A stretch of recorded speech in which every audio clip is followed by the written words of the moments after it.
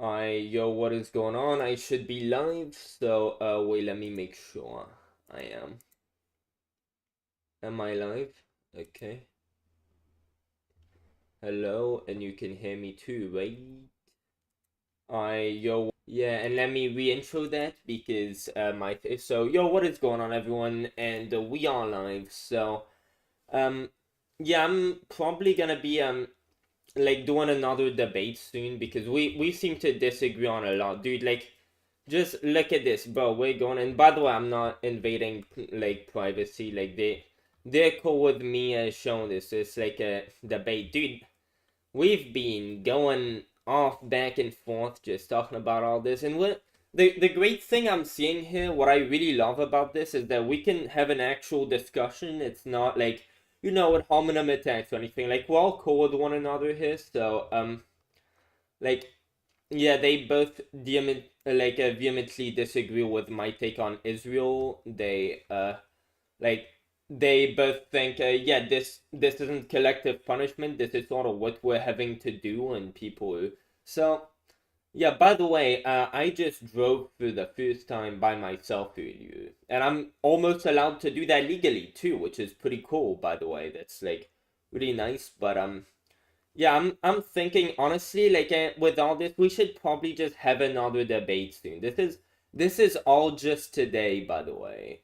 And what you notice a lot is that I'm not well read on a lot of these things. I'm not well read. I pretty much just look at Cal Kalinske and like what he says on a lot of these things. But let's just see the latest thing and All right, welcome my to the show, everybody. and yeah, my boys might come in to debate again in a while. You know what? Maybe I should just well, what specifically would we want to debate? Let me see. So yeah, the latest points apparently, like, this is all just bringing us back to the history, and it seems this Tuesday. So I've heard a lot, by the way. Uh like Israel, yeah, Hamas has refused a lot of peace deals with Israel, and Israel has refused some peace deals with Hamas as well. But apparently there were a lot more peace deals that came from Hamas. I think Carl said like hundreds of deals that Israel refused. Apparently these were all one state. I was just told. I like I don't know any of the specifics. Like that's the thing. I don't tend to do my own research because, as you know, I'm like just not a very smart person. I wish I was like, but you just gotta do what you have. So like, at least I am smart enough to know myself. I know I'm not a smart person. I'm not really capable of doing substantive research. I'm just not that smart of a person. I can't really do that. I've tried. I've tried to look up, oh, well, I have a question. I want to know what the answer to that question is. Let me look it up on Google. And no matter how I fucking look it up, it's like the only answer I will get will be just nothing to do with what I've looked up. Every time, just, hey, so, oh, you, gave me this counterpoint to my talking point. Is this true? What is, like, what's the context behind this? Oh, well, let me look it up. Oh, well, I don't know, let me see one counterpoint. Where could I find one? Do you think you? Of course, I don't think that. What? I need to look at the context behind that. Okay, wait. So, yeah. Whatever. Dude, yeah, this shit. Because 1 or 2% of Palestinians that would partake in an anti-bds. So anti-bds, I had no clue what the fuck that was.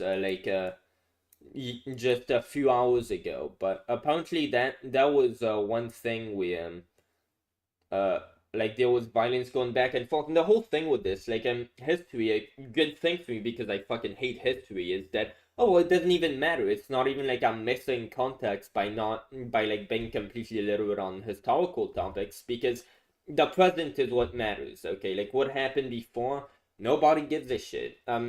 If something was wrong before, that doesn't justify, like, in the present, continuing injustice of, like, just like flipping this injustice. Oh, well, they did it to us back when, like, no one's actually alive today to witness this, but like, yeah, let's take it. No, just take your critical thinking skills, shove history up your asshole, and think of, with critical thinking, how do we take care of this issue right now? Because if you're going to use history, it's like, oh, well, we'll never be in a similar circumstance. And on top of that, with history class, it's just the whole thing of, like, oh, I could go deep on that tangent. But yeah, what you learn in history class, you just learn the dates of shit. You learn where it happened, what the name, what the formal name. How many people on Columbus's shit? Like, as if that was anything like, getting to have a historical breakdown of where we made mistakes and the lessons we should pull from them or anything. So that's not all what history class is, but wow, that was a huge tangent I just went on. That has nothing to do with the. Alright, so yeah, there's this about MLK. Like, I just noticed if I want to debate, because it's like we're going back and forth on a bit of everything, like we have been pretty much all morning, but what specific thing might I want to debate? I'm not. I mean, yeah, I'm just looking at all that. Yeah. Bro, we've been talking like hell in this bitch. So yeah, I think it's pretty clear Hamas is in the wrong. Hamas is definitely in the wrong.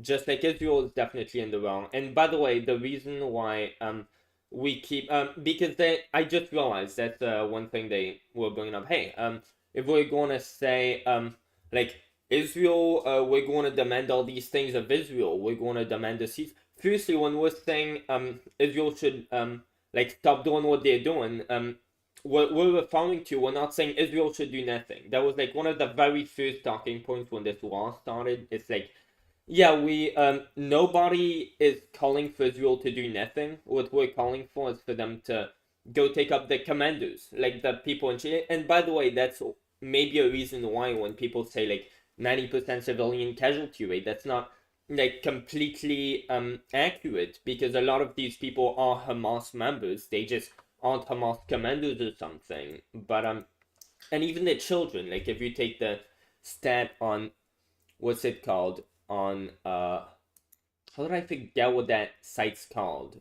I don't know, but like on world, well some bullshit. Like if you take this stats, I don't think I ever open even like kids dying, like you can't just all assume those are innocent, because Hamas is, after all, like using kids to fight on their behalf. Like what choice do they really have? Not justifying it at all, but like they should just give up. Obviously they aren't gonna do that, but like what other choice do they have? They have pretty much nobody. The life expectancy over there, like over half the population is like 18, and they're fighting fucking Israel. Like no shit they're gonna do that, since they don't even have a moral compass. Clearly they don't. Like God is their moral compass. The Quran is their moral compass. Okay, great shit. Great shit. So that's where we're gonna go. But like yeah, this idea, I know that the civilians, they aren't all like but yeah, the point I was making, I tend to go on tangents, is that like dude, and I fucking forgot it again. I want to kill myself. Dude, I haven't even done drugs. Speaking of which, I should do drugs. That'll help me. So what the hell was I speaking about? Oh yeah, when we're saying Israel should stop committing mass collective punishment, that's the point we were at earlier. I'm not saying, and none of us are saying, Israel should do nothing. Should just like not defend themselves, let the terrorists keep doing whatever they want. No, what we're saying is they should go after the higher ups, like take the snake down from like the head of the snake. Everybody's been making that arc. What the hell was that sentence? Yeah, let me try not speaking like a retard anymore.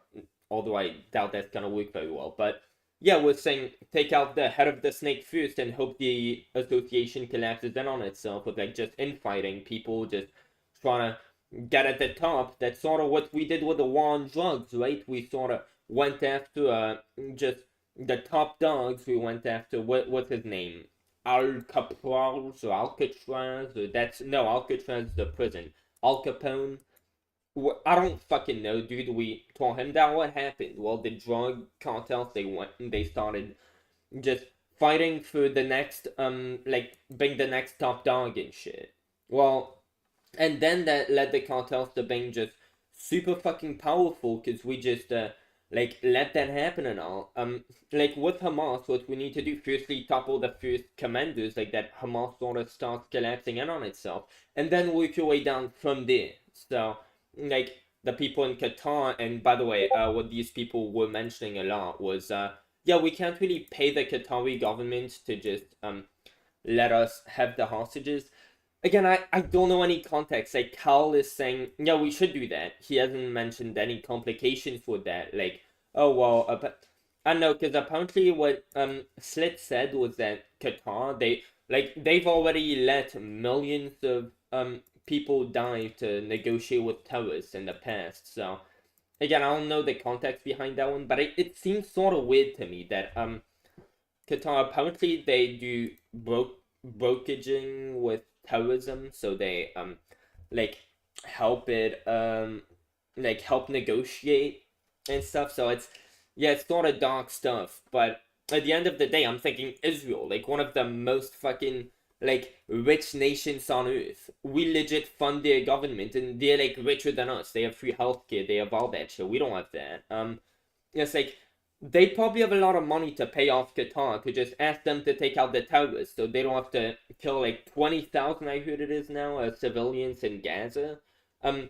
Why wouldn't Qatar take that deal? Like they were pretty much saying, yeah, Israel is like the only Western, like the only country over there that sort of has our Western philosophy and like has our values, that type of stuff. So like Qatar, since they aren't like that, if Israel asked that of Qatar, they might like they might not be cool with that because that might break their alliances with other countries. But then again, it's like if you do that, Israel isn't going to have to go after all the Palestinian civilians, and countries like Yemen have declared war on Israel. Do you think Yemen is more with Israel or with Palestine? And do you think Yemen would appreciate it more um if Palestinians weren't having to be mass murdered just in the like tens of thousands because, oh well, we could just get the people on top, just pay off Qatar. Why wouldn't Qatar do that? Because if they refused,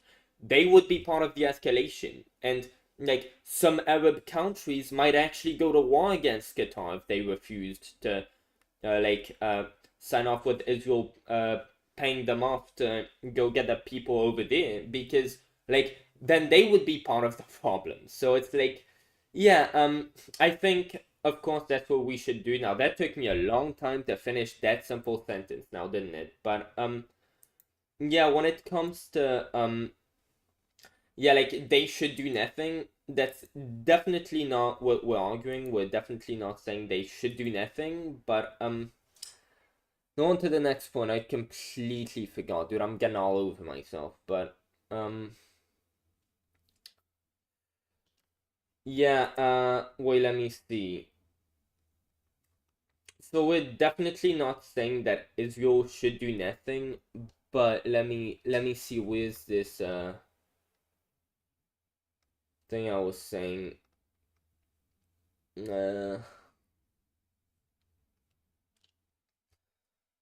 But yeah, as much as Israel shouldn't just do nothing, the way that they're approaching this, I definitely disagree with it. But let me look at where the more recent disagreements. Okay, so this is pretty much all today. No, this isn't. This isn't today. Prager you. Oh. Yeah, so this is the whole thing with Qatar.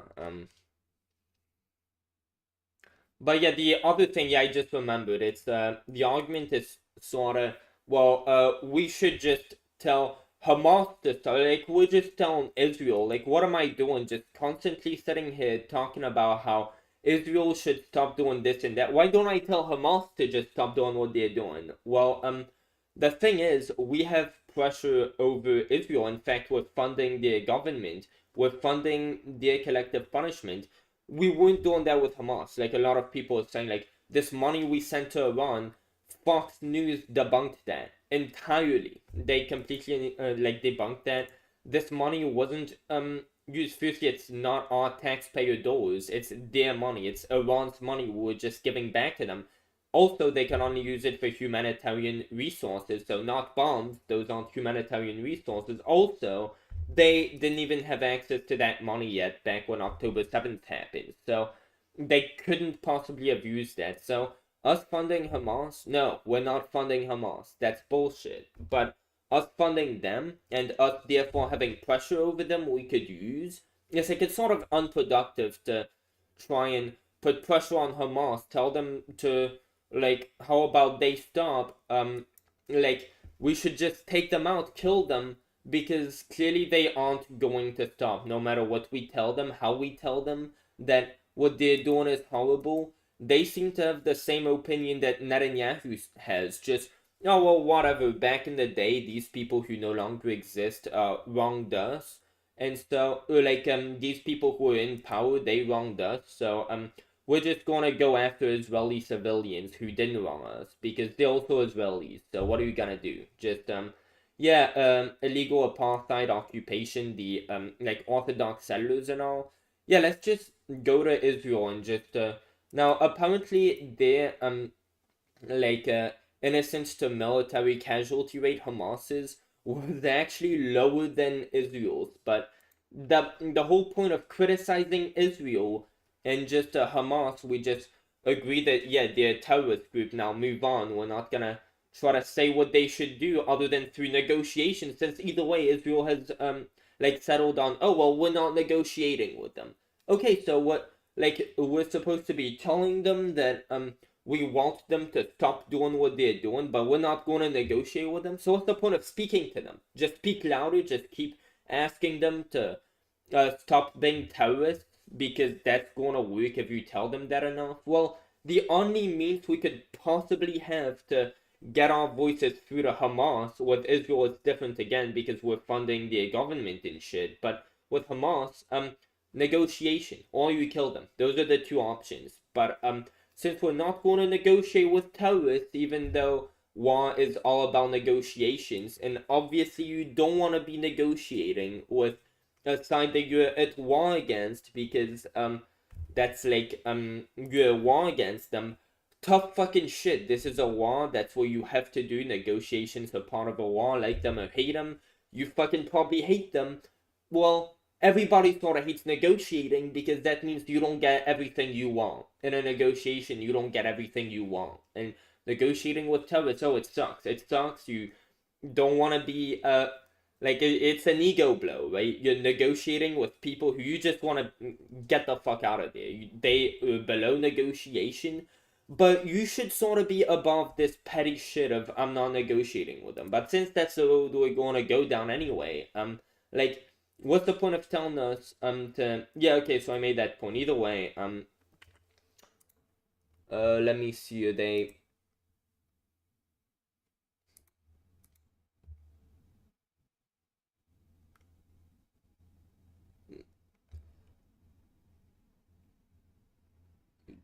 can you count? Okay, let's see what is this.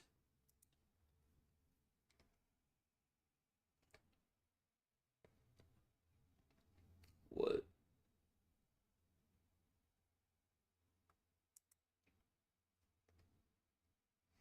No, sorry. Dude, I'm not gonna be answering this shit on stream, but, yeah, by the way, I don't think that borders should be a thing. I get the nationalist position of, yeah, we should have borders because, well, firstly, if you're gonna have, you need to have sovereign countries because if we're just gonna have, just one big country, I like the idea of everybody should be subject to the same laws, whether you're born on one side of the earth or another. You don't deserve more or less humanitarian rights. But we all know that depending on the country you live in, you're gonna have more or less rights because not all countries are equal in how they treat their citizens and even in the ability to treat their citizens better.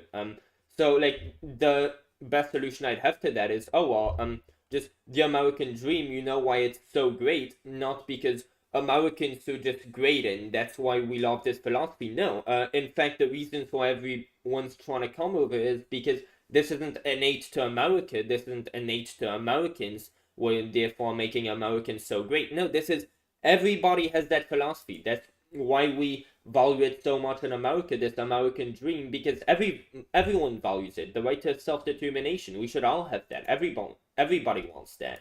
That's why so many people are migrating over here. So I would say probably same thing for Gazans with Israel. Like, they probably want to have self-determination. You can't really do that in Gaza, right? It's an open-air prison, but you could just go to Israel. So if they had open borders, well, that's sure a lot of like Gazans might hate Israelis, but do you think that is more likely to change once they stop being in an open-air prison?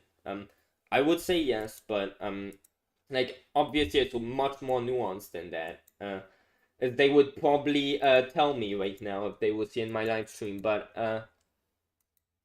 I don't know anything about that. By the way, I just posted that video. I didn't watch it yet.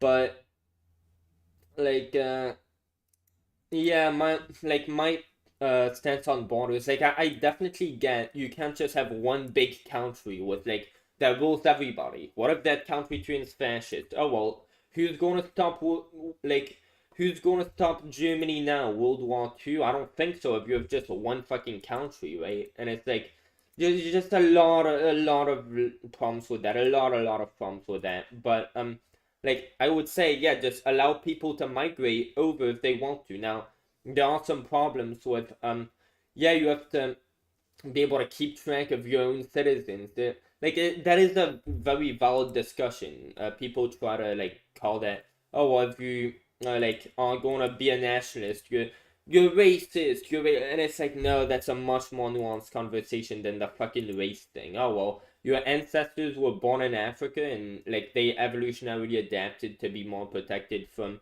like radiation from the sun, like ultraviolet radiation, hence them having developed a darker skin tone to resist cancer. Oh, it's harder for you to like get skin cancer. Yeah, we you shouldn't have the same rights. That's very different than saying, oh well, yeah, nationalism that's just practically better, even if there are like a lot of moral flukes with it. It's just like I believe that that is the best practical method for making countries function. That's a whole different argument than the racist argument, but either way, I still disagree with it for many reasons, which I'm not gonna get into all that here, but yeah, while waiting to see if I'm still not even sure exactly what we would debate, but I'm sure like they'll start it off whenever we get to that. But in the meantime, so how long have I been live already? Is my stream even still running? Seems to be good. Very glad if I'm still live. Very glad.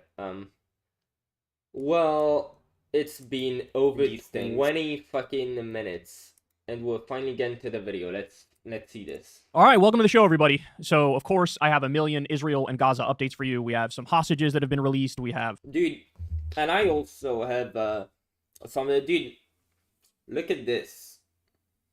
This has 2,750 milligrams of mushrooms.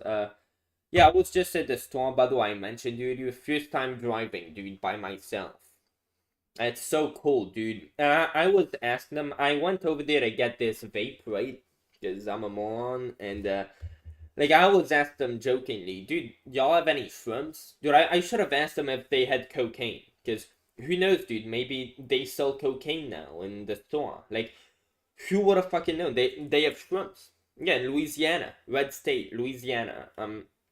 They have shrooms on sale, apparently. It says 2,750 milligrams of mushrooms. Don't know what that does. Never tried it. I've only ever tried weed, alcohol, and well, Percocet when it was prescribed to me. So, what the fuck is this shit gonna do? I'm so excited. Yeah, let's try this shit.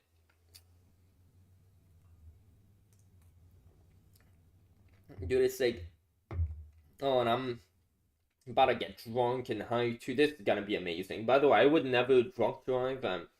The only reason why I went over there, I wasn't drunk and I wasn't high yet. So I was like, fuck yeah, dude, let's go in there. But yeah, I have never hurt anyone. I am innocent. I want to maintain my innocence. So I'm probably not gonna be driving too much because I'm almost never sober. But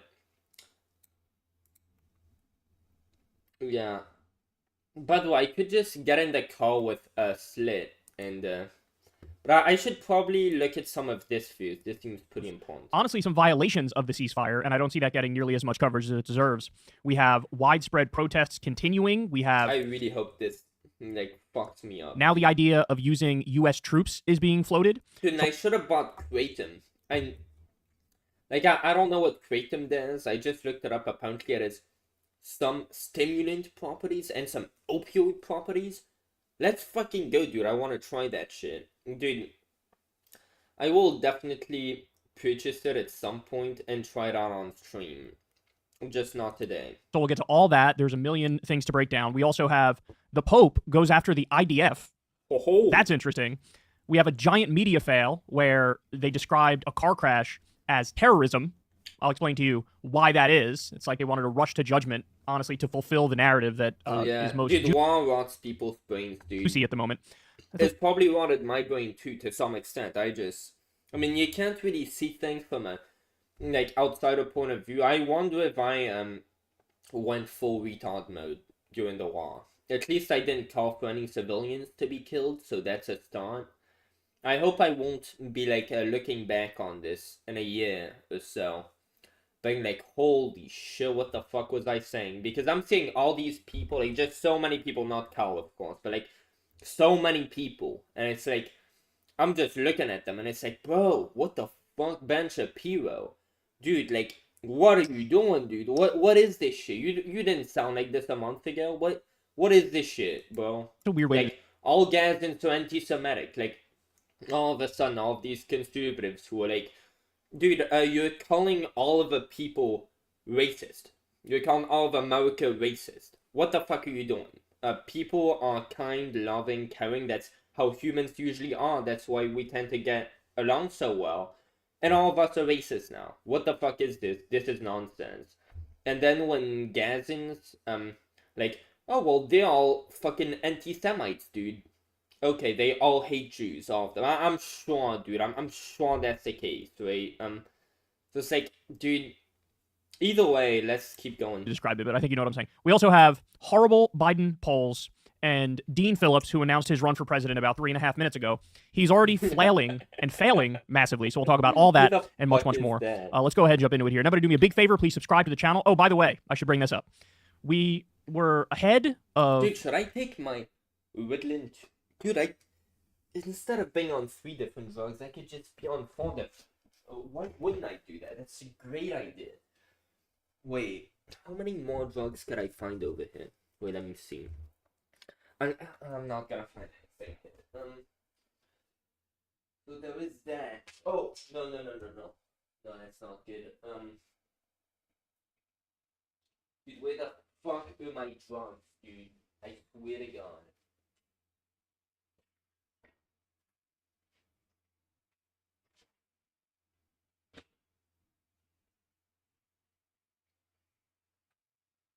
Dude, whatever, I will find my drugs. Just you wait, okay? I will find them, but in the meantime,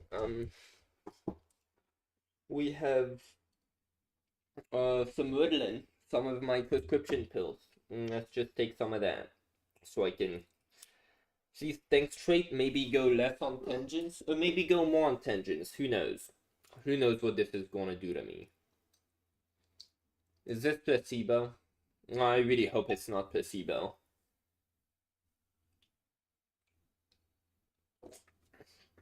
So this tastes average, pineapple mango. I really hope I start having visuals, dude. I really hope so. My lovely and beautiful wife for the history of this channel. And I told you guys that Breaking Points was nipping at my heels in terms of subscriber count. No, they cannot pass up Kyle, okay? I don't care if it's his wife. I want his wife to do as well as possible because Like, I mean, she's married to him. I don't know that much about her. I don't really watch her, but like, dude, if he married her, she must be like the most like wonderful person in the world. I want her to, but like Kyle, dude, Kyle needs to be number one. Okay, no, no, no, no, no. I don't care how great of a person his wife is. No, no, Kyle has to be number one. That is no way. Okay, I'm not on board with like I agree with Kyle, okay? No. No, nobody should Kyle should have the most subs out of fucking anybody on here. No. Okay, go And I on. regret to inform you that now Breaking Points has eclipsed No. secular talk in No. Dude. No. It's no. Dude, no. No. Well, you know what? Well, congratulations to who? Now, of It course, does, massive it does. congratulations to my lovely, gorgeous, beautiful wife. But at the same time, do I want to win the subscriber war? You bet your ass I do. Yes, yes. So everybody, hook a brother up. If for nothing else, just a sympathy sub, right? Like, Dude. just try to get me back in the league. Do I have... Wait. I just thought of this, but, Wait, if I switch my account, will I still be live? Okay, I might do that later. If I don't forget, I probably will, though. Out of pure pity, if nothing else. So anyway, they surpassed me the other day. They had a Norman Finkelstein interview that went absolutely bananas. And so now I'm behind probably like 2,000 or 3,000 subscribers already. Please subscribe, Addis. So hook a brother up with a sub. I deeply, deeply appreciate it. I have to get back in the lead. I have to catch them. Okay. All right, let's go ahead and dive into it here. A lot of news coming out of Israel and Gaza. Let's start with this here in CNBC. Israel confirms... I gotta say, I feel really weird. Like, way more weird than if I just, like, drunk out. This is a new thing. Like, this is... Did I really drink off this? I mean, I can't be a pussy. But, yeah. By the way, apparently, a lot of the hostages that, like, I don't know, this was really weird. Apparently, Israel released terrorists that they had in custody, to get those, to get their hostages back. Why wouldn't they just release the innocent people who they have first? Like, don't release the terrorists, release the innocent people who you have in your custody for being Palestinians. Like, I know Israel has a lot of people who they have in prison for being born in Gaza, who were, like, just working for their government, back when October 7th happened, and it's like, yeah, it's fair enough, somebody who was born in Gaza, like, fucked up as that sounds, like, it is reasonable, I have to agree, when October 7th happened, yeah, like, get them in for questioning, just to make sure that, like, they didn't have anything to do with October 7th, but once you're done, you realize, okay, well, these people...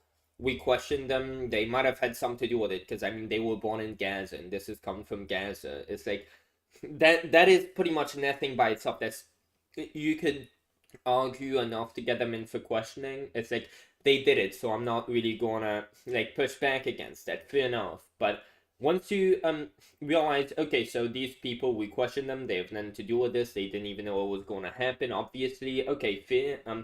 Then what you do is you release them. You don't like I don't know, apparently I mean there was a source I just looked. Apparently they might be collaborating with Hamas, so I don't know about that. But Cal has also said, so this is probably accurate, that yeah, they actually torture these prisoners in Israel.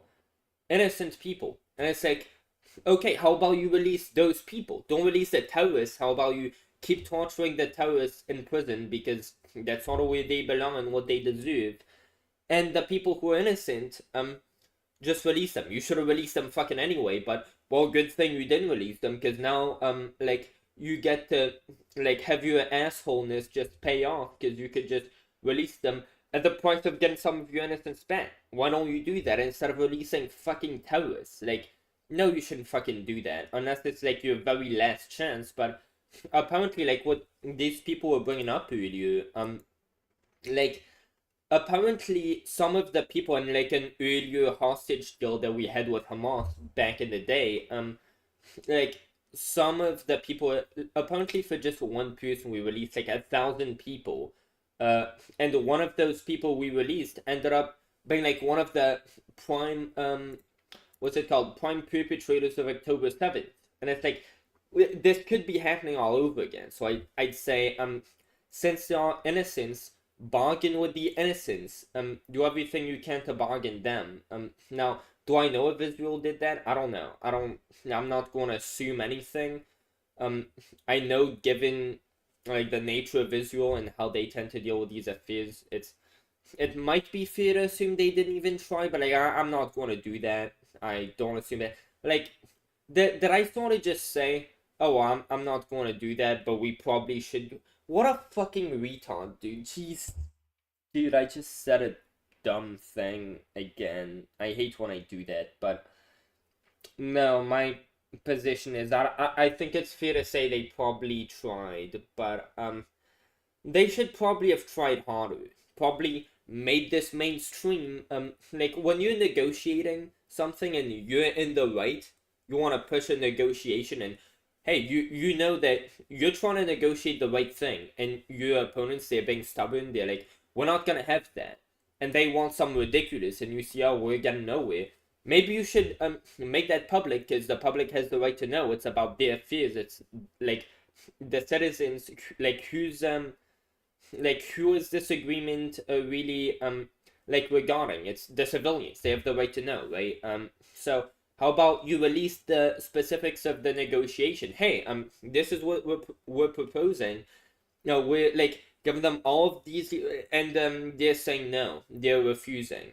If you let these details be known to the public, and you're in the right, a public opinion can shape a lot of shit and can also bring these people to reconsider their negotiation refusal.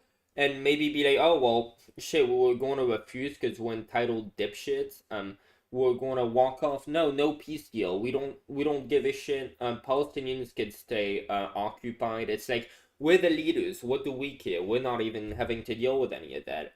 But then if those details get released to the public that you're doing that, you're refusing these peace deals. Once public opinion turns on you and you're a public official, I mean, Hamas doesn't really need to maintain a good public record. Like they've already established a dictatorship. They don't have elections anymore. But like, yeah, that like public opinion still matters to them. So maybe try to do that. But Jesus, I speak too 17 much. hostages released, including 4-year-old American girl. The Israeli Prime Minister's office confirmed that 17 additional hostages were released on Sunday, the third day of the 4-day military pause between Hamas and Israel. The newly released individuals bring the total number of freed hostages to 41. Per the terms of the Israel-Hamas agreement, Israel said it would extend the pause in fighting beyond 4 days if Hamas agrees to release additional hostages. So here they have wait. That detail was pretty important. Let me not be zoned out. Try to pay attention. Per the terms of the Israel-Hamas agreement, Israel said it would extend the pause in fighting beyond 4 days if Hamas agrees to release. Yeah, they should definitely do that if they aren't. But they are stupid. Just morally depraved sons of bitches. They aren't gonna do anything that's good for the sake of humanitarian reasons. If I was Hamas, firstly I would go fucking slit my wrist. But like that aside, yeah, and I would also call for a ceasefire on my own end. I would like give myself in, and then I'd slit my wrist. But yeah, I'd do all of these things that Israel is proposing. Oh well, if Hamas just surrendered, Palestinians would be free apparently. Well, Hamas isn't going to do that, but yeah, obviously Hamas is in the wrong. When people are calling out Israel, that they aren't siding with Hamas. It's just Israel can be negotiated with. Hamas can't really be negotiated with, and Israel is saying themselves that they don't want to negotiate with Hamas. Despite that being one of the only means, but good thing that they are now. Good thing that they are negotiating. But I think maybe Israel should be what's it called? Maybe Israel should be stricter on their terms. They shouldn't let Hamas just fucking roll them. and maybe they should be like well, Fusi, I don't know the details of why Israel is giving so many Hamas members per Israeli civilian that they have. I don't know the details of that. There's probably just a lot of info I'm missing.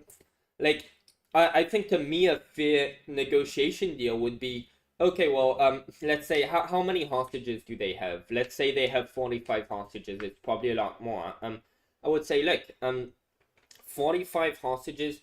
You just give us. Well, I would just say, well, you give us all of our hostages, and we will give you every single Israeli who was innocent. And there's probably a lot more Israelis. I mean, a lot more like Palestinians or Gazans who are innocent, who are being held off by Israel's government. So Hamas would probably be getting the upper deal on that street, but they wouldn't even be gaining anything because they wouldn't be having all of their people in prison in the first place if they just hadn't committed October 7th. So just to be clear, they are literally gaining nothing from this negotiation because all of these people who they're doing a hostage swap with, those people who Hamas is getting back in exchange for these hostages, they probably wouldn't even be having to ask for them back if they hadn't committed October 7th, because then these people would still be free. But yeah, I definitely think Israel should not be so lenient with Hamas on this. That's what I'm getting from first impression. Like, they're just giving them a lot more than they're receiving, and they are also just giving them terrorists instead of giving them innocent civilians, which I also have a problem with that. But again, don't know the details. I don't know why they're doing this. So additional hostages. yeah, So them breaking the ceasefire. To be fair, Israel breaks the ceasefire agreements. Like, I just realized that I shouldn't be surprised. But yeah, either way, let's just. here they have a list of the hostages, their names, their ages. So just to give you a sense of who was released, we knew it was mostly going to be women and children in these. Yeah, like, look at this. Look at this. Let me find this. Look at that. Here we go. Israel received crime being Jewish. Hamas received.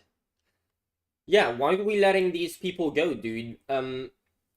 So, like, I heard apparently, no, this is a reliable source, yes. So I looked up, what the fuck did I look up? Asshole, that's a whole different thing,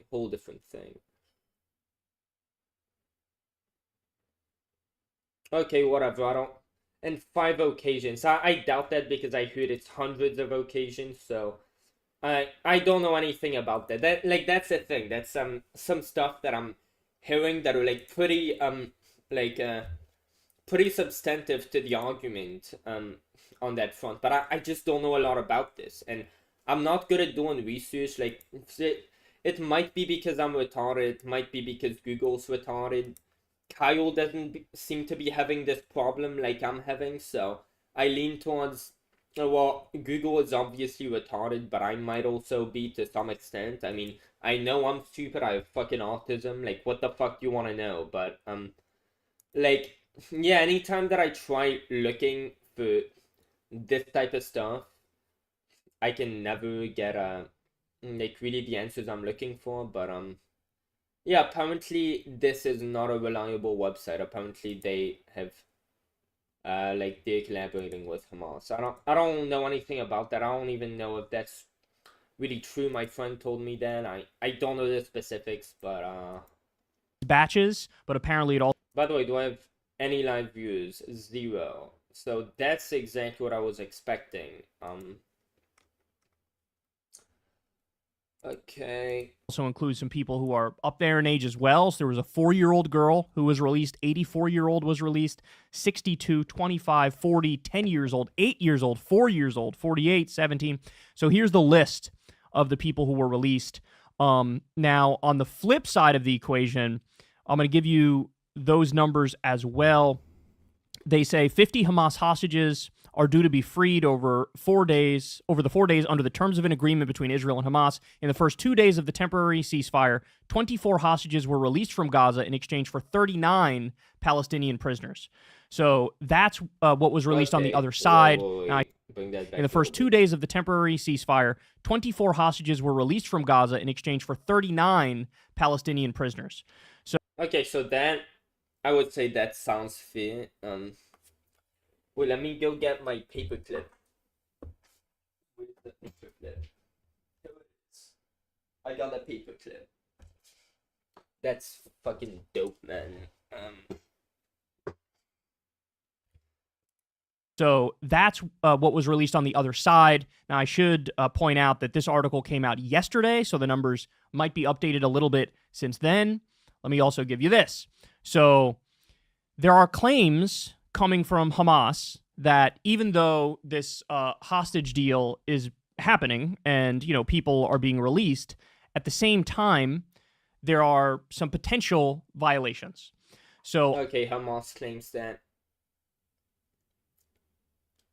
To be fair, yeah, I really hope that there's a lot more substance to it than that. And I know there is because Kyle's the one saying this, but yeah, just to give my feedback so far, Hamas has also accused themselves of wanting to end the bloodshed, all while being proud to say that they are using human shields. So they are accusing themselves of being something that they're not, which is good people.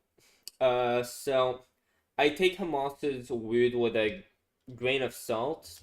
I'll give you what the Hamas officials say, and then I'll also give you what's not necessarily a claim from the Hamas officials, but what there's independent news agency verified evidence of violations of the ceasefire. No, that's the best shit you could have. As well. Yeah. So Hamas official accuses Israel of violence. Wait, dude, I don't have all this set up. I know. Wait.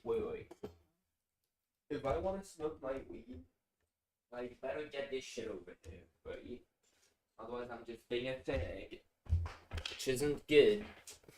Okay, there we go. Now I have everything I need. Let's go. Whoa. Violating terms of hostage deal. This is in the Times of Israel. A senior advisor to Hamas leader abroad, Ismail Haniyeh, claims Israel violated the terms of the temporary ceasefire in a statement. Okay, let me try to concentrate on what he's saying, not my retardation. Nobody Israel. cares. A senior advisor to Hamas leader abroad, Ismail Haniyeh, claims Israel violated the terms of the temporary ceasefire in a statement made hours before an apparent delay in the release of the second batch of the hostages. It's like, the thing is, that wouldn't surprise me at all. Like, Israel violating the terms of their own ceasefire, not surprising, except that it's coming from Hamas, and Hamas saying this shit regardless of whether it is true or not wouldn't surprise me either. So that just sounds like... Here, Al-Nono tells Al Jazeera that Israel did not comply with clauses regarding the entry of humanitarian aid trucks into Gaza, particularly regarding the distribution of aid in the northern strip, where the fighting has been most... Okay, by the way, when you said they weren't complying with their ceasefire, I really thought you meant they said, we're going to stop bombing, and then they just kept bombing. That is very different, but yeah, I definitely disagree with it. It's like, yeah, what Carl said earlier, and I've been saying that. I'm so glad he just started saying this.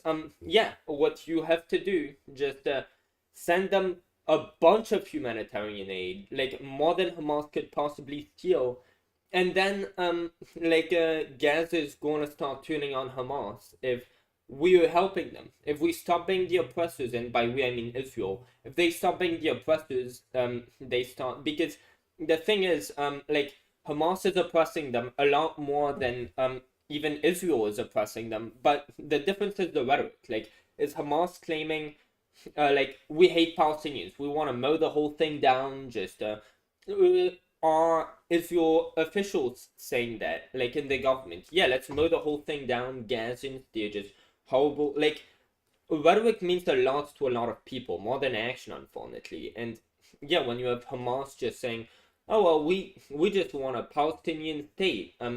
Like even though they are, and I don't know how this is possible when they're literally using human shields of their own and they're bragging about that. I don't know how the hell that doesn't just turn public opinion in Gaza just against Hamas. Maybe, and maybe it does, and maybe they just can't really say that because if they do, they're just gonna get fucking shot. But like I would guess again like the like my friends are saying, oh well, we can't really have a one-state solution. We can't just open the border up and stop having this open-air prison because like all these people who just really hate the Jews, they're just gonna go out and start like killing a bunch of Jews because that's what they've been. It's like firstly this idea of fuck the Jews probably wouldn't be as big if you just let them stop being in an open-air prison. But yeah, on top of that, what was I saying? Yeah, this whole thing, it's really Hamas that's doing all of this. It's not the Gazan civilians, but you open that border up, anyone who commits crimes, you arrest them on the spot because you can't commit crimes. That's obviously the case, but why would these people, especially if in once we befriend them, we like try to help them, we give them what they wanted, why would they still hate us? It's like, of course there'll be some people, and like to get this whole hatred to die down, it'll take decades. Like even if we do everything right from now, it'll take decades, dude. Some people have lost loved ones in Israel's relentless bombing campaign, where they just told everyone in the north, yeah, we're going to displace you, you're all going to have to move south. Imagine if we told people like you and me, oh well, I'm going to have to move out of my house. I'm going to have to just take my weed with me, maybe take my vape, because I can't really take a lot of shit, and just move to like New York without the libtards or some shit, and just have to go over there and just, yeah, all of that, and then just be super packed over there because like everybody's over there now. And then like, oh yeah, well, you're gonna have to leave your home where you never did anything around it, but oh well, there's some underground tunnels, dude. What are we gonna do? We just gonna have to displace you, just move you all to the south, and then we're just gonna bomb that too, because why the fuck not? There are people who are angry over this, and even if we did everything right from now, it probably, and by the way, yeah, we bombed the south. I really don't know of many incidents other than just this what's it called, this camp, which there was one Hamas member there, so of course we had to just kill like over 100 people because, well, one Hamas member. But yeah, people are going to be mad about this. It's going to take some time to calm all this down, but where do you start? It's really with that. And yeah, I think I gave my long dialogue. Intense. However, Israel has allowed Dude, 200. Jesus Christ, we're not even at 5 minutes. How much commentary have I given? Over, like, oh, we're almost at an hour. I can guarantee you over 30 minutes. Yeah, almost an hour. Jesus, I've not gotten better at, like, you know, not rambling. 100 trucks into the strip, as required by the deal, and Israel's COGAT, COGAT military liaison to the Palestinians, announced earlier that. And yeah, by the way, a lot of people have been saying, like, even my friend in the voice chat earlier, who was like, we're helping Hamas by just, giving them humanitarian aid. And it's like, apparently they were using some of that, like, the pipes, they were turning it into missiles. It's like, Jesus, how the fuck do they even know how to do that? Like, these fucking people, dude, like, what the fuck is that? But, okay, don't send them pipes no more. Don't send them any more pipes, clearly, if they're doing that with it. But, like, what are we sending them? Like, apparently, and I just saw this on Instagram, by the way.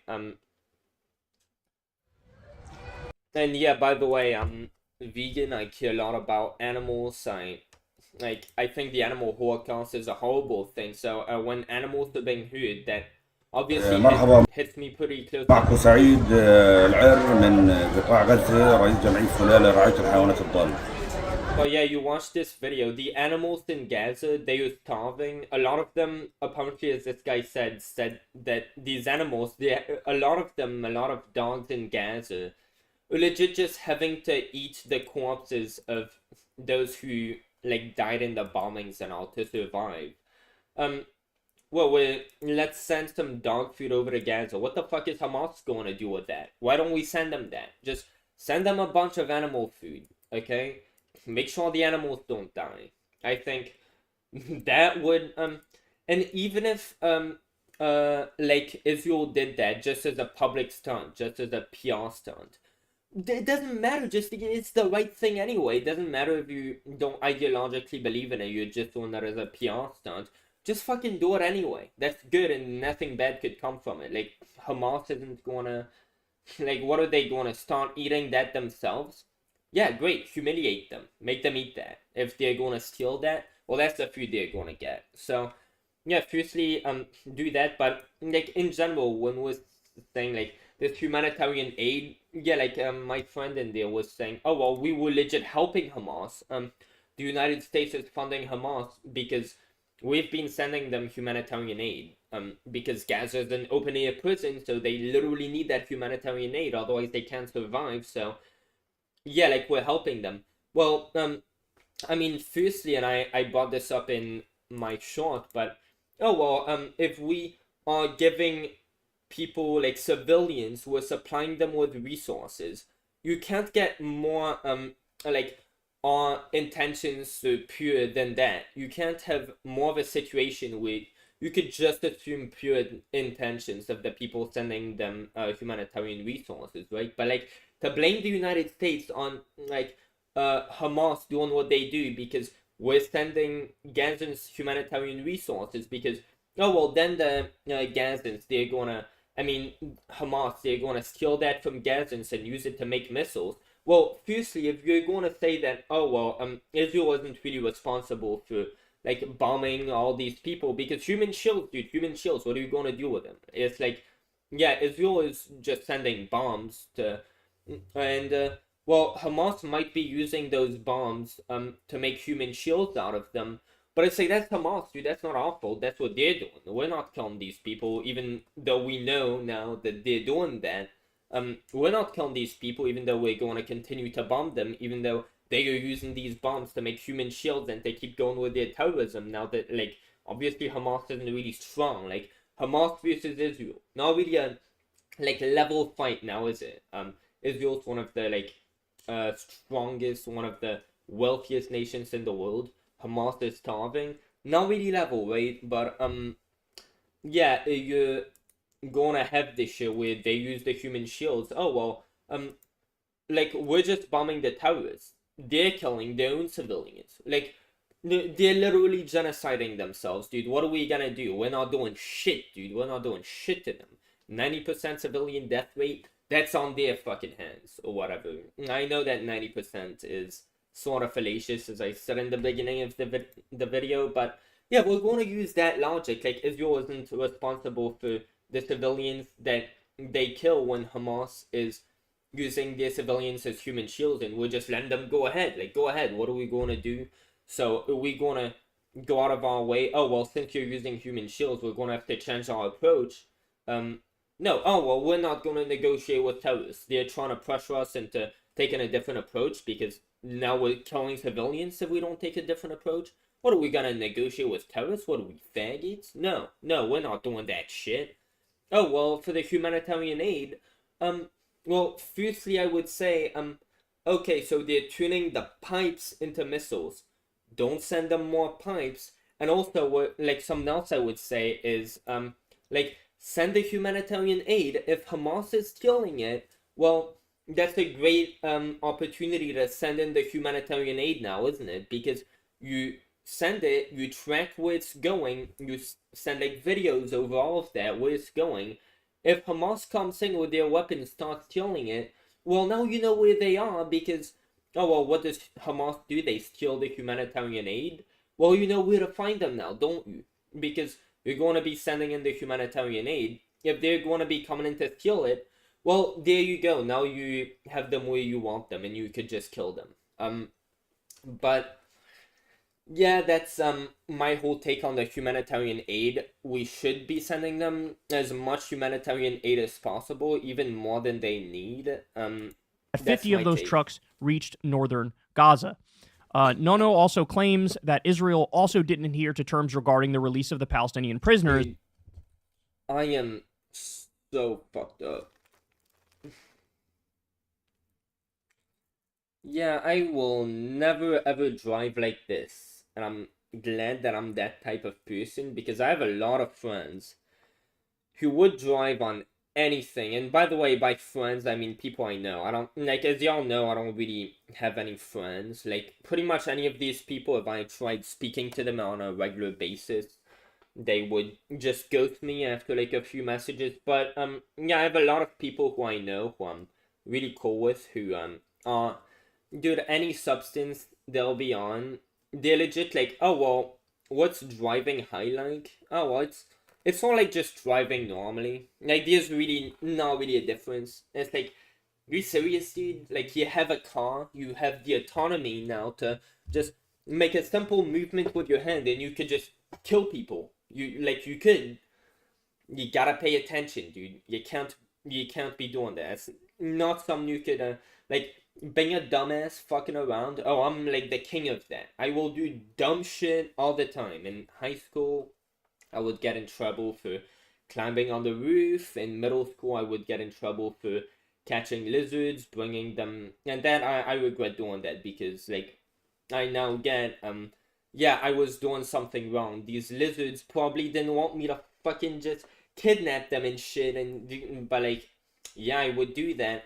But then when you get to like human lives, it's like, nah, yeah, like that pushes the line of you just being a stupid child doing dumb things onto you being complicit in crimes, like you being just possibly a murderer, and it's like, yeah, nah, that's not really that's not where that line should be drawn, obviously. But wow, what a great tangent I went on something that has nothing to do with anything. Either way, I mean, which Hamas had pushed to be freed in a different order than what Israel carried out. The Walla news site, citing an anonymous source familiar with the details of. So are you saying that they violated their agreements because? Wait, let me smoke that.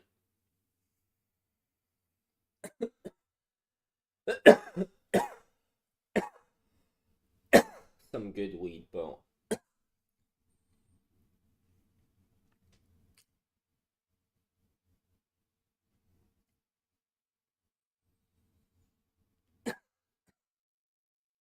So you think they violated their agreement because instead of freeing Bob, who killed like, I don't know, 10 Israelis, then freeing Oscar, who, I mean, my bad, Jigshulabwad, who killed who stabbed 3 Israelis, then freeing Hamad Baluska, who killed fucking like 4 Israelis. Oh, you did that the other way around. You freed Bob first, right?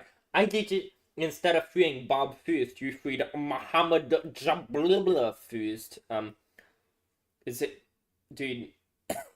Please tell me this isn't what you're saying. Of the negotiations, reports that Hamas claims that the That's order really dumb. under which Israel was supposed to release the Palestinian prisoners was based on length of imprisonment, with those jailed the longest to be released first. That makes sense. I'm surprised Hamas would even. Or is that because those? I mean, Hamas is obviously not going to have the standards of, oh well, these people have been like just oppressed and suffering for the longest, so they probably are like the most in need of being like relieved from that mental stress first. So we're gonna like pity them. I doubt that's how Hamas looked at it. If they said that, they probably were looking at it through the lens of, oh yeah, if we just release these people first, it's probably because we can use them more to keep carrying out our terrorists. And you have to look at this through the lens of Hamas are terrorists. Like, if they request that certain people be released, you should make sure, hey, these people, they don't want that so that they can use that as a means to commit more terrorism, right? Because if you allow for, again, like, you have less of your Israeli hostages being released than terrorists who you are releasing in exchange for them, if there is a very likely chance that any one terrorist who you are just exchanging for less than one of your own people is going to then turn around and kill more than one person, then your exchange wasn't really good, Mario. And this is like a trolley problem. Every individual is different, and somebody's human life being weighed against someone else's human life isn't really right. Like, if you kill one innocent person to save two people, killing that innocent person will never be justified. Like, this is always going to be a moral gray area, no matter how you look at it. Because, like, my mother, for example, would I, like, kill 20 people if I had to kill them to, like, make sure that she stays alive? 20 innocent people? Well, that would make me a monster, but am I a monster? Well, in these types of situations, most people turn into monsters, and I would probably too. Even if those people were innocent people, I would probably just turn into a despicable person and do that, and I know I would. And it's like, yeah, so you can't really weigh those human lives, because to different people they'll have different, like, what makes a human life valuable is just such a complex thing that, like putting these into quantities, into numbers, like saying, oh well, this life for this life, it's like you can never really rationalize it to the degree where, yeah, it is like one for one and you can do math with it or whatever. Like, a human life's value cannot be put into mathematics by like any means that nations might be able to put them in, since like our leaders tend to be so bad with morals especially. But yeah, when it comes to that, I think it's pretty fair to say, as much as this whole thing is true and these things are very nuanced and complex, I think it'd still be fair to say, if you like release one person in exchange for an ordinary person, like it's not like these people aren't, say, doctors who you would expect if you bring them back they will save a bunch more innocent lives than any terrorist could kill, like someone who was in the midst of developing a cure for cancer. Like, these are people who deserve to be back because of their right to self-determination. They shouldn't be having to deal with whatever Hamas is doing to them. Their parents shouldn't be having to deal with having a loved one of theirs just, they don't know what's going to happen to them. They don't know anything. That person might never come home. They might be getting tortured as we speak.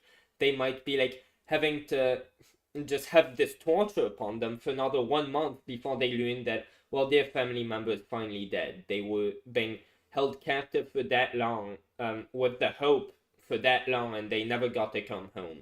And their family members were stuck with the hope for that long, never got to come home. It's like, this really is a complex thing, but when it comes down to it, like, that's the purposes of governments, when, especially in wars, and wars tend to run our brains more, but that's ideologically how the government should work. Like, as much as there's going to be outrage from, like, the people, they're going to be like, I need this family member to come home. The government should be able to resist, and it's disgusting that they have to do that, but they should be able to say, oh, well, look, statistically speaking, there is a more likely chance than not that if we release this person, they will end up killing more people than just this person who we could potentially save by letting them go. And dude, I've been making the same point for a decent bit of time. I think I should move on. However, this was not the order by which the prisoners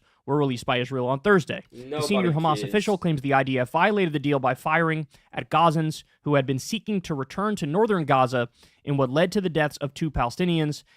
So that's very different. Israel asserts that a clause of the deal included one barring Palestinians from returning. Yeah, imagine, like, well, if you're gonna say they violated their ceasefire agreement, that very clearly entails, like, what people are gonna think when you say that is, oh well, they said they were cool with a ceasefire for a certain amount of days, so that's a humanitarian pause. That's not a ceasefire, but whatever. Like, you think that entails, okay, well, they told us they would stop shooting at us or bombing us, and they did just that anyway. So that's the only substance that matters. Like, why would you even point out oh, and they also didn't release us in the order that we demanded when, like, how long did it take them to be released? Like, how, over what period of time is a hostage released? I'm guessing they were released, like, one after the other in a matter of probably hours, probably, like, is how many days you have this ceasefire thing? Probably during those like 3 days, all the hostages have to be swapped. So, considering that they were like what 20 something for 32, I think, or for 39, 30 something, like they could probably go on it like multiple by the day. So if it's in the wrong order, nobody gives a shit. But then if you're gonna even bring that up, it's like, I mean, we don't want Hamas to look good, obviously, but wouldn't it make sense not to even bring this order thing up if you have an actual like ceasefire? What people would think of when they think of ceasefire agreement broken, or like they violated the terms of the ceasefire agreement. Oh well, they shot at us. Don't even bring up this like irrelevant bullshit if they didn't release the hostages in the right order, because nobody cares about that. And if you bring that up too, like, you're just giving people a room to go after you. Oh well, this is what they mean when they say that we violated our terms. This irrelevant shit that nobody cares about. So they're just trying to like fearmonger. They're just trying to bring up irrelevant shit. Just to but it's really propaganda. Like, that's the best way to give your enemies ammunition to call you a propagandist, by letting them just concentrate on that aspect. That aspect doesn't matter, so don't even bring it in. Like, are these people fucking retarded? Especially since they are propagandists, so they know Israel has every reason, by the way, as well as the fact that they are propagandists on the other side, to a big extent. It's like, yeah, the IDF has every reason to start using that as, oh, well, don't you see that? Like, especially if they did violate the terms of their ceasefire agreement, as people would imagine when they hit that term. Like, if they have a reason to want to get defensive, they are going to use that. I bet they're using that right now. Look, when we... Okay, I said that. Northern Gaza, so where the IDF is still operating. So, on that front, we actually have BBC verification. By the way, yeah, my mic should be on. Yeah, y'all hear me speaking.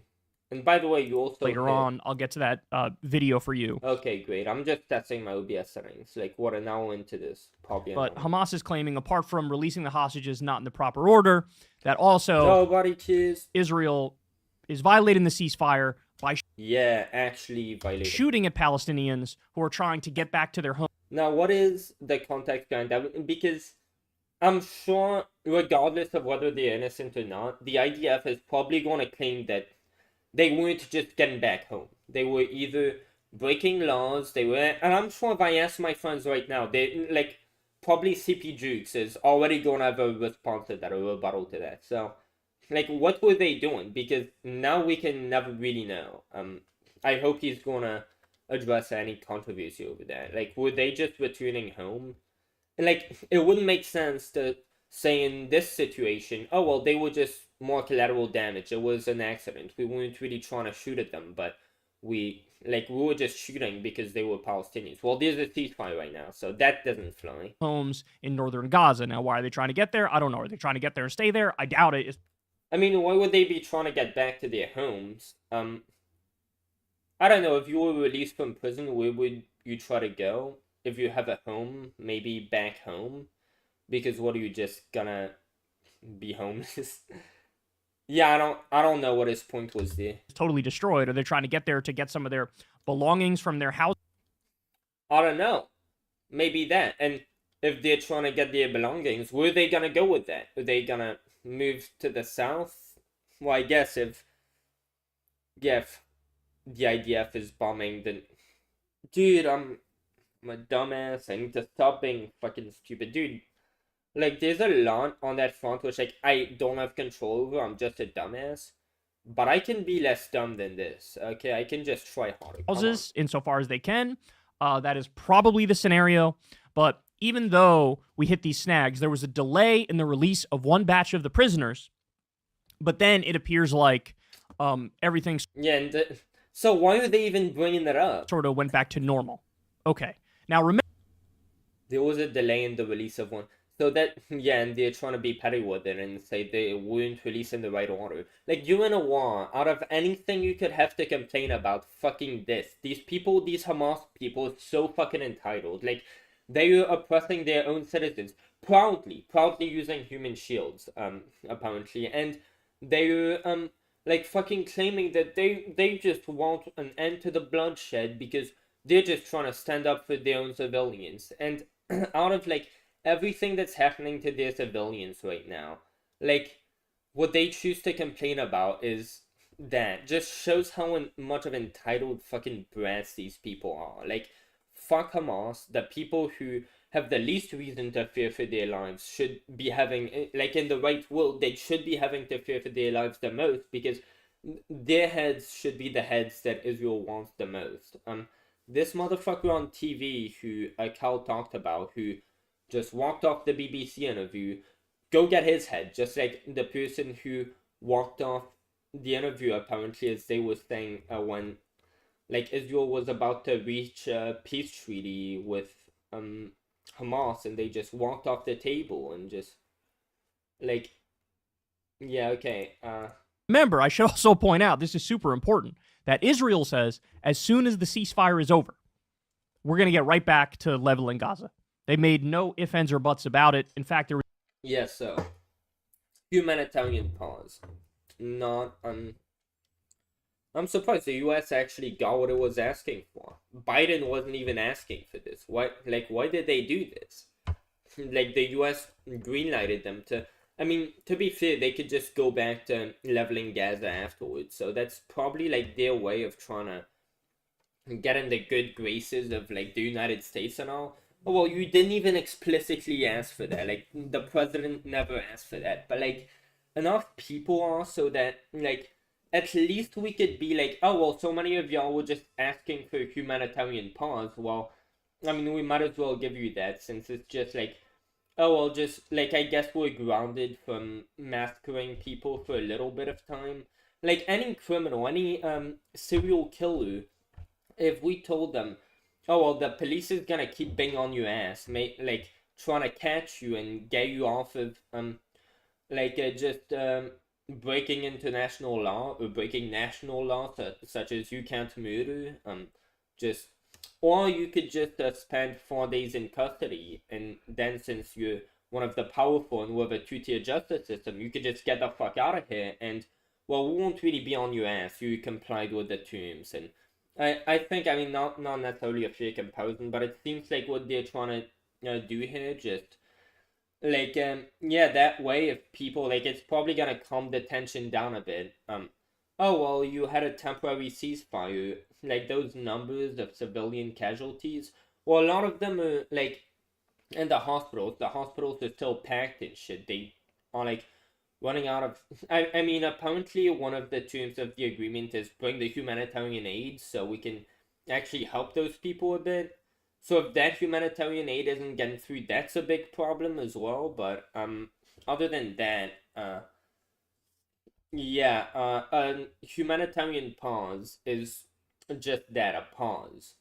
And then it's like, imagine if October 7th had happened on October the 10th. Well, we would have started killing civilians in Gaza a lot later, and that number would now be down, like, 3 days of bombing less. So a humanitarian pause, like, this bombing campaign might as well just have started 3 days later.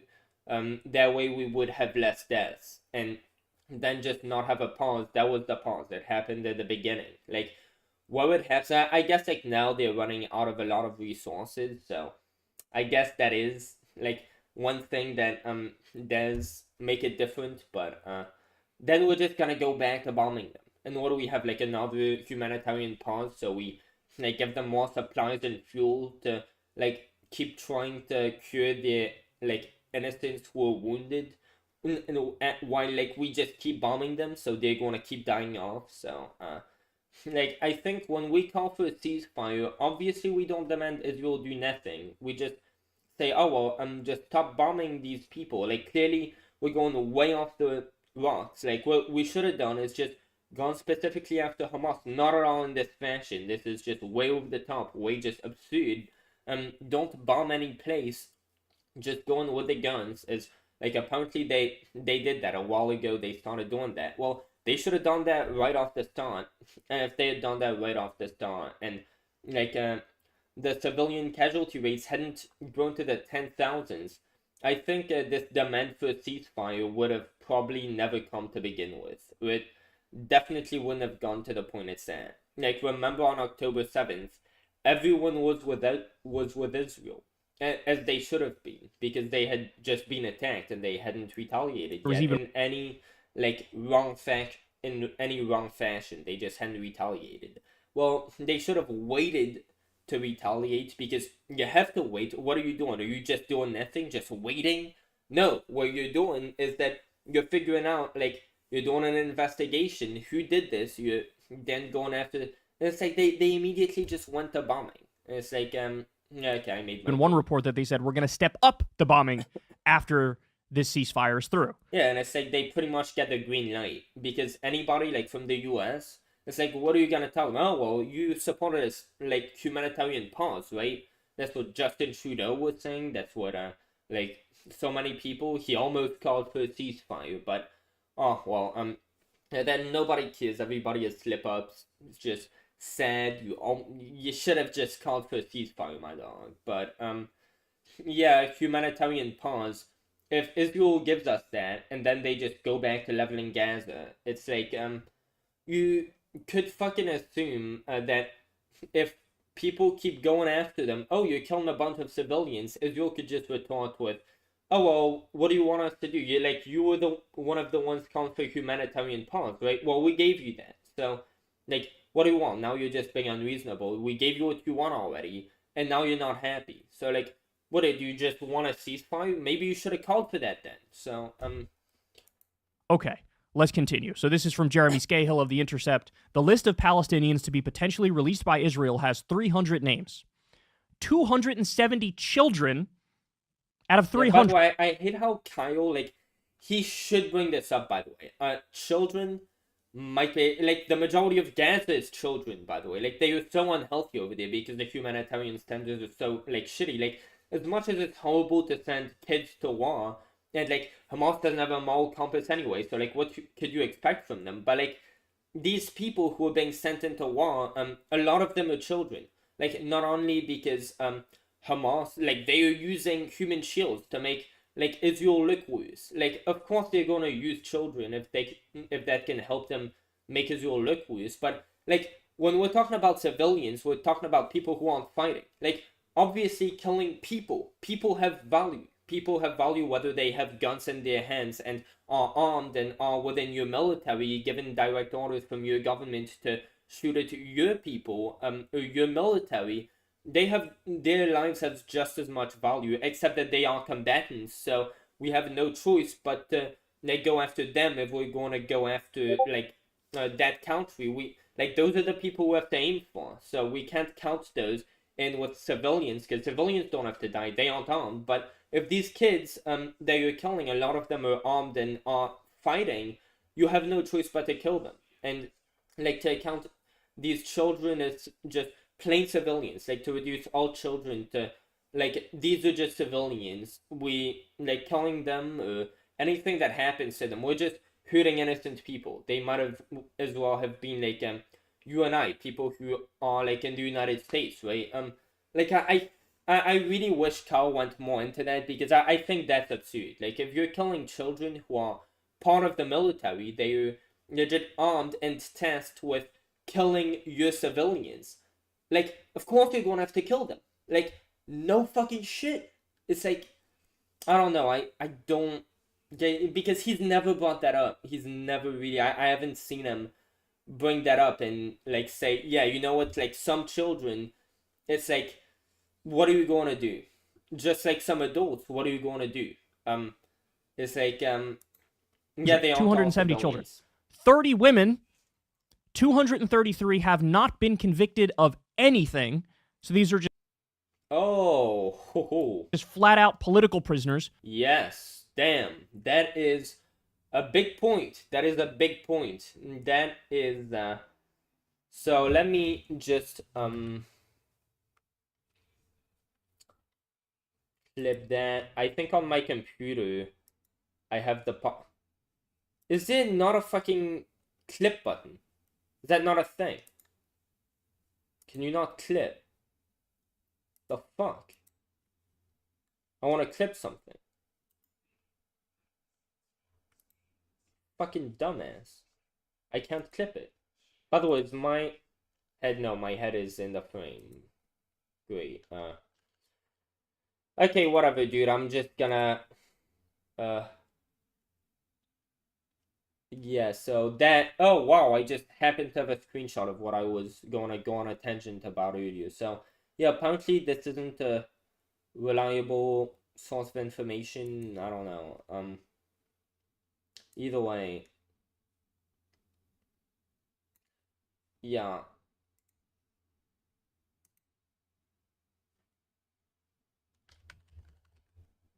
Fucking, is it right here? Probably. The fuck? Okay. So that I think is a decent point. The Intercept, the list of Palestinians to be potentially released by Israel has 300 names. 270 children out of 300. 270 children. 30 women.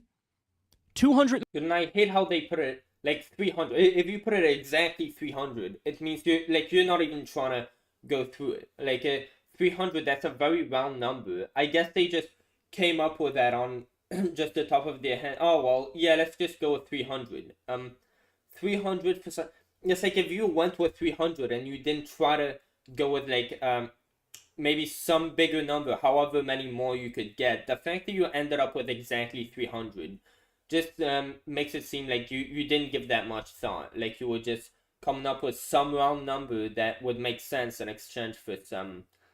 It's like, I don't know, if you try to get as much as many people who like are really in a bad situation, who you really could save and like need the upper edge on.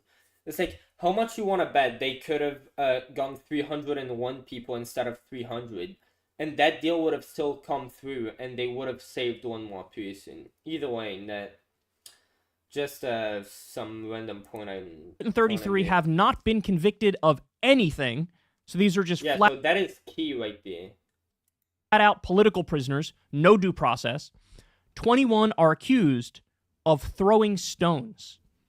Yeah, so yeah, and my friends CP Jukes and Slit, they were mentioning that earlier about apparently there are protests at the border because Gaza is an open air prison, dude. If I was living in an open air prison, thank God I'm not. But is that really thanks to me deserving it more?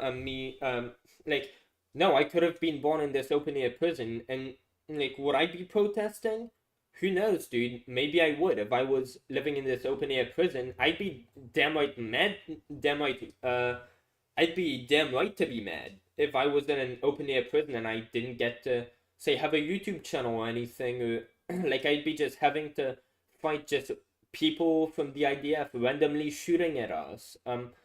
Yeah, maybe I'd be mad and maybe I'd throw stones again. Like as I was mentioning in like this whole thing. There are some violent riots. Violent riots can happen, such as like January 6th, the Black Lives Matter riots. Like those were violent. But should the response have been like the Black Lives Matter rioters? If one of them threw a stone, should we have arrested them, or should we have just started like just either firing into these people? But like apparently, well, clearly these people weren't just fucking shot at, but like apparently what the IDF does when there are like kids just throwing stones at the IDF soldier, they just fucking shoot them. I would say you don't do that. Stones do not kill you unless they land like on your head, and but like you arrest that person. Like, what the fuck are you doing? Just shooting at them. So a lot of them apparently were shot at. If they were throwing stones, there was like a little child just throwing. To be honest, like they shouldn't even be held like indefinitely. Like they should probably get like I don't know what's good amount of time. Maybe get like I tend to go for 3 months, but since we're sort of in a time of war, like honestly, even if you said 1 year, I wouldn't be having too much of an issue with it. And I don't think these people would be having too much of an issue with it. Like, how about you just yes, like those are the types of people who you should be releasing. It's like, yeah, for sure. These people, it's like you shouldn't even be having that many of them in your custody, but yeah, great tool for you to have. Just release only those types of people. So that was their great crime, which led them to be locked up indefinitely. All right, more from The Intercept. Yeah, definitely. I think that bit is insane. More than 2/3 of the Palestinians proposed for release by Israel under the truce have not been convicted of any crimes. Most were arrested as children. So again, I should point out, everybody's been talking about, due process. rightfully That is so, a big point. the over 200 political prisoners that Hamas took. Again, understandably so. That makes perfect sense. These people are innocent. They should. Yeah, and by the way, it also matters when this happened because due process. I get that there is a certain amount of time, and like apparently more of them are getting arrested now than ever. So like they're probably like filled. The Israeli courts are probably filled with people having court dates. Like unless these people were being hold up in custody and like they just haven't had a chance to have a trial yet, but their trial was incoming. And of course, you also have the right to a speedy trial. I hope that's the case in Israel too, but I don't think Palestinians or people from Gaza really have rights over there, so it's not like they even really have the right to due process. But if, like, unless that somehow wasn't the case and I just didn't know about it and these people were waiting trial and they just hadn't gotten the chance to have a trial yet, yeah, there is no getting around this, especially if they were just convicted of throwing stones, like at the border at IDF soldiers. Like, these were probably kids. Again, like, over half of the Gaza population is under 18, I've heard, and I've seen, but, like, on papers and shit. But, dude, yeah, it's Shouldn't be crazy shit, dude. held as hostages in any way, shape, or form. At the same time, nobody talks about the thousands of innocent Palestinian political prisoners held by Israel. That very rarely gets brought up. But obviously, in the course of these So negotiations, if they have thousands, they should, like, why did they release any of these people? Wait, I was just at it earlier. This motherfucker, wait, yeah, why is this motherfucker being released? Since they have thousands of innocent people, why on earth are they doing that? To me, that's just insane. Like, they should, obviously, dude, please tell me this is more than 45. Okay, with 50 views now, that's better. I guarantee you every single one of these comments is from me. But anyway, back to this. Dude, we're finally at 50. Great. behind the scenes, Hamas was demanding that we need stronger terms to agree to a ceasefire, and one of those things has to be the release of our own hostages / political prisoners. And again, they agreed to terms the other day, and we went over the details of it. So this is really Yeah, at first I never thought they would actually even consider it, because and Tal said that too, by the way, because like Israel's stance has always been we don't negotiate with terrorists, and like hey, that could that could be a good turn. Or maybe their parents or like the hostages' parents, because at first I'm pretty sure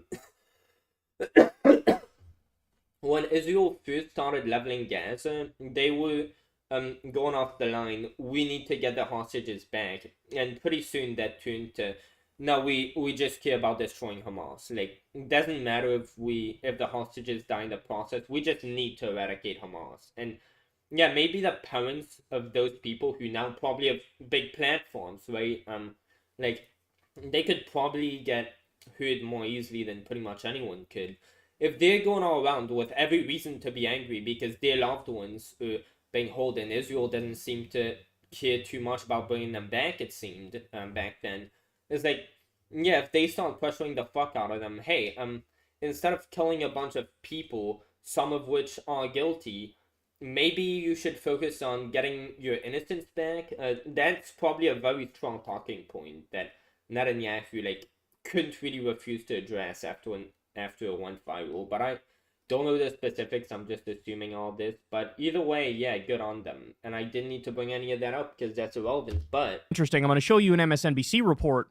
And, you know, every now and then you get these truth bombs that are dropped on mainstream media in the U.S.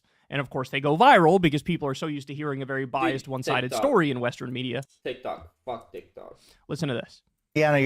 By the way, TikTok allows for animal abuse in their terms of service.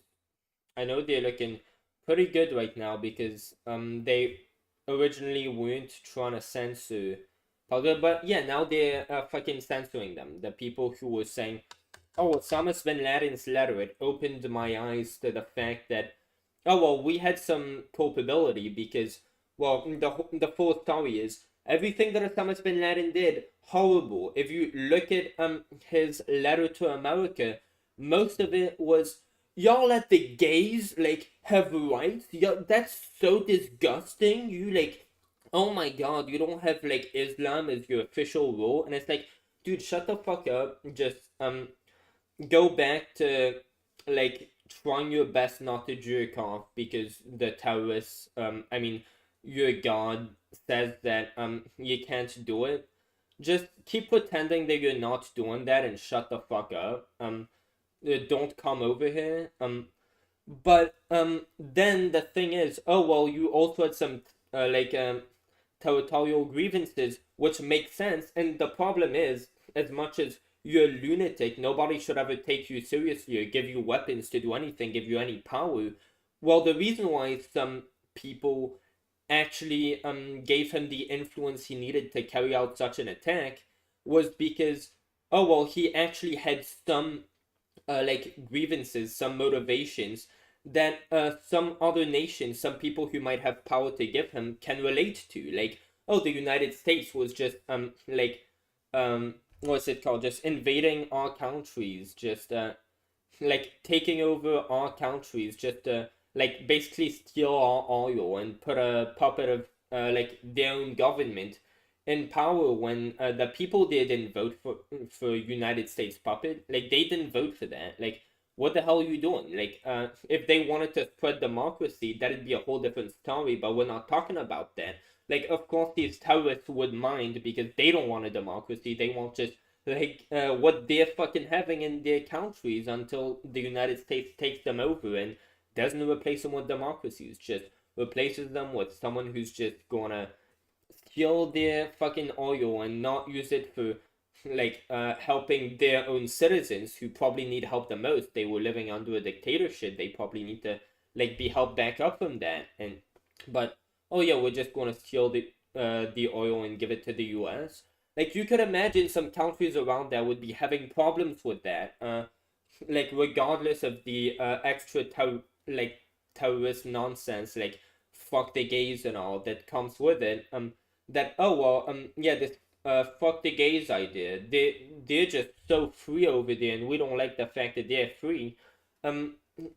People who have power, people who are smart enough to know what works and what is stupid, what isn't stupid, like, they would probably realize, we're just gonna go after the United States, like one of the strongest forces, because, oh, they're free, and oh, dude, we don't want them to be free. That's dumb and it's retarded, and those two things mean the same thing, but I'm retarded, so I'm saying that, we're not gonna, risk the retaliation they might have on us, because of this shit, that's retarded. But if the United States is doing all these things that it shouldn't be doing, that are wrong, that are morally wrong, that could put some fuel on the fire, and again, Osama bin Laden's actions were wrong. The actions of October 7th, that is horrible. But if people led to it, that doesn't justify October 7th, that doesn't justify Osama bin Laden doing what he did. Pretty much nobody was saying that. The media just chose to concentrate on that. Just like with George Floyd, like they were concentrating on that shit. With, oh well, everybody's racist. Oh well, all the Gazans now. It's like, dude, and I just lost my train of thought. Here we fucking go. Let's look at this live stream, dude. I'll remember pretty quick. What the fuck? Steal their fucking oil and not use it for. Yeah, it's like, with that shit on TikTok, they were, yeah, like, the idea was, yeah, what Osama bin Laden did was wrong, and, there's no justification for what he did, just like there's no justification for October 7th, but, like, if people helped, like, bring the situation to what it came to, like, there was some culpability there too, by the way, but we should focus on that to make sure it doesn't happen again. Just like with school shootings, there's no justifying it, but, if we want to prevent school shootings, maybe the response we should have is try to see, like, how we can recognize these school shooters, how we can prevent them from shooting up their schools, how we can maybe identify what's going on, and if they are just like committing these school shootings as like a response to them having been mistreated a lot, if we can make sure that like to the best of our abilities that we prevent kids from being mistreated in ways that make them turn into monsters potentially, or if we can find signs that like such a person, such a monster is being created within someone, like get to address it properly maybe and earlier. And I'm sure the way that like they tend to address that wouldn't help. Just like if they think they are suicidal, just like I wasn't suicidal, but like they assumed I was. Well, the help that they tried to get me wasn't anything that would be like better towards someone who'd actually want to commit suicide. For example, like the most recent example, I believe was when they tried to just put me in prison because they thought that I had said something that was like I was sort of drunk and I was just saying pretty much like things are not good and I don't think they're going to get better and stuff. Like yeah, they pretty much made of that. Oh well, does that mean like you're gonna kill yourself? You gonna fucking kill you? No, dumbass. That's not what I'm fucking saying. And I'm drunk. Shut the fuck up. Don't come to my fucking house and kidnap me. But that's what they did, and they brought me to a place. I was wearing prison clothes. I'm not gonna take those out of my closet, but made out of paper. Fucking paper. What do you want to know? Yeah, it was horrible. We were in there. I was in there for 10 days total. I saw the staff beating schizophrenic people to the ground. The water, the hot water didn't really work. What else? We had to drink out of the fucking faucet. Our doors with little to no fucking privacy. There were fights going on just constantly with very little time where we could go outside. With like maybe 30 minutes combined of even a day where we could go inside this little like fenced in like 3 meter by 3 meter little place. Like, especially the most mentally disabled people, that staff would have like zero patience with them. Well, we had to go through all that shit. We were heavily rationed. It was just fucking like horrible. The staff would just beat up people. It's like fucking dog shit. And guess what? I had to be there. The staff would legit tell us, like, would have counselors. Would get to speak to a counselor for like an hour every like 3 or 4 days, some shit like that. Or I forgot, but yeah, like a good thing was we couldn't be held in there for more than 50 days without like really good justification to be approved or some shit. But the counselors would legit let us know, yeah, like when you review like, oh, is this place, like they'd give you some stuff to fill out. They'd be really honest and transparent with you there. Oh well, you should probably just tell us that yeah, you are doing better and this place is helping you, and just give us a good review, you know, because then if you say that you're not doing well, Well, they're just gonna analyze that and say, oh, well, we should keep you in there longer since you're still not doing well. So if you say, oh, yeah, this has helped me and I'm doing a lot better, they're way more likely to let you go off. And then after all of this dog shit, you have to pay a fine because this is healthcare, so you have to pay for it. And this fine is pretty big, so I doubt that such an institution would tend to address the problem of school shootings in a better fashion. But like, that's the thing, they just tend to deal with so many things just fucking awfully. It's like, how the fuck do we have just such awful fucking it's like, bro, what the fuck is this shit? Pretty much everything. School, just teach us English. Like, still in college, I'm still having to take electives on English, as if I hadn't like been speaking English fluently since like me having been here for like fucking a year and a half. Like a year and a half into being here, I wrote a full book, 136 pages, called Die in the House. Like, fucking, like every 2 pages, I just plagiarized something off of fucking Goosebumps. Then that book was just fucking thrown away when I got in a car accident in fucking Mexico, dude. But how the fuck did I get here? How the fuck did I fucking get here? But it was pretty coherent, dude. It was a good book. I wish I still had it. What in the fuck, man? I'm getting off a tangent. You're telling me that 150 of the people that are going to be released do shrooms for the first time, and I'm on like 3 other fucking drugs as I do it too. Jesus Christ, dude. Well, I'm lit. in exchange What can I say? I'm lit, dude. have not had any judicial oversight, have never been dealt with through the Israeli judicial system? Many of them, indeed. There is a system inside Israel that's called administrative detention. Oh, wait. I need to watch that. Like, I'm sort of idle, just like bullshitting, just saying random shit. And it's like, oh, dude, they're saying relevant stuff. I need to be listening. Went over the details of it. So this is really interesting. I'm going to show you an MSNBC report. And, you know, every now and then you get these truth bombs that Why the fuck is it on TikTok? that are dropped on mainstream media Oh, in the yeah, no shit, because why wouldn't it? US. Yeah. And of course, they go viral because people are so used to hearing a very biased, one-sided story in Western media. Listen to this. Deanna, you're telling me that 150 of the people that are going to be released in exchange have not had any judicial oversight, have Yeah, and this would be the perfect time, especially for an Israeli person, like, who's in the government, who would probably want to keep that government's reputation, to bring up, for example, we just haven't had enough time yet, especially since we've been having to, like, not prosecute, just arrest so many more of them. Like, the spike in Palestinians being arrested in Israel has, like, almost doubled. I just read somewhere as I was, like, doing this whole debate, I had to find sources and shit, dude.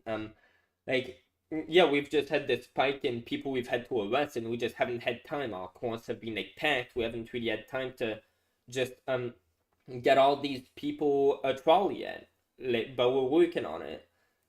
So unless they have that argument, it's gonna like that. have never been dealt with through the Israeli judicial system? Many of them, indeed. There is a system inside Israel that's called administrative detention. And what it is that a person can be picked up and held without charge, without trial. Oh, so it's Gitmo. So they have Gitmo. And by the way, I get that this makes sense with terrorists. It's like, by the way, I have defended Ron DeSantis for a long time on this Gitmo thing, but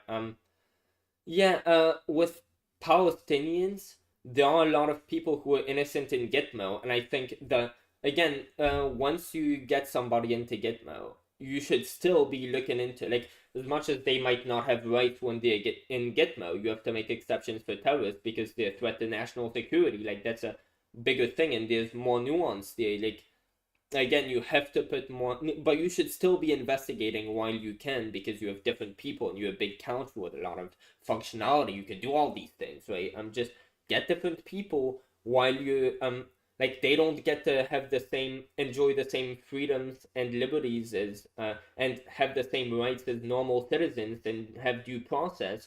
Meanwhile, you're still investigating. Hey, we will know if this person's innocent. Like, they might not get to enjoy the same rights and be like defended from like us using the full extent of the law against you, well, I mean, the full extent of the law really spiked the law when you have like they can get a lawyer, they can like all that shit. So they don't get to have a lawyer, but you're still going to investigate, like, are they innocent? Like, you don't get two parties to, like, have both sides pushing an agenda, the prosecutor and the attorney, but, like, you still have to conduct an investigation. You still have to do that. For as much as... And if these people aren't having just like I would say in Gitmo, same thing, you should still investigate. Like, if these people are innocent, you should have to free them. You can't be like, we're locking you up, that's it, done.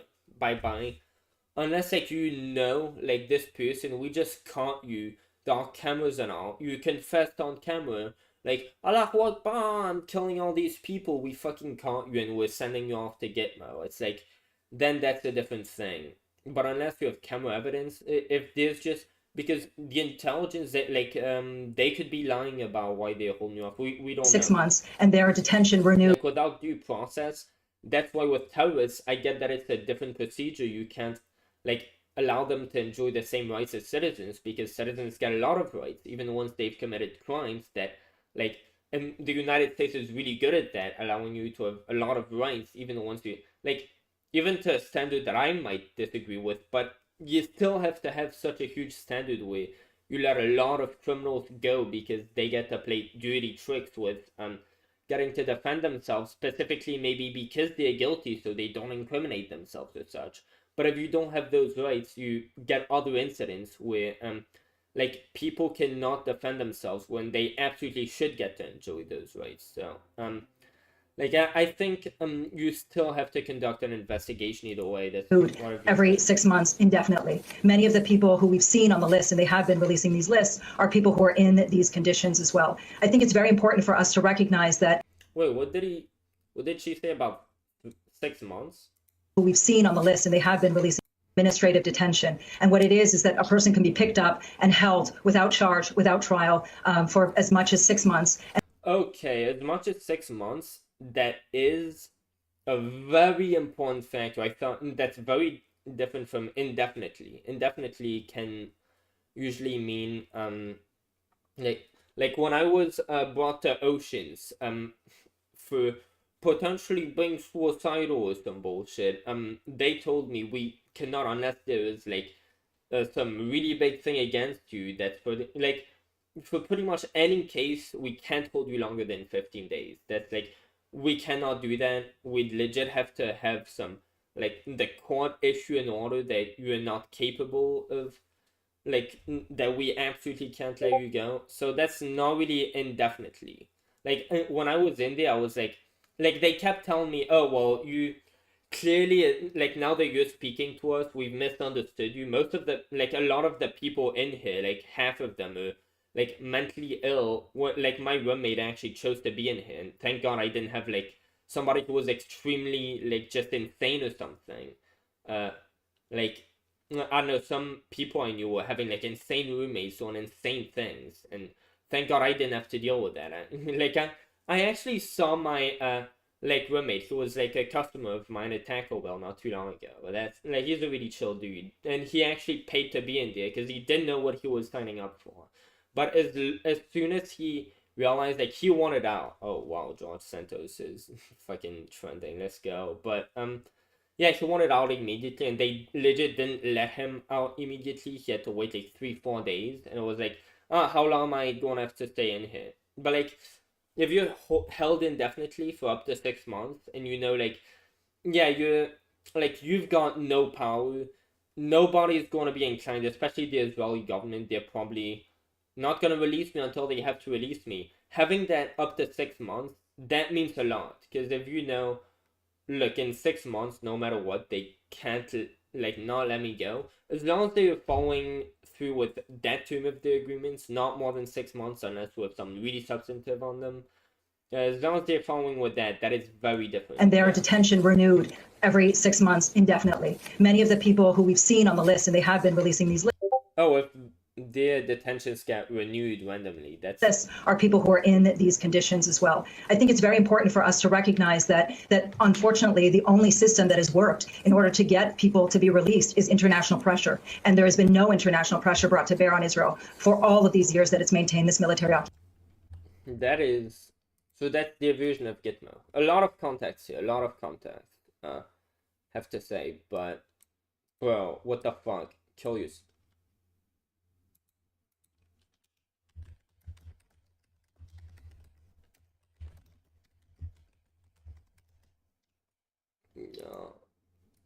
Occupation. By the way, let me make sure that I am indeed still streaming. What the fuck is this? Yeah, it seems that my stream has not... Yeah, well, I am. Yes, no. Oh, no, I have this. Yo, what's up? What's up? So I've been streaming reacting to Kyle's latest video. So yeah, I definitely don't like the fact that he keeps saying, like, anytime that he brings up children dying, he really gives off the impression that, like, a child dying that is a civilian no matter what. And it's like, yeah, Hamas is using kids as military, and once you have anybody, whether they be kids or not, like, they are armed and tasked with killing your civilians, you have to treat them like any human life. Even if you're like a member of the military, that doesn't mean that your life suddenly like just loses all its value. But in terms of how you have to handle them as a civilian, like, there's no justification for killing them unless you absolutely have to with collateral damage. It's like, you can't be targeting civilians, but military, it's not because their lives matter less, but because they're a threat to you, so you have to take them out. Like, that just becomes part of your mission. So yeah, I really don't like how he sort of... I don't know, I sort of get the vibe from him that anytime he talks about, like, either, I don't know if Hamas uses women. Apparently there was, like, you just sent me this clip that I've been referring to, like, twice in my live stream of, like, that person who, like, Israel had to release who stabbed two as well. So maybe they have women fighting in their war, but yeah, I hate how he's really given off this vibe that, like, any child or woman possibly who dies in this conflict, 100% you can assume they're innocent. Like, and obviously he's not lying about any of this. He just has these biases. Like, he's probably just a better person than me, and he can't help but notice, look, these people are kids. But it's like, oh no, there was some culpability there. And not even necessarily culpability. They don't know what they're doing. They're just indoctrinated. But like, at the end of the day, you gotta do what you gotta do. So, but yeah, it seems that what types of disagreements do we sort of have? Apparently, Israel just violated the terms of its like agreement. Hamas brought up some petty shit that literally doesn't matter. We're not even gonna bring that up. But like, apparently they fired somebody. I don't know, but I did see, and Israel has admitted that out of their list, apparently they had 300 people who they were giving to Hamas. Over 200 of them were in fact innocent. Like, they hadn't even been brought up for trial on anything. So, for intents and Wrong. They're not innocent. They just haven't been tried yet. They're awaiting trial. Yeah. And the status of whether or not they're innocent is yeah, that's I'm glad you brought that up. I literally said what you said, and then I fucking contradicted myself and said what I just said because I'm fucking retarded. I can't, dude. I have to stop being stupid. But yeah, the thing is with that, like, I think they should still get a trial. Like, the thing with Gitmo, like, I get that for terrorists you have to, like, they can't get to enjoy all the rights that normal citizens get to enjoy, because like we give people a lot of rights because like, yeah, you have to have a standard where a lot of guilty people might go free so long as innocents don't have to go to jail. But with terrorists, it's like they're a threat to national security, so you can't handle it that way. But they should still get to have some type of like investigation into whether or not they're innocent or guilty, because if we just like put you up. Apparently they weren't awaiting trial. They like were set up to never have a trial, and apparently after 6 months they would let them go. But like still, I think they should have some type of investigation. If they were awaiting trial, like yeah, that'd make sense. But yep, I don't know. They weren't awaiting trial? No, Okay, that's not what I heard. okay. And at first, like when like I was just streaming, and when I heard Cal saying, "Oh well, these people they never received a trial," I was thinking, "Oh well, there was a spike in Palestinians being arrested in Israel, like at least by twice the amount, by twice the rate, probably because of October 7th. So if these people are awaiting trial, that's a whole different story. But yeah, apparently they But you have to understand that there's a bunch of Palestinians that weren't Hamas that also like broke in to the bounds of Israel and started like stealing and like breaking stuff. So and taking people's corpses. So fucked. Okay. So that's probably why there was a spike up. By the way, the site you just sent me, it says subscribe for full access. Does that mean I have to pay money? Yeah. Shit. All right. Let me hold on. I'm sure I could find another source with the same information. Yeah. Let's see. Dude, I don't pay money for anything online except to send vegan games fucking live, like just some chats and stuff, like some, what's it called, super chats. Is vegan games gonna go live today? I don't know. Oh yeah, he is live right now. Okay, what? Tweaking. Oh, tweaking. Probably tweaking. Well, great. Yeah, but hold on. If you're not sure if someone's guilty, it's just a waste of resources to hold them. Sorry, if you know they're not guilty, it's a waste of resources to hold them. I mean, really, what waste of resources? And they can also think, well, we don't know if they're guilty. They might be guilty. And there's also some hatred within that with, oh, well, we hate the Palestinians. If we're holding them captive, good for them. That's what they deserve. Like, that's a lot of the rhetoric that you're hearing in the Israeli government. So if some, higher-ups have that opinion, it's not too, unreasonable to think some of the IDF might have that opinion. Okay, here, look. Okay, so you can read the first part of the article I was referring to. Okay, thank you. On Google. So that's what it says. It says the rest are awaiting trial. Yeah, because what I've heard, they have a similar thing as Gitmo. And we should watch the interview. Wait, let me finish reading what you have here. 90% of teenage boys between 16 and 18, and the remainder are mostly adult women. Only 67 have been sentenced. The rest are awaiting trial. So apparently, 21 or 27 were they were in there for throwing stones, and it's yeah, I don't know, if a kid throws stones, I think they should probably be in prison for 3 months, say something like that makes sense. But having juvenile detention. Yeah.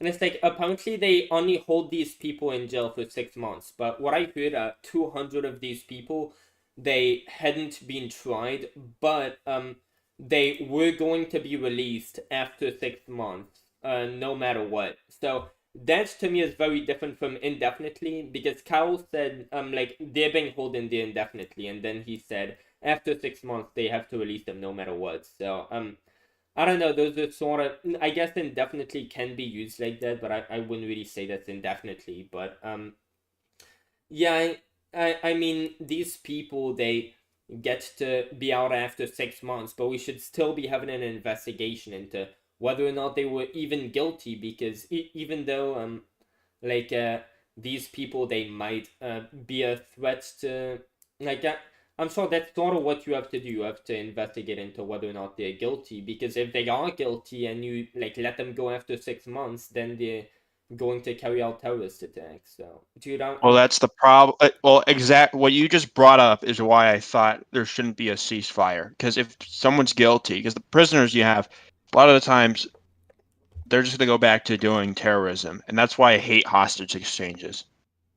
Oh yeah, and I was bringing that up earlier. Like apparently, like they're giving more in the hostage swap. I don't know why they're doing this. I don't know the specifics, but like they're giving a lot more Hamas people than they're taking innocence of theirs back. And it's like if you're going to give back like one life for more than like you're going to give one person for less than one of your own people, you have to know that this one person who you're letting go to get less than one human life back of yours isn't more than likely to then turn around and kill more than one human life, because then you will have been responsible pretty much for like having a net bad on society. And even though like a human life that's just worth more than we can really be morally putting into numbers, if you know that you're getting less than really one life to like have two people die next year, then like that's just not moral. You like the government shouldn't be doing that shit. But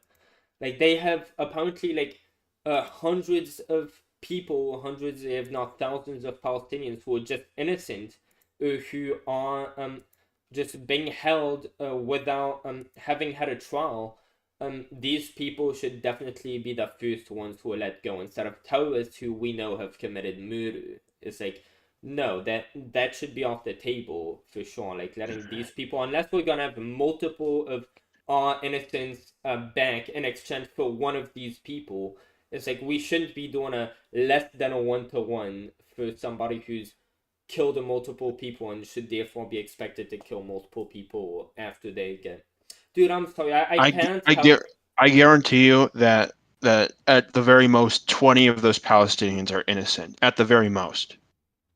At the very, I don't. How would you know that? And it's like, how would I know? Because that they were all arrested at like riots and shit. Like you just happened Yeah. to be at a riot where other people were throwing stones, but Yeah, you weren't throwing stones yeah, yourself. I mean, it's exactly. possible, Yeah, but no, highly exactly. Like unlikely. January 6th, were all the people being violent? Black Lives Matter riots. A lot of the times, like these protests turn violent. You might have been there for non-violent purposes. You didn't expect it to turn violent. You probably ended up leaving once you found out it was becoming violent. If you're caught in the midst of that, like you're very likely to be innocent, because once like there's violence that arises, especially when the IDF hates the Palestinians, they are more than likely to catch someone in the middle of that and just be like, oh well, we're mass arresting all of you who are here right now when this violence like just pours up. Then you might have been innocent. Like who on earth knows whether you were just caught in the middle of it or not. Nah, the second like a peaceful protest like turns violent, that's when it's time to bounce. Otherwise, like unless like Yeah, you gotta leave. yeah, But it if you like don't leave, don't get blamed if they consider you oh yeah, you guilty. yeah. Even if you're with friends, you gotta tell your friends, but we gotta go. And if they don't like Yeah. go, like I mean, what are you gonna carry you? Let them carry you into that mess? Like yeah, that's definitely. But if you get caught in the midst of that, you might get banned, and we don't know how many of these people. Just like I can't assume that these people are innocent. I don't know why Kyle is sort of assuming that, but like we can't assume that at most 20 of these people are innocent. Like we don't know that, since the IDF clearly hates, like a lot of them just hate all Palestinians. We don't know if they didn't just try to find any lame excuse to arrest these people because they just hated them. Just like people saying that police officers over here just like they just hate black people. Well, we know that they actually hate Palestinians. That's what they're openly saying in their rhetoric, like the government officials. So it's not even like it's unpolitically correct, and like you can't even say that because otherwise you're just gonna lose your career. So like that's a take for them that yeah. I look, the IDF are just following orders, and I mean, CPT Jukes was in the military, but he disagrees with Netanyahu. So I mean, yeah. I mean, I just saw this Instagram video, or like this Twitter video. Like the IDF came in to raid the elementary schools, they pretty much just tore down the certificates of the little kids, and then they wrote on the board of like this elementary school, we're here. You will be torn to fucking pieces, or like some crazy shit like that. Like we are like you can't get away from us now. Like, and it's like, bro, is that orders that they're following, or are they just throwing out their frustrations against Palestinians? Because in a war, there's hatred on both sides, whether it be the IDF side or the Palestinians. But clearly, the IDF have just more power. They wrote what on the board? Like, dude, I'd have to find that shit, but they wrote like, we're coming from you. You can't get away. There's no way you could run. Like some threatening shit like that. And it was meant to like humiliate them and just show Israel is here now. Like, I could. Well, if it's Hamas, then that's not really a problem. Oh no, If they're it talking about no was Hamas. it was an elementary school they were raiding, and they wrote that on the board of an elementary school. Okay, but Hamas uses elementary schools to meet up and like store their weapons and shit.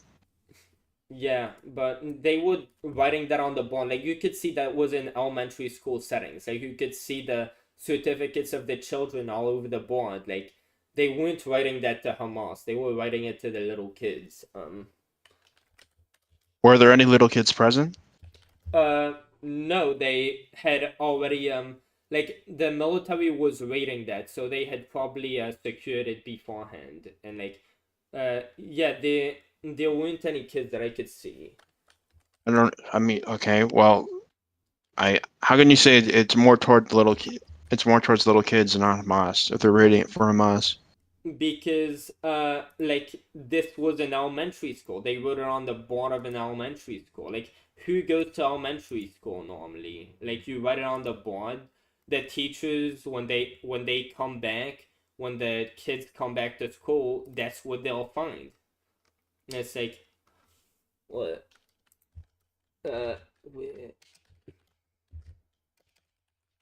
Will they? Yeah, what else would you expect? Wait, dude. You don't think there's going to be a custodian that's in on that day that probably cleans that shit up? I don't know. They probably, when you clean up, you don't wipe the boards. I mean, the board was literally filled with like math equations and stuff. Like, the teacher was giving a lesson on math. Like, there was like lesson what's it called? There was like lesson material written on the board, and they erased the board and wrote "We're coming for you" on the board. Like, that was on video. They were erasing like lesson material. They weren't erasing like some Hamas secret where they were like labeling their bases and some shit. Like, yeah. I just think that there just needs to be more targeted if you want to argue that was against the kids there, because we're coming for you. Like, it just makes more sense intuitively. That would be more towards Hamas. It would need to be something more specific that would that addresses the students there, I guess. Did I see that on Twitter? I think it might have been on Instagram now. Oh, I'm not. Dude, wait, I'm gonna look for that for a little bit. No, it was definitely on Instagram then. It had to be. Did I save it? I probably didn't fucking save it. I don't know. I'm gonna be right back. Hold on. Alright, for sure. Let's see. Oh my god. No, that's not, like, bookmarks. What? What the fuck? That looks super gay. What? Bro, how do I look at what I've liked, for example? Instagram is like the most shithole platform you could ever have here. It's like the worst platform there is. Dude, I can't look at anything. Alright, I'm back. I can't look at anything. For this build, Let me see. Did I see it on Secular Talks channel? Fucking maybe. Let's... Dude, oh my god, I'm getting fucking tired of this shit, dude. I'm getting tired of shit, dude. Dude, my mother's gonna tell me to shut the fuck up if I, like, don't stop being loud.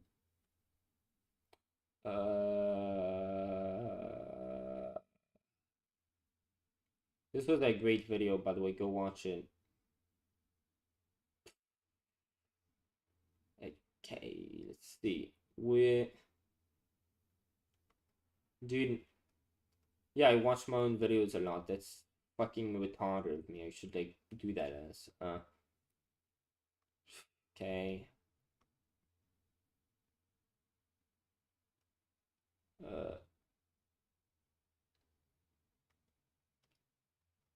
Dude, how can I not find this shit?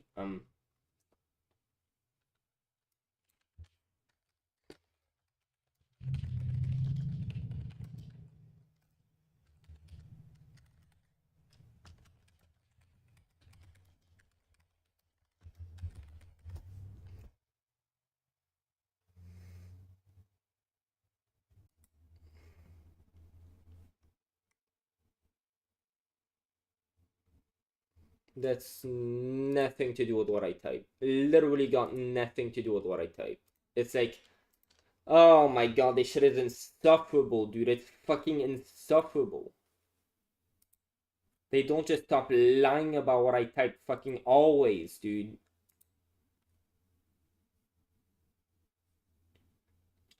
Okay. Is it... I think here this is the most... Is it in here? I mean, I doubt it's in here. It might be in here. Is it in here? Dude, I'm so fucking tired of this shit, dude.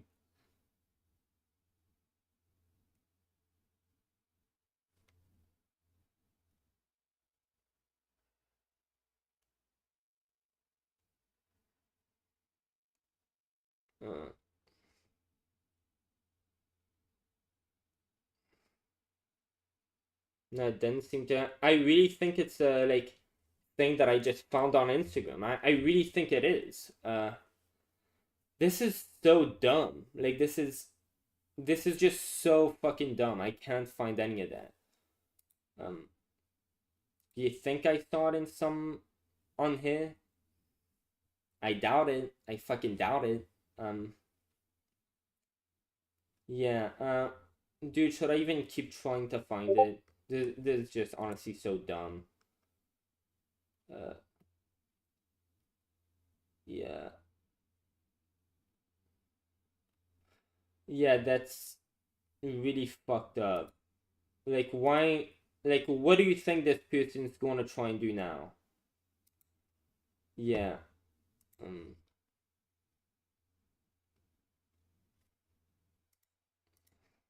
Oh my god. It's like, you don't get more straightforward than what I asked them. Yo. What's them? You are back. Yeah, I cannot find that fucking clip to save my life. So I wish Instagram just had a... And like, this just makes sense, right? Like a feature to see, like... And I just noticed, even Twitter doesn't have that. Just to see what you've liked. YouTube has that. You can see all the videos that you've liked. You could even see what videos you can bookmark. You can bookmark post on Instagram. Yeah, and it's like, yeah, I just started noticing that too. But it's just, like, if you could just see what you've seen, what you've replied to, for example, it's like, that's just so easy to do on YouTube. Every platform should fucking have that. Because now I have no fucking way of finding that. It's like, holy shit, dude. Did I maybe make a post out of it? I probably fucking didn't. Let me see, but I'm guessing I didn't.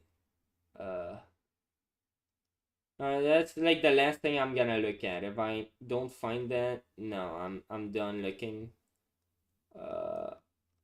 Dude, of course I'm making posts on my own videos. Cause why the fuck not? This was a very good. I got 2 likes on this. Now I got 3 likes. And of course the comment from myself. Dude, yeah, I'm sort of done looking for this. I can't find it, dude. This is so stupid. But I'm glad this got 3 likes. That's fucking cool. Anyway, okay, so what were we talking about?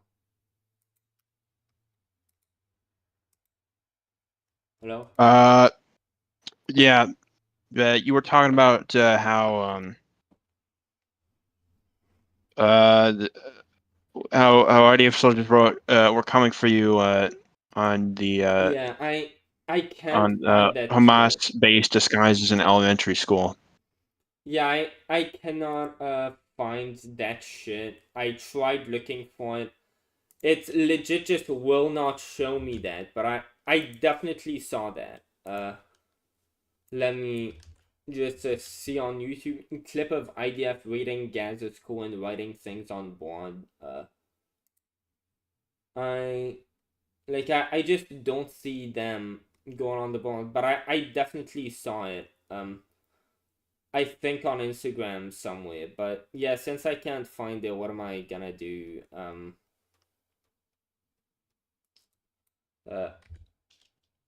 IDF just writing on Gaza school board. If I put school board, that's yeah, whatever. I'm done fucking looking for that shit, dude. Anything else? So you do realize that, like, it's a requirement in Israel for everyone to serve in the military at some point, right? So saying every IDF soldier like hates Palestinians, I don't think it's fair when Oh, no, we've seen that there's clearly a bunch of Oh, no, people in Israel that I never said champion that. No, I the didn't. Palestinian cause. Yeah, no, I definitely didn't say. Just like I'm sure some members of the Israel government maybe don't hate Palestinians either. Just like for the same reason that I hate the idea that all Gazans hate Jews. Just like all Americans are racist. Or all Israelis just hate Palestinians. It's like no. That's obviously not the case. Humans tend to love one another. That's why we are like a collaborative species. That's why we tend to get along. I'm just saying that it's not, especially when this hatred is starting to arise. There's more and more anti-Semitism in Gaza. There's more and more hatred of Palestinians in Israel. It's pretty fair to say, like you saw the like back in Vietnam with the massacre of, I don't remember what it was, but probably because we were trained to have the mindset to hate them so much over there. A bunch of United States people just murdered, just massacred a bunch of innocent people in a town of Vietnam, and that was condemned by everybody. There could be a lot of IDF soldiers who just have hatred within them of all Palestinians, because we see that in the government, we see that a lot in the media. That just happens. So there's a lot of them who are going to be that way, but it's definitely not all of them. No. Mm-hmm.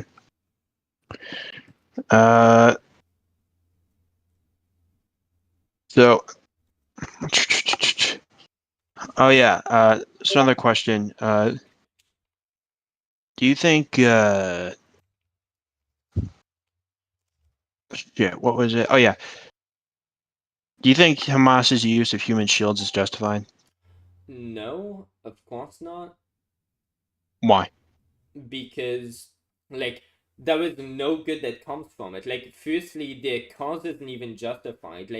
They are trying to get a full Palestinian state, so they don't want a two-state solution. They don't want the greater good of any people. They just want to spread their power, so their baseline goals aren't even legitimate. But on top of that, the means through which they are doing that, violence against civilians, never justified. They absolutely don't have to do that. They if they wanted to spread a good message, them just doing the right thing and showing, look, we're doing the right thing regardless of whether the other side is doing the wrong thing. That's why we say Martin Luther King, he should be the head figure, because violence and just doing the wrong thing or wronging innocent people is not how you bring people on your side if you're trying to fight for people and do what's Okay. right. But So what if they were doing the right thing but still use human shields? Do you think it'd be justified then? that's sort of an oxymoron that they're doing the right thing and using human shields. Well, you said that they were fighting like for the wrong cause. Yeah.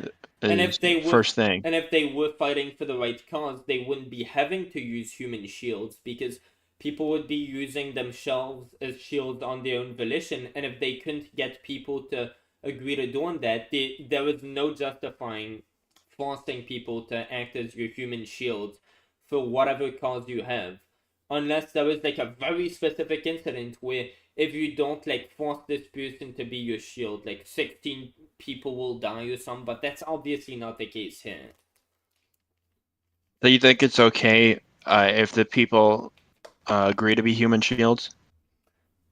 Well, yeah, but then you're not even the one using the like they're just they're just committing suicide, and at least they aren't being suicide bombers, so it's like they aren't taking out any innocents in their suicide mission. So like let them do that if that's the case. Okay. So what if I told you that there's probably more than that are being held at gunpoint that willingly stay in the buildings?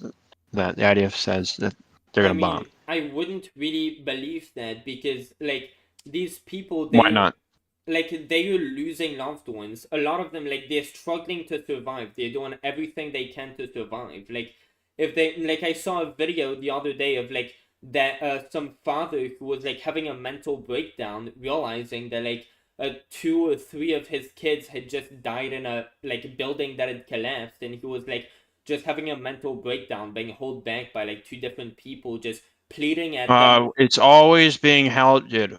Every single one of them, they're always being held back.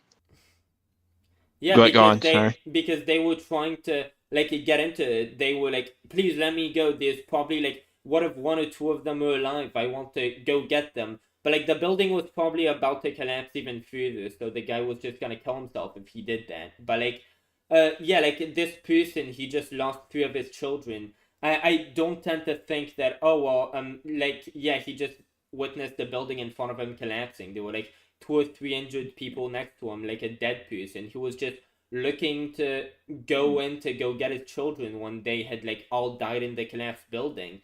If he had just known that these like his children were going to be inside as they were bombed, and like either he would have gone in with them, or more likely he would have gone in. He would have like brought his children and his wife out to like because they weren't a part of that, and sacrificed himself. He wouldn't have just let his kids be in there and just left and then being like, oh shit, I forgot they were in there. Oh my god, what did I do? No, it's like I don't think that's how it went down. Well, well, I don't get it. So if you know that the IDF is coming along to bomb the building, how is it you're in a situation where you're separated from your children? Well, and you know that they're coming. Well, what I'm tending to take from that is that maybe they didn't know that these people were coming. It's like apparently the IDF, they warn before they bomb, but who do they warn? Do the Hamas want to tell their civilians that they got that warning? No, they warn literally everyone via sirens and iPhone alerts and like word of mouth and IDF soldiers. Those are like there's so many.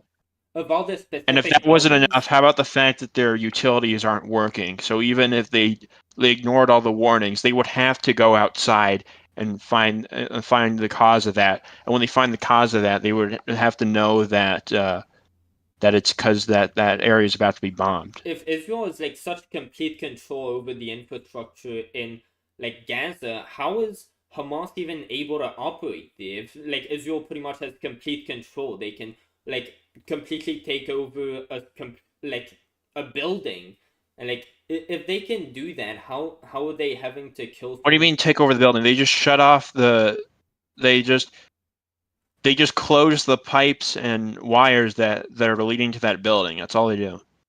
Yeah, that's and like, do they actually do that every time? Because I mean, I just doubt that. Like, it doesn't seem like these people just know that they're about to die. Like, they're out there trying to struggle to stay alive. and a lot of them, they were injured. They're trying to, like, they weren't trying to die. Otherwise, they probably wouldn't have missed so much and gone so injured. So you're saying that the extent of their injury and regret explains or explains that just by itself explains how Well, they would be how it wasn't no, willingness to stay. No, they would be saying like, oh, we tried to die in this, but we failed. They wouldn't be like, oh my god, we're struggling to survive here. We're trying to live, and it's like we just got bombed again. Like, I don't know, like the way that they're speaking after it, they aren't going like, oh shit, like we tried to die in this and we're sort of retards. I don't know why we're even recording this. This is sort of like an epic fail of ours. We're just like ridiculing ourselves, but yeah, we tried to die and it didn't fucking work, dude. Shit. Now, like, look at what the IDF has done to us. We're victims. Like, that's not the type of rhetoric they're using. They're going more towards, like, look, we're injured.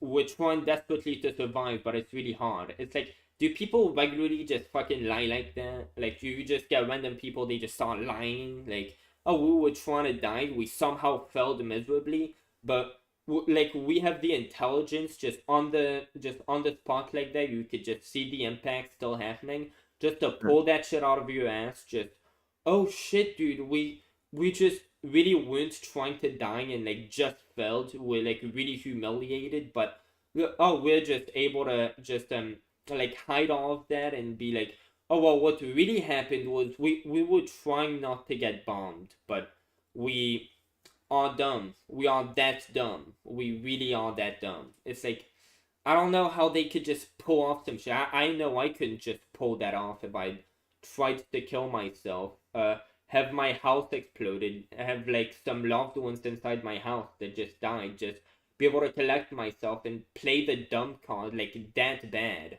Like, yeah. Well, when you stay in a building, right? The gamble is when you do that, you're making a gamble. Like maybe if I stay in this building, maybe they won't bomb it. But if they bomb it, that means your gamble failed. But that was a gamble they decided to take. But if the IDF wants. By the way, have you seen this guy?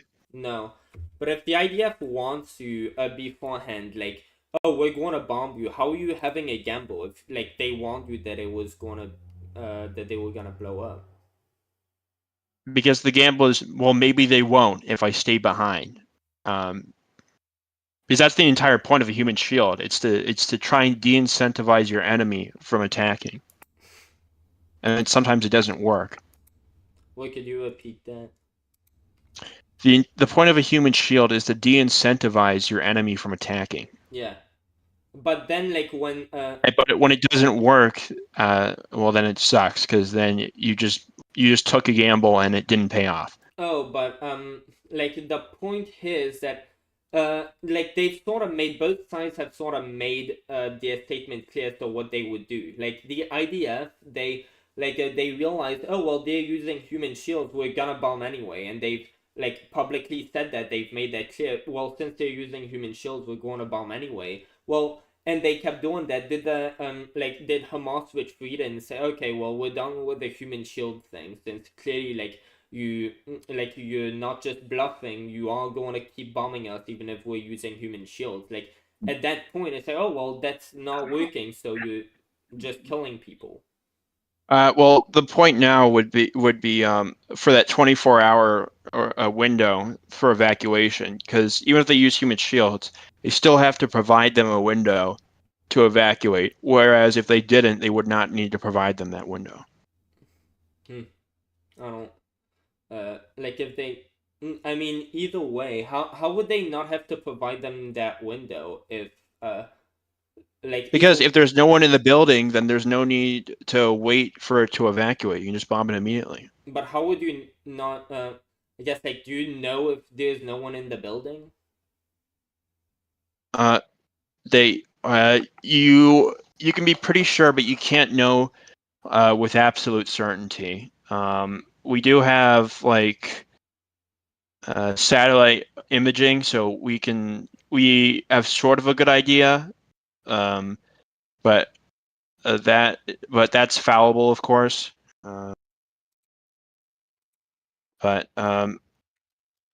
Yeah, if Hamas was like a normal military, they would have evacuated Gaza because they would have known it would have been a war zone. They would have evacuated it themselves because they would be putting in the time not to get their own civilians harmed, and then like Israel wouldn't need to wait before like bombing buildings and stuff because they know everyone's out. But by keeping people in the buildings, that Israel has to give them time to evacuate, and Yeah, Hamas can use that time to rearrange or but escape or whatever. I'd imagine that they'd need to give that time to evacuate because, well, people live in North Gaza. Like, obviously they're gonna be there. Where else do you want them to be than their home? But like, then if like you wouldn't need to give them any time to evacuate if you know that, oh well, they're using human shields. That's why we need, because then like if they're going to use human shields, that means that they aren't going to evacuate. They aren't trying to pack their stuff and leave as you would expect if there's no human shield stuff. Like, they gotta leave because, well, they were living there, that's why they're there, but now they are going to get bombed if they don't leave, so they need time to leave. But if they're human shields, so they're waiting for the bomb, then you might as well send the bomb in earlier since that's all they're waiting for. Just don't keep them waiting. Oh, well, I mean, we do roof tapping. You know what that is? No. It's when Israel drops a bomb on the roof of the building, but it's not enough to destroy the building. It only like shakes the building. Oh yeah, that's how. Yeah, that's actually just launching shells at it. That's actually how Israel warned that hospital that they kept saying that Hamas had mislaunched. That's how they warned that hospital that they were going to attack them before denying that they were even responsible for that. Apparently, even Hassan used that ended up like saying that Hamas had misfired, even though like the IDF legit warned that hospital with those shells, like, we're gonna fucking bomb you. And then they were like, Hamas did it. Dude, that show was incredible, but yeah. You realize that was Hamas, right? No, like the IDF legit launched shells at that hospital to warn them we're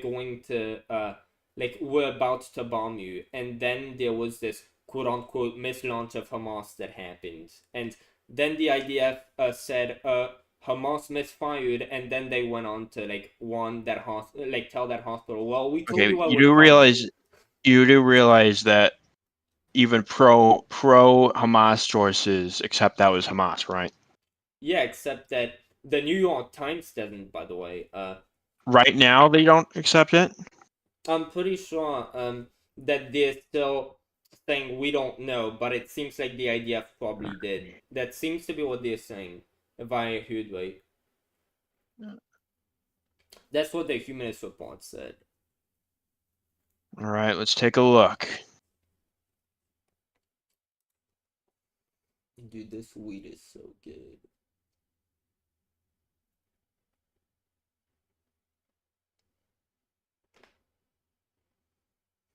New York Times says that they're not taking a stance on who did it.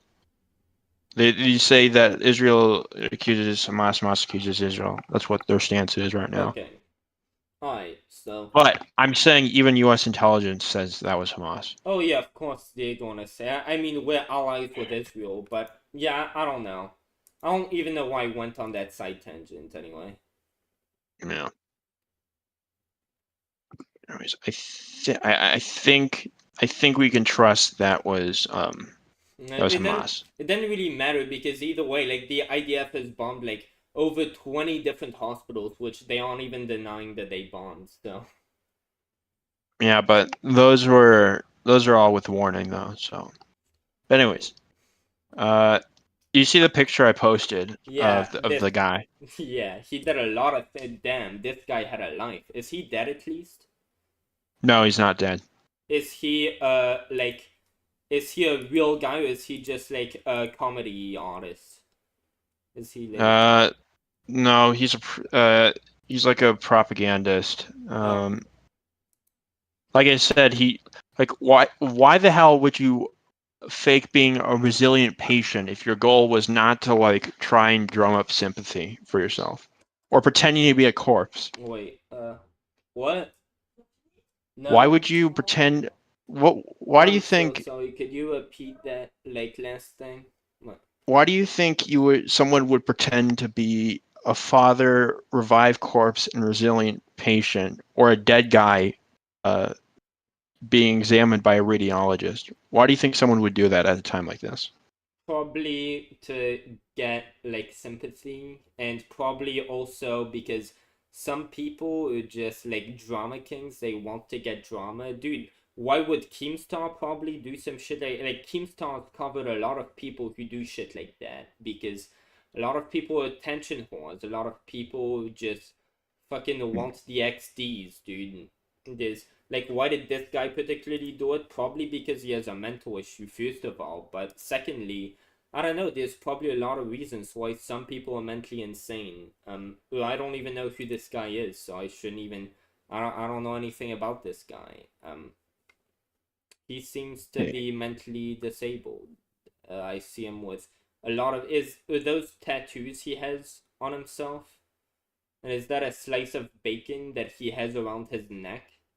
And is that a fucking gun he has? Yeah, this guy seems mentally disabled. Probably.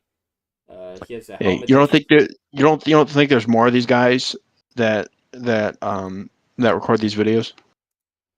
I mean, I'm sure there are a lot of mentally disabled people on both sides. I'm sure there are Israelis. I've seen some Israelis on mainstream television saying, we need to kill all Gazans. All Gazans, we're all coming for you. We're killing all of you. None of you are innocent. And it's like, yeah, that kid's mentally disabled, and he has a mainstream TV platform, and he's in Israel. Who knows? Like, some people exist who are fucking degenerates and have Down syndrome and are dumbass. Yeah. Okay, but you don't think? Do you think there's like a difference between like one person at a protest versus like a bunch of people like destroying historical statues or monuments or spray painting on them, So and no one objecting to that? So I mean, I'm guessing there are people objecting to this guy, since like this meme seems to be an objection to him. But how many people like this guy do you think there are? Probably a couple hundred, or at least a couple hundred that get propped up. Like in Gaza. So what exactly is this guy doing? What's the story behind him?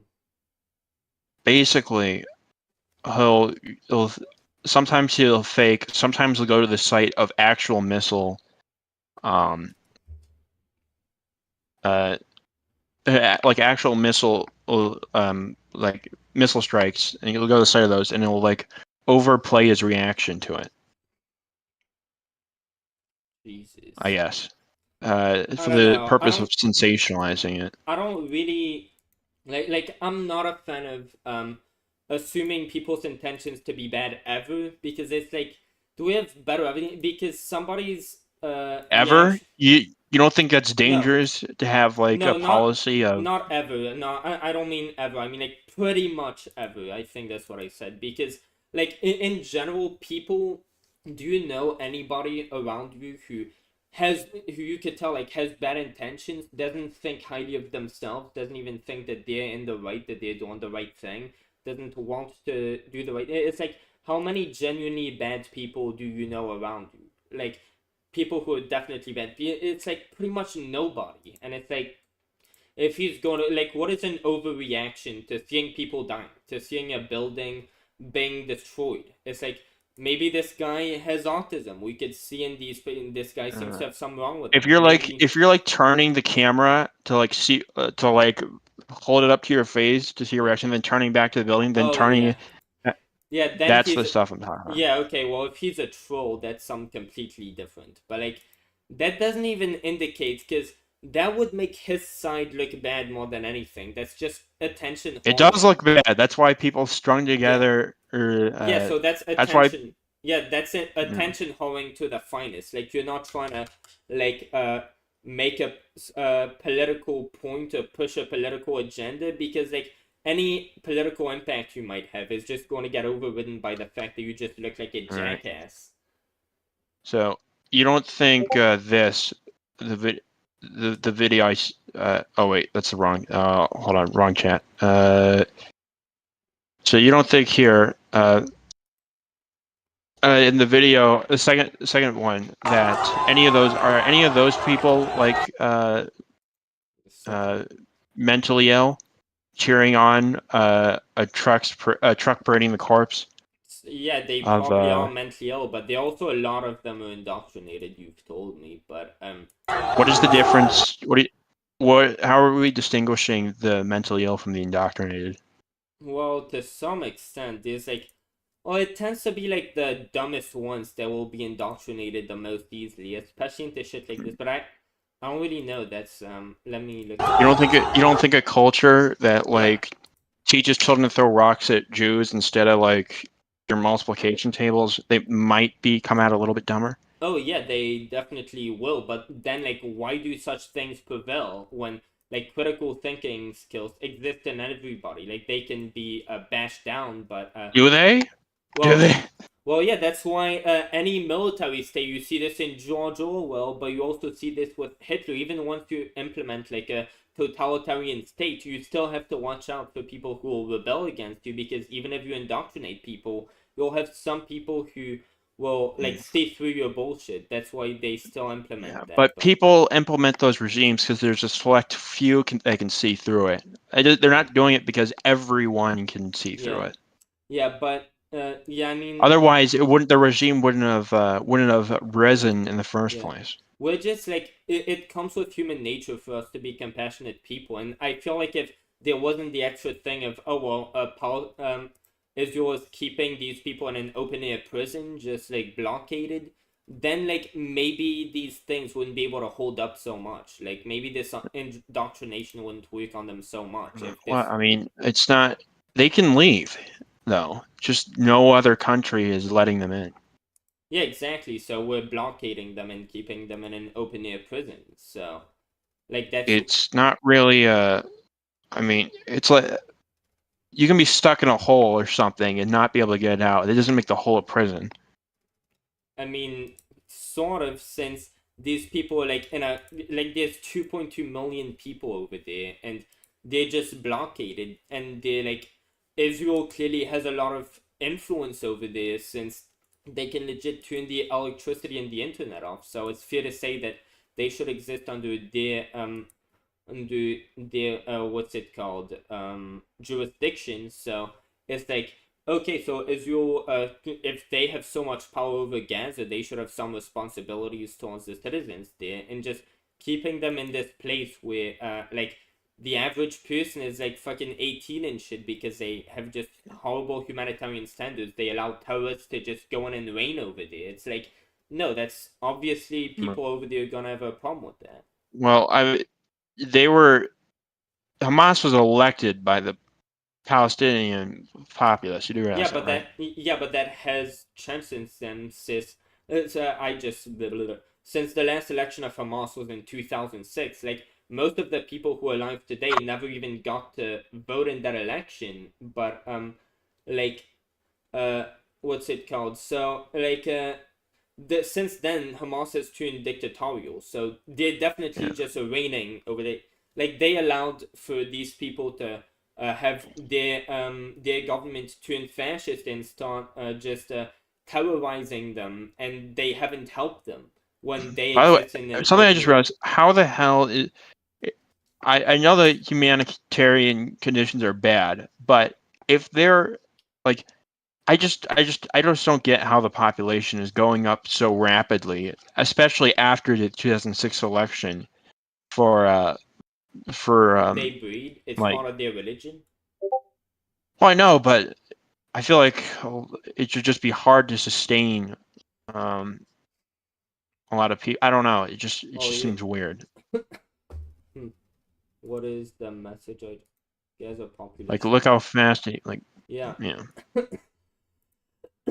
Yeah, dude, that's how the Middle East spreads. XD, but what were we looking at? Oh, nobody won't. Anyways, let me ask you this: what do you think turns people more radical, like committing murder and then not even serving a sentence, and then upon release, everyone is cheering you on, saying, "Yeah, you got away with murder, dude." And do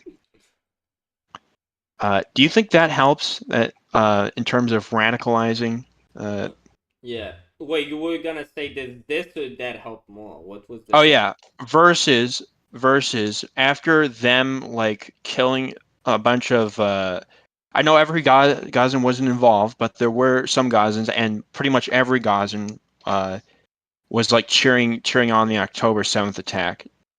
So you think getting wrecked after like cheering something on like that, which do you think, and then getting bombed, which do you think is more radicalizing?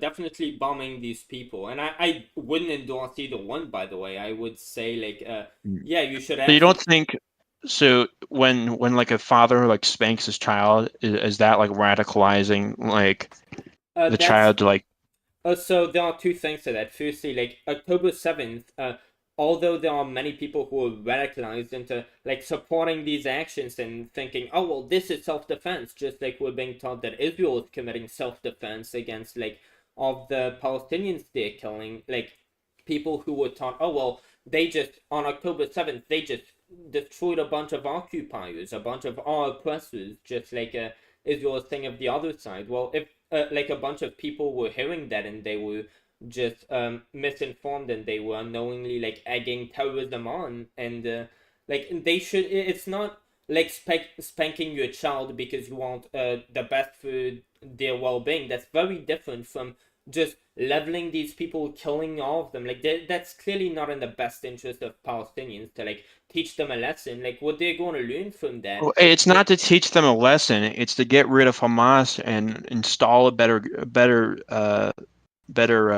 government for them. I doubt they're gonna like find a way for that. Except if they just eradicate all of Gaza. Apparently they're gonna start bombing like the South Gaza in Lebanon now. I haven't heard more about that though. Like they're having a humanitarian pause, but I think them having a humanitarian pause is like a bunch of leftists in the government. Joe Biden hasn't called for that, but like I know they're probably gonna get in everyone's good graces because like a bunch of people are demanding a humanitarian pause, and then they're gonna just go back to leveling Gaza even harder. And if anybody goes after them, they'll be like, "Look, you got what you wanted, that humanitarian pause." So they're probably doing that to like get in everyone's good graces before they do like even harsher bombing. So, I don't know how I feel about that humanitarian I pause. don't To be like honest. it either. I don't like the humanitarian pause. I don't think they should have Yeah. done it. My hope is that they have some sort of secret surveillance technology that they have yet to unveil that tracks the movement of Hamas And members across Gaza, and then so once they have that info, when they start bombing them again, they know exactly where they are and exactly where to fuck them up. And by the way, I definitely think since Hamas is breaking international law, when it comes to specifically Hamas members, I definitely think Israel should be still killing Hamas members during the humanitarian pause. They should be, but specifically if they kill civilians, that's off the table. But if they use that to go ahead and snipe Hamas, since like Hamas is That's not breaking, the agreement.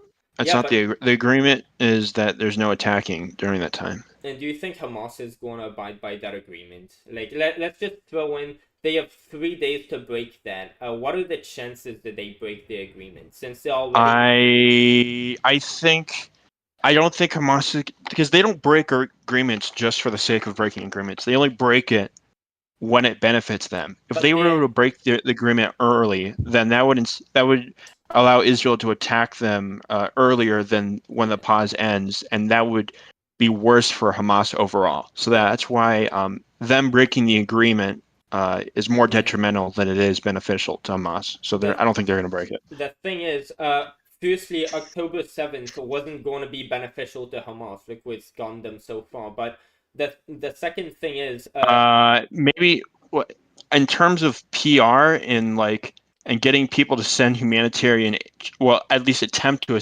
send humanitarian aid into Gaza.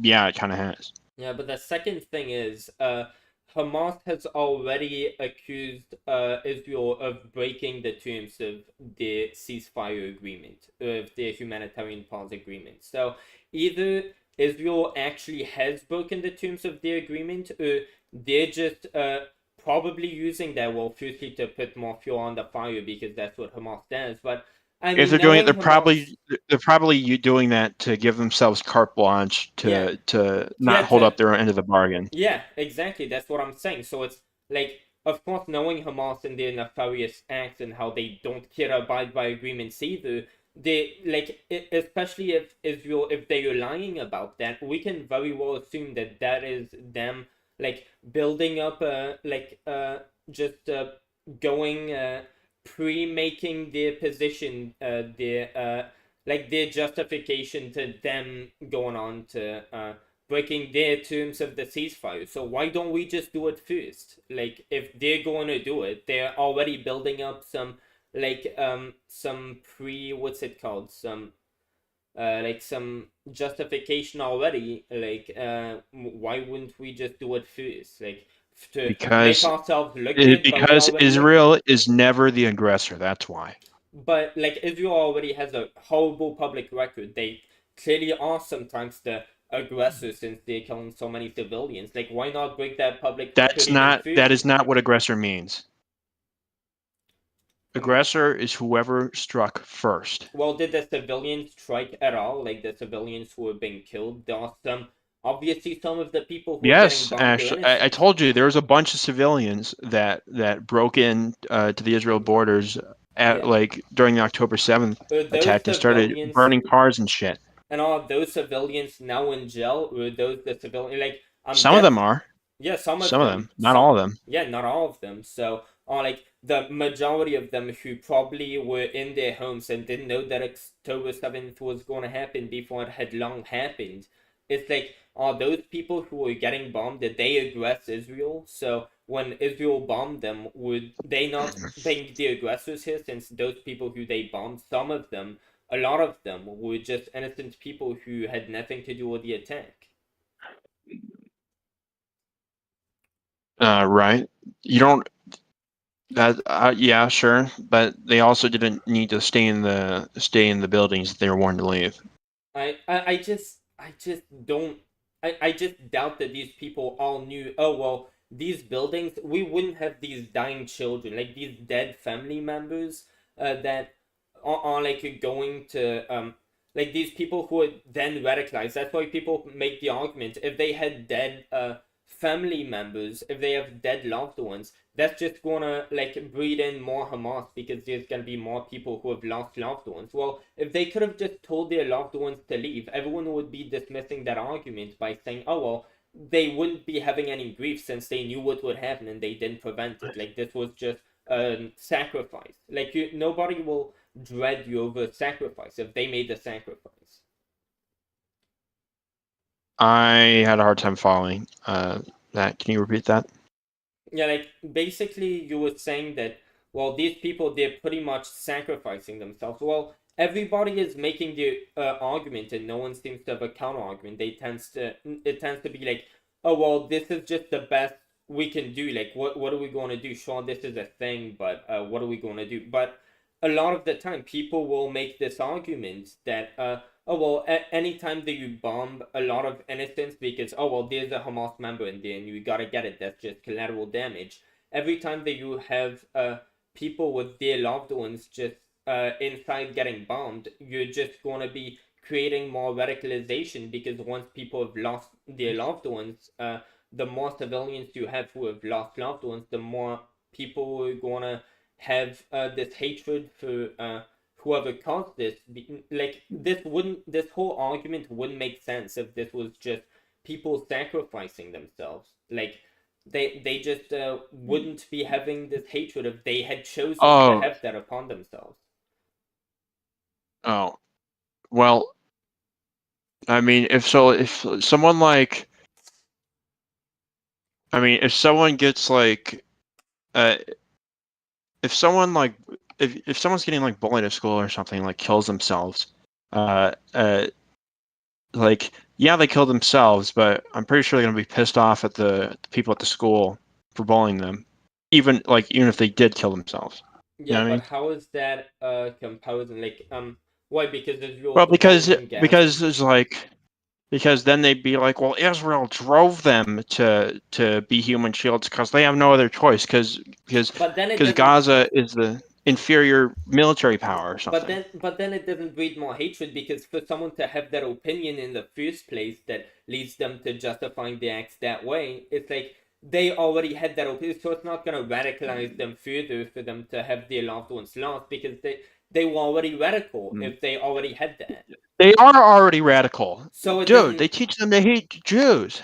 Yeah, so so what's the why isn't Piers Morgan, for example, he conceded to that argument when Piers Morgan was asked. So when somebody loses their loved ones from Israel's bombing, like what's a proportionate response to that? So yeah, it just breathes in every time you have a terrorist attack like that. It just like from Israel just terrorizing Palestinians by bombing them, like that just results in a lot of people who have lost loved ones and who are now going to turn into terrorists, who are going to be Yeah. radicalized. Piers Morgan was left speechless because even he is a like very pro-Israel person who does, to his credit, have a lot of people on the other side on his show to debate. Like he remains pro-Israel.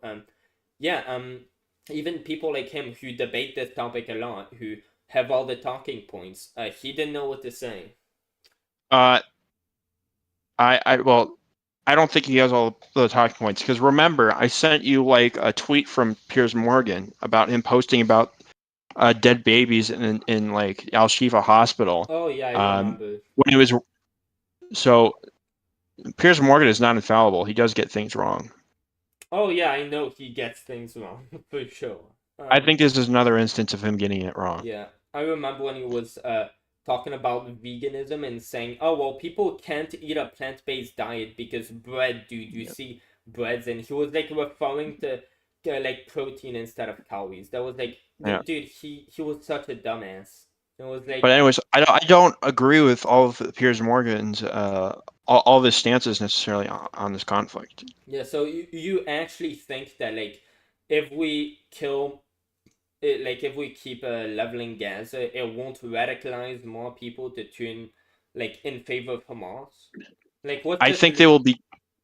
I think they will be just as radical. Yeah. So in the end, so your solution, it would go so we kill all of Hamas, and we instead Israel just brings upon them better leaders. Well, how do you think like this the Gazan civilians are going to accept those leaders? They're going to comply with the rules? Like how is that going to turn out? Like what's the solution that you propose going to look like in the long term? What if you? So there's a couple options. It's reinstated. There's another third party that governs them, or it's like, or one of the other Palestinian organizations steps up to it. Maybe the what's it called? I think, is it Fada? Yeah, maybe Fada steps up. Yeah. Who knows? Wait. By the way, I know I should know this because like but I'm asking the question. Do you know if Israel has had said how it is planning to get that resolved once it's done dealing with Hamas? Like have they given the ideas as to how they plan to like take overtake the government or whatever? I'm not sure. I've not actually looked at that. Yeah, me neither. I'll have to do more research on that. But the point is, when even if someone's super hateful, all right, you want to probably, and there's not really a whole lot you can do to change that. You'd still try your best. At the end, you still want to make it so that at the end of the day, you could say, "Well, I tried my best to be peaceful." But then, like the original point that I was making is that, like, as much as you can have a lot of civilians be hateful, the hateful civilians who are now supporting October 7th, they didn't kill anyone. Like, they didn't lead to, even though they are supporting Hamas because they were misinformed about the nature of October 7th, they, as much as they might be hateful in supporting October 7th and now supporting Hamas because they are misinformed, like, they don't have culpability. Like, the people cheering on October 7th as it was happening on Twitter, making fools out of themselves in Twitter video, yelling Allahu Akbar and looking super happy. Like, they didn't perpetrate the attack, and they aren't as guilty as Hamas, like, in any way, shape, or form. They're just dumbass kids. But what about the ones that like participate in public stonings? Yeah, they put them on trial, or just stone them. Fuck it, stone them. No, don't stone them. Oh, okay. Well, put them up for trial for stoning and give them the death penalty for murder. That's how I say. But, well, Israel should just like, how are they going to take over the government now? Like, that's a big question that I think, like, how are they going to find a way to like reinstate a government that suits them without the Gazan civilians turning on them if they're just so hateful towards Israel? Whatever solution Israel is going to have next for them, they're probably going to rebel against it, since, like, Israel will have killed so many of their civilians and will have just like, what's it called, like, relocated them or whatever. Like, I mean, rebel. I mean, we'll just have to shut it down if they rebel. I mean, they've rebelled in the past, and Israel shut it down. So, yes. So, although there were a bunch of casualties when it happened on Israel's side mainly. yeah.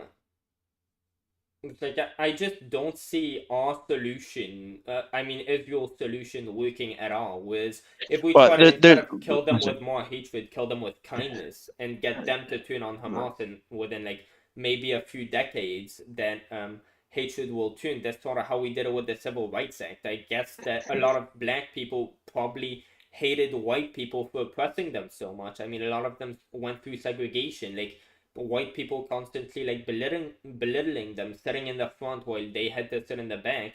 I'm sure a lot of them had hatred against what, and you can still see that transposed to this generation, where a lot of, as I mentioned in my like Niggerwood video, like, this hatred just carrying down generations, where, like, people still have their grandparents living with them who, like, lived through segregation, just saying, oh, these white people, they did to me, and then they just, like, use that onto themselves to say, oh, well, you white people did all. It's like, that goes down generations. But should we have just, like, kept them segregated because, oh, well, now they hate us, so what are we going to do? Like, we can't just have them have equal rights, so they'll try to overthrow the government by, like, voting for anarchy or whatever the fuck. When they realize that you're on their side, you're trying to help them, so maybe if they want to help themselves with their, like, shitty conditions, they should try to help themselves by helping the people who are helping them, now that they're clearly on their side now. Like, there's only so much we can base course of action on what people should be doing.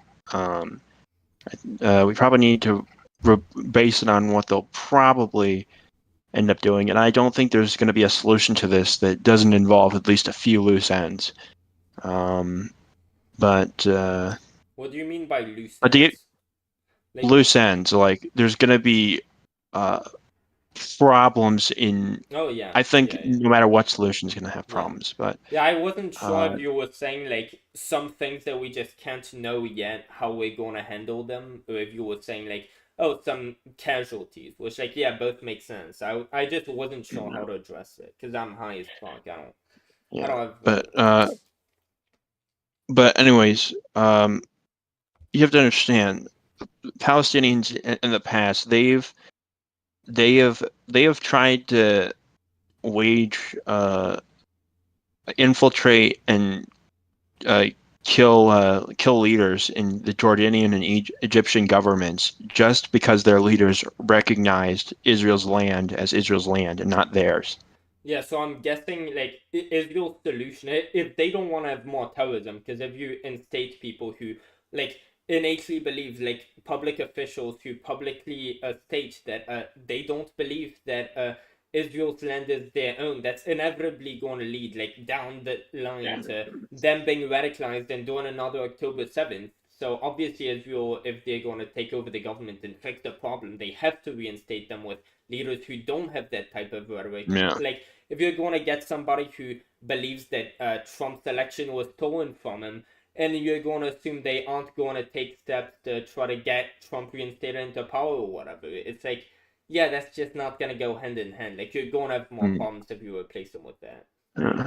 Well, to be fair, because Fatah, which was running against Hamas back in 2006, they used to be violent, not as violent as Hamas, pretty violent, but then they became more diplomatic and willing to talk things out.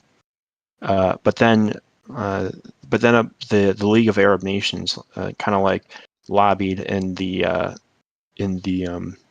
Palestinian, in the Gaza election process, and insisted that they let people vote, and then the people voted for Hamas, and then Hamas consolidated their power and didn't let people stay in. So maybe we can get something like Fatah, well, something better than Fatah, hopefully. But Fatah would certainly be better than Hamas. Yeah, I don't know about any of that, but it's more about how we should expect them to go, not like whether the past shows that this can replicate. It's like we're seeing that Israel doesn't seem very concerned in this instance with like Palestinian lives or any of that. Like, they just want to go for Hamas mainly, and like, yeah, try not, like, definitely don't target civilians. Why the fuck would we do that unless we just want to do more collateral damage? But it's like, yeah, they're mainly going after Hamas, but like, what's to say that they're going to be more leaning towards Palestinian human rights and things that are going to get them to like be more accepting? Like, later on, once they reinstate a new leader, they going to find a way to find a balance between somebody who's just going to want their destruction and who don't recognize the legitimacy of Israel's land being its own, versus like a Hamas member who's versus somebody who's just gonna just disregard Palestinians for like just Israel, and who's not gonna act in the best interest of Palestinians, who's therefore gonna have the Palestinian people rebel against them. It's like, this really is going to be a tough situation. Israel hasn't even addressed how it proposes to do that, as far as I've heard. So like, do you have any idea how we could do that? I really wish like CP Jukes would just join. Well, it's like what, like 3:00 where he lives? Dude, I see him like 3 in the afternoon. You mean? No, at night. In the morning. Because I see him like awake. So maybe he's awake a lot at 2 in the morning when I'm like looking through Discord, because like he just woke up. Fuck yeah, that's shit. That's fair. It doesn't even say he's offline. Maybe he just keeps his computer on. But yeah, that's probably it. dude, I really want to send Vegan Games like my shit on the N-word to see how he reacts to it. I hope he doesn't say like the audio quality is fucking shit, dude. I can't watch this. Cancel. Yeah, dude. I tried to send him, like my first shit that like. Now I'm like, I don't know. There wasn't a lot of nuance. There's like some stuff that I'm not too sure anymore. Like that Israel video that I sent in chat earlier. Like, I tried to send that to Vegan Games to see, like, because he tends to be more pro-Israel in a lot of ways, and it's like, I don't know. I've always regarded his opinion as like, he is a balanced person who will give it like how it is. Like, he's definitely not partisan, and it's like I'm actually kind of surprised he would support Israel. I kind of expected someone like him to support Palestine. Oh, no. He's completely pro-Israel on this. Wow. Like, and yeah, I wanted to get his opinion of this video because I knew, like, he was going to disagree with everything. And, like, on the Second Amendment, for example, like, he destroyed every single one of my arguments. And, like, I was against the Second Amendment. I wanted to have, like, so, like, in France, they don't have the Second Amendment. No one has firearms, and it just looks a lot better. And, he destroyed all of my arguments against the Second Amendment. Second Amendment is great.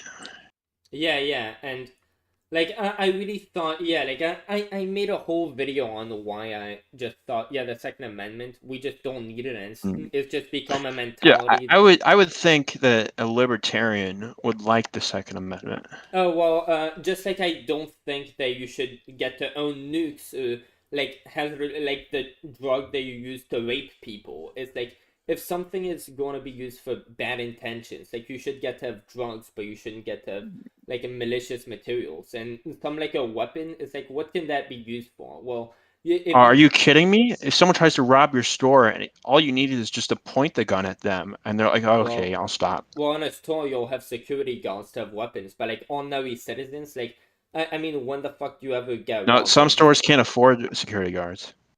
You have to pay those people. You do realize that, right? Yeah.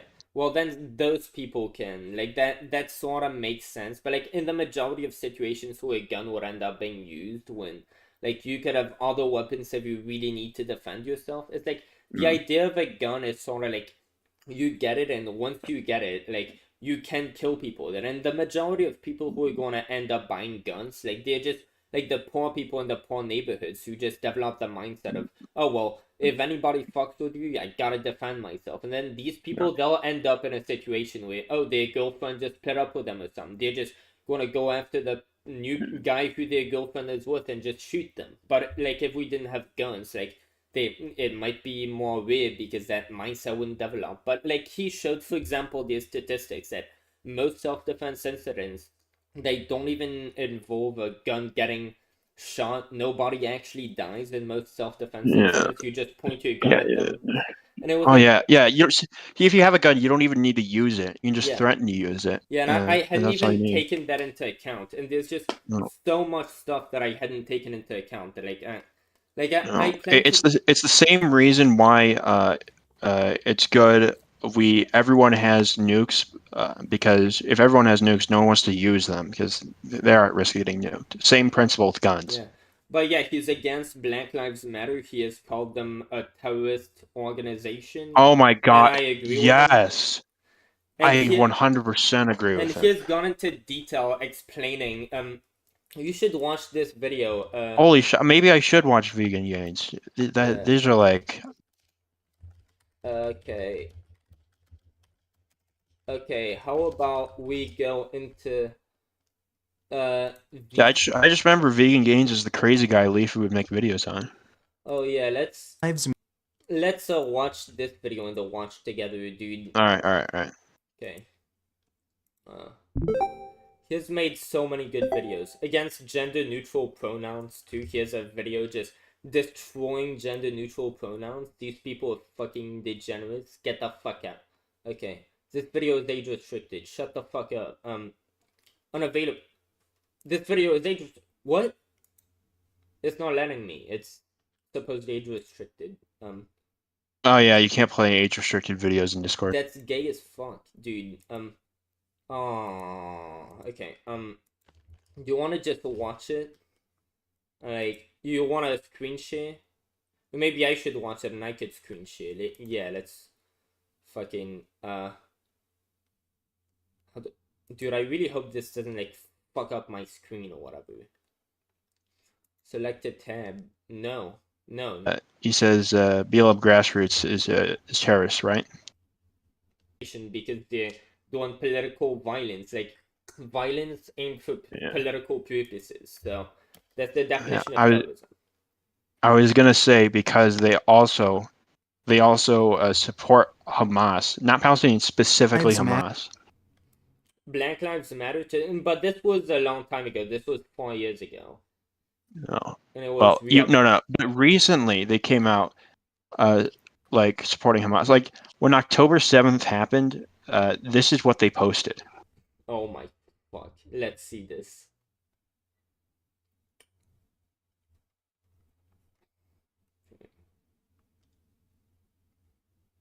By the way, you're watching my screen share? Oh, hold on. Yeah, just show okay, there we go. Yeah, but Black Lives Matter, like, their leaders have legit tweeted shit like, I forgot what it is, but, I'm pretty sure he copied that video. Dude, is it... Are you gonna send it? Are you looking for it? Yeah, it's the I Stand With Palestine thing. Oh, and is that a suicide bomb? Or yeah, that's so that I don't know if you remember, but the the Hamas came in on paragliders to kill people at the festival. Oh, really? I didn't know about Yeah. that. Jesus. Yeah. Okay. So if you're the fact that they're posting a guy in a paraglider is specifically to reference that. Oh, okay. No, dude, look at the screenshot. Tell me if you could hear that. You could hear it? Can you play it again? Can't hear it. Oh, you could hear it? I can't. Oh, fuck. Dude, you want to screen share and see if I could hear it? No, I don't think you can. I don't think screen share works with audio unless you connect a bunch of bullshit through external software. Oh, yeah. Dude, do you want to just watch it or? I think it's Uh, an awesome video. Yeah, I'll watch it on my own time. Yeah. Ten among you Oh, yeah. is an N-word. So Well, I shouldn't have put. Well, it didn't go. there's something else I want to talk about. Your opinion on borders. You said that we should get rid of borders. Yeah. Why? Well, multiple reasons. So, firstly, I think it's just like a sort of segregation by country, right? Like every country is going to have like different standards for how they treat their own citizens. And if you believe in the principle of, well, the American dream, I believe that's a global principle we should extend it. Like the reason why the American dream is so well seen by Americans is because it's well seen by everybody. That's why everybody wants to move here. Everybody should get to enjoy that right from birth, and that's why people want to move here, because they want to follow that American dream. And like, why should anybody be stopped from getting to have these human rights because they're on the other side of the border? Now I get there's some practicality with it, but like immigrants actually, if you look at it, immigrants they contribute more to social security. They put more in than they take out, for example. They also are able to, like, since I'm a libertarian, I also like that because they get to sort of allow people who hire for jobs to bypass the fascist like minimum wage standards. They don't have to hire them at like they can pay them less than minimum wage and not have to abide by the fascism of minimum wage laws. Yeah, so I agree with that, but the problem is when it's illegal immigrants. yeah, and I don't think somebody should be illegal. I think the concept of trespassing public property, that's an oxymoron. Like, we don't own this land to the extent where we can say, oh well, you can't walk over here. Like, who is anybody to say, like, this whole land, the public property, you do not have the right to visit this place? I think places like public property, they belong to everyone. Everybody should have the right to be there. Just like journalists should get to be like, do you agree that journalists should get to go and visit wherever, like, on any public place if they want to film something? I think everybody should have the right to enjoy, like, the right to be somewhere that is public property, like, regardless of where they were born, unless they committed a crime. That's so the problem is, if someone's illegal, can you, like, your law, like, how are you going to apply the law to them if they break the law? Well, you're going to throw them in jail if they break the law, and you're going to... or if they're not a citizen, that means that they don't have to pay taxes for, and that's not fair if everyone else has to pay taxes, but they don't. I don't think anybody should have to pay taxes, but I think if you okay. Even if you think no one should have to pay taxes, if you accept that everyone does pay taxes, surely you would also have to agree. Yeah, and I think that it's not fair if everyone else has to pay them, but some people are exempt from them. But the system that I want is that like, you have taxpayer, like, there is a taxpayer system. We don't just abolish taxes, but we make it so that the taxes, like, you get to individually choose, like, which causes every penny of your taxpayer money goes to. But also we, like, have a system where we recognize non-taxpayers versus taxpayers. If you're a taxpayer, you get to enjoy the privileges of, like, the public systems that we make, and, like, otherwise, if you're not a taxpayer, you don't get to enjoy those privileges. So if you would be an illegal immigrant or not, you would have to pay your taxes. Well, just I like mean, any other you sort of citizen. do get to choose by voting. Yeah, and I think you should also. Well, I You think you also should. get to choose by choosing which state you live in. Yeah, and I think there are some nuances to that, but I think if you then apply for citizenship, especially if you have lived here for many years and you haven't committed crimes, you should automatically get to be a citizen after a few years of having like paid taxes over here, I think. Okay. But the crime is living on foreign soil without any permission or citizenship. That would be the crime. I don't think that should be a crime, morally speaking. It's all like Mm, I don't know. You are just as much in also. like you are just as much responsible of like Mm, you can't choose which rights you have, and like the rights that you get as a citizen, whether or not you have human rights, can depend on which side of the border you're on. But you have human like your rights to determination that should be a right that everyone has, including that of going over to some other soil. But the thing is, most of these immigrants, like from Mexico, when they immigrate, like you wouldn't leave everything you have behind. Just like I wouldn't leave everything I have, leave like my home to go to some foreign place where I don't even have rights. Like nobody would do that. Nobody would leave their home. People die to stay fighting for their countries, fight like stay in their home. The reason why they would flee is because they're fleeing danger. Like why are we making such a uh thing out of the border? Oh well, we're so afraid of what's coming over here. Well, if we're Also, so afraid of what's going over there, the drug cartels, if we're so afraid of the violence, like, of course they're afraid of that, and that's why they're coming over here, because they want to flee that. And, like, who are we to say also, that they can't do that? do you think identity theft is a concern? How so? I mean, of course it's always a concern. How does immigration come into that? Because if you're not documented as a citizen, then you're not your identity isn't registered with the government, and then so you could pretend to be other people by faking I mean, IDs or yeah, but most of the people, again, like, there are some bad people who are going to come in, but, like, I think in general, it's like, again, most things aren't all black and white. They okay. do But come with let some me ask you nuance. this. Let me ask you this. Who do you think is more likely to be a bad person? Someone who gets in the right way through all the processes, accepting them, or if we let people in just indiscriminately, But do you think we're bound to get a lot more bad people? I feel like we weed out no, how many no. bad people we're gonna get if we have a process. No, I don't think so at all, because I think firstly, like, regardless of where you are, most chances are you're a good person, whether you're trying to go to some destination or some other destination. It's like, but then, like, I went through the process because I came here when I was 6. I just got a green card, like, what, maybe 2 years ago. Mhm. Like, this is a long process, and we had to go through a lot of paperwork. There was a lot of times during that process where, like, Okay. we had an attorney. We were really, like, privileged in this situation compared to, like, most You Mexicans. Like, it was so hard for us, and many times in the process we really weren't sure. We thought, oh well, we might have to go back to France because we might not okay? get this. So it's like it's a very difficult process. So people who are, like, just fleeing another country with this violence, they definitely might not have the means to go through that process. They're just fleeing violence. And Hmm. most people, wherever they're born, they're good people. I don't see why we would assume, like, that these people are bad people because they're fleeing. I'm sorry, I speak a lot. So, do you know what do you think about airport security?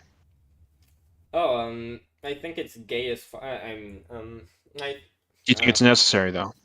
well, that's a whole different question, and maybe, should after the thing is, we made a lot more safety after 9/11, and it's like the Right. shit from 9/11. I guess maybe that safety might have been more necessary before 9/11. Like, there was a lot less security, and, like, what I hear the stories from some people, like, Vegan Gaines just said that apparently, like, before 9/11 he could bring a crossbow into school, and he almost, like, just shot the guy who was bullying him.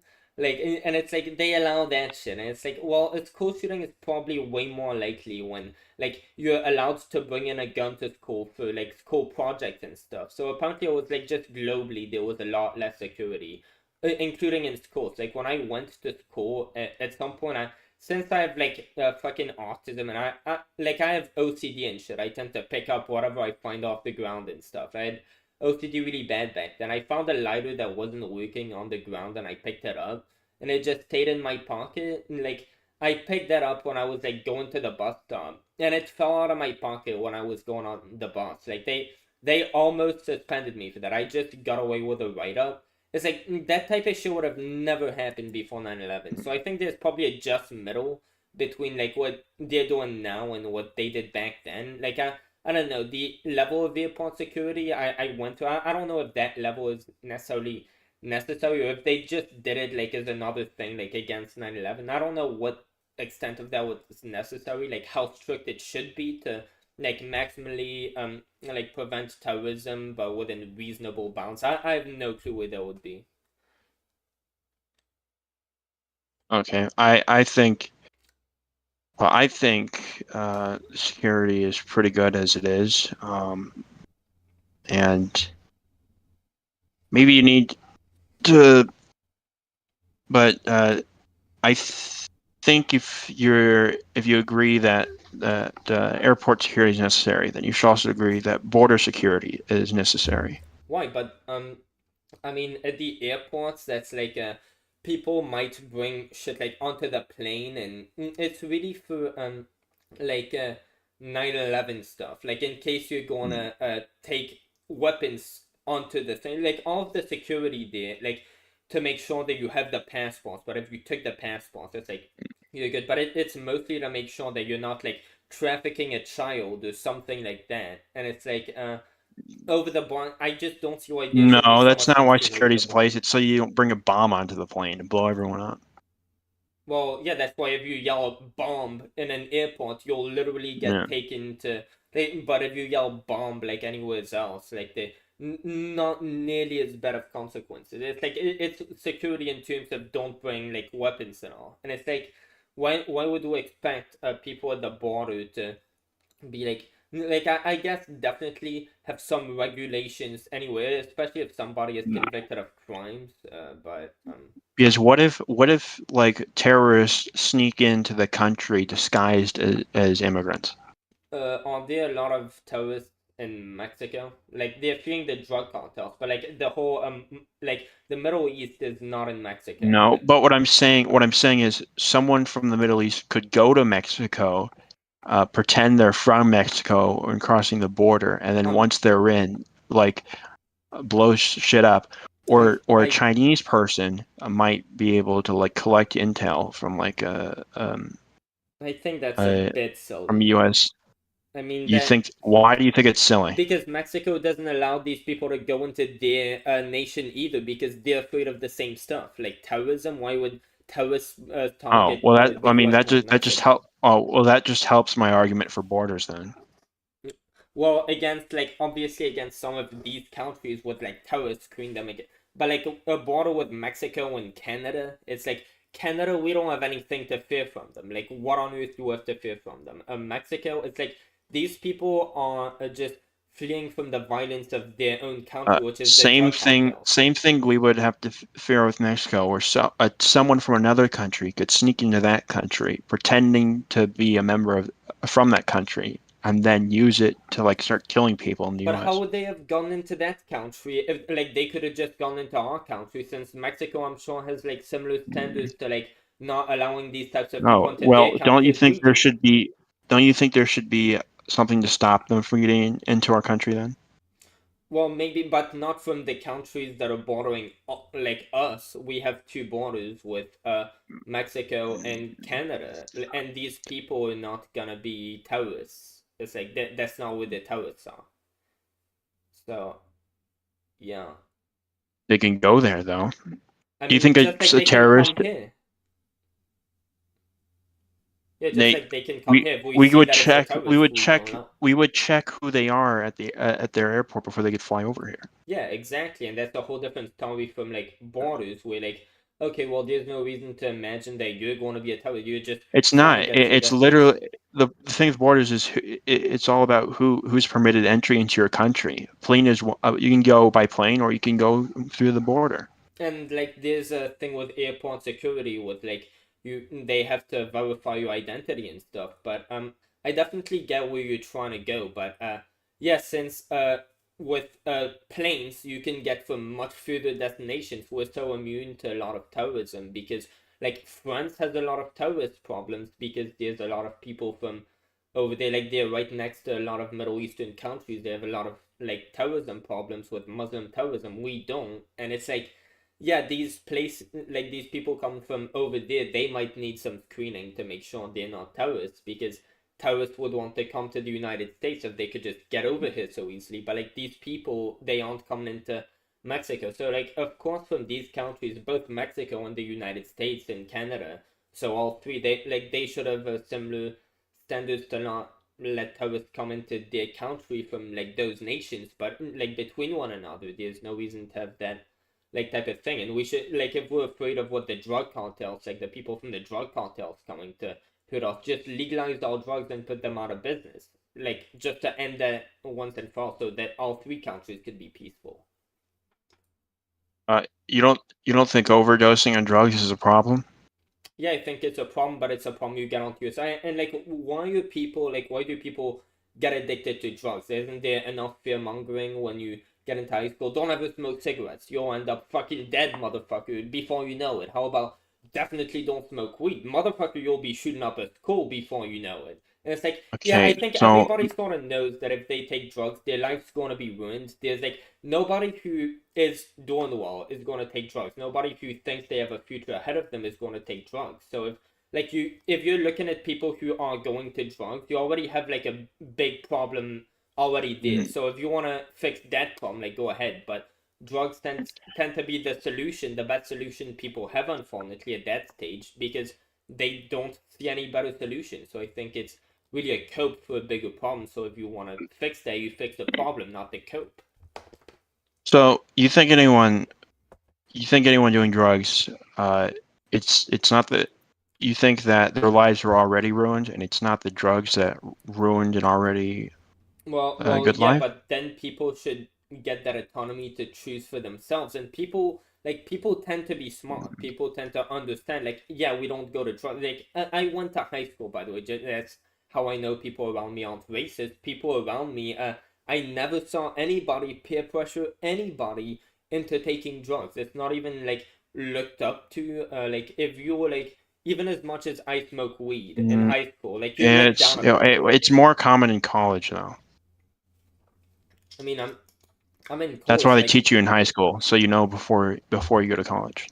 Yeah, but I mean, again, like I think this thing is way too fear-mongered over because I am in college now. Can't find anybody who does drugs, who does no, like that's just people don't do drugs. Like most people don't do drugs unless they have a mental issue. And if they're gone all the way up to college, it's like they have their lives together enough most of the time to like not be the type to be out on the streets doing drugs. Most of the people who are doing drugs are like out on the streets. Okay. They're the most desperate they can get. So you told me one stream that like you found like a blunt on the ground and smoked it. Because I'm a fucking degenerate. Like I'm an outlier. Okay, yeah. But the fact you could even find one on the ground, does that mean is that not proof enough that there's people doing it? Well, yeah, there are some people doing it, and also the thing about like blunts, that there's a whole different level between like weed smoking. Like some people who are just going to be smoking weed for a bit, like that's a whole different level than cocaine. If you're going to be doing cocaine, like there's problems with you. Clearly, you're going through problems in life. If your life was pulled together and you were just concentrated on your goals and making it through life and getting somewhere with your life, you probably wouldn't be doing that. So, like weed, I think that's there's lines to draw there. I think. You don't think it's ever happened where someone just didn't really know the side effects of weed, and they already knew where they were going, and then they were for weed set off. No, but okay, like, not weed, but the shit that they're yes. selling at the Mexican border, like fentanyl and shit. Yeah. Oh yeah, that's a whole different. And fentanyl should be illegal, of course. Like or meth. There's a whole different thing between poisoning someone and giving them like And at first, that's what like I used to, before I watched this emission on Greg Gutfeld actually, where he detailed that, I was like, oh yeah, if people want to buy fentanyl and they're getting fentanyl. It's like that, but that's not how they deal with fentanyl. What they do is that they pretty much poison you by sneaking these drugs into other drugs and just deceiving you as to what you're buying. So that's not giving that's not giving you what you paid for, what you asked for. That's just poisoning you. So it's murder. That's not just a market that is what's it called? That is like in nature just hurting people. It just gives people an option, but if it deceives you about what it's giving you, it's yeah, that's definitely going to be nefarious. Okay, well, giving people an option and deceiving them about what they're giving them is like how addiction usually starts. Yeah, and that's why if you legalize all drugs and you regulate it to the extent of, well, you can't you can't lie about what you're giving people. Apparently I'm watching The Goblin because I'm a big fan of his. He's buying shrooms and stuff, and a lot of people, when like they're hitting low, like their little business on the black market is like losing its reputation, they just start putting like just overdosing their things and just lying about the dose so that their customers are like, oh, well, this is the shit. This is just hitting me harder and they just lie about their dose to make people think, oh, well, this is the shit. This is hitting me harder. So like if you have just legalized these drugs so that you could regulate them, firstly, you put like the people who are gonna have these incidents with somebody stole from me, but it's in the drug market. Oh, well, since we can't have the law to like protect us, we're gonna have to use violence, resort to violence to fix these issues, and that's how you have like the war on drugs being so brutal and the Mexican cartels being so brutal, because you can't have the law to peacefully sort out these affairs. So I think like if you legalize drugs and you get those basic regulations going, that can definitely, because the drugs are going to be provided. If people want them, they'll like, of course, it's much harder to find than if it's legal, but if you want to very much are, way too much so, in fact, that, yeah, these drugs are going to ruin your life if you take them, so why on earth would you go on to take them? And people around you don't peer pressure you into doing that. Like, I've lived it for myself. I've gone to public school my whole life. It doesn't happen. It just doesn't.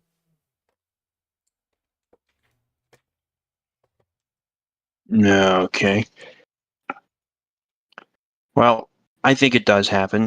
You just haven't seen it happen enough. Ever. Ever. Nobody's bragged about doing drugs either. Ever. I haven't seen that. Okay, have you bragged about doing drugs at your school then?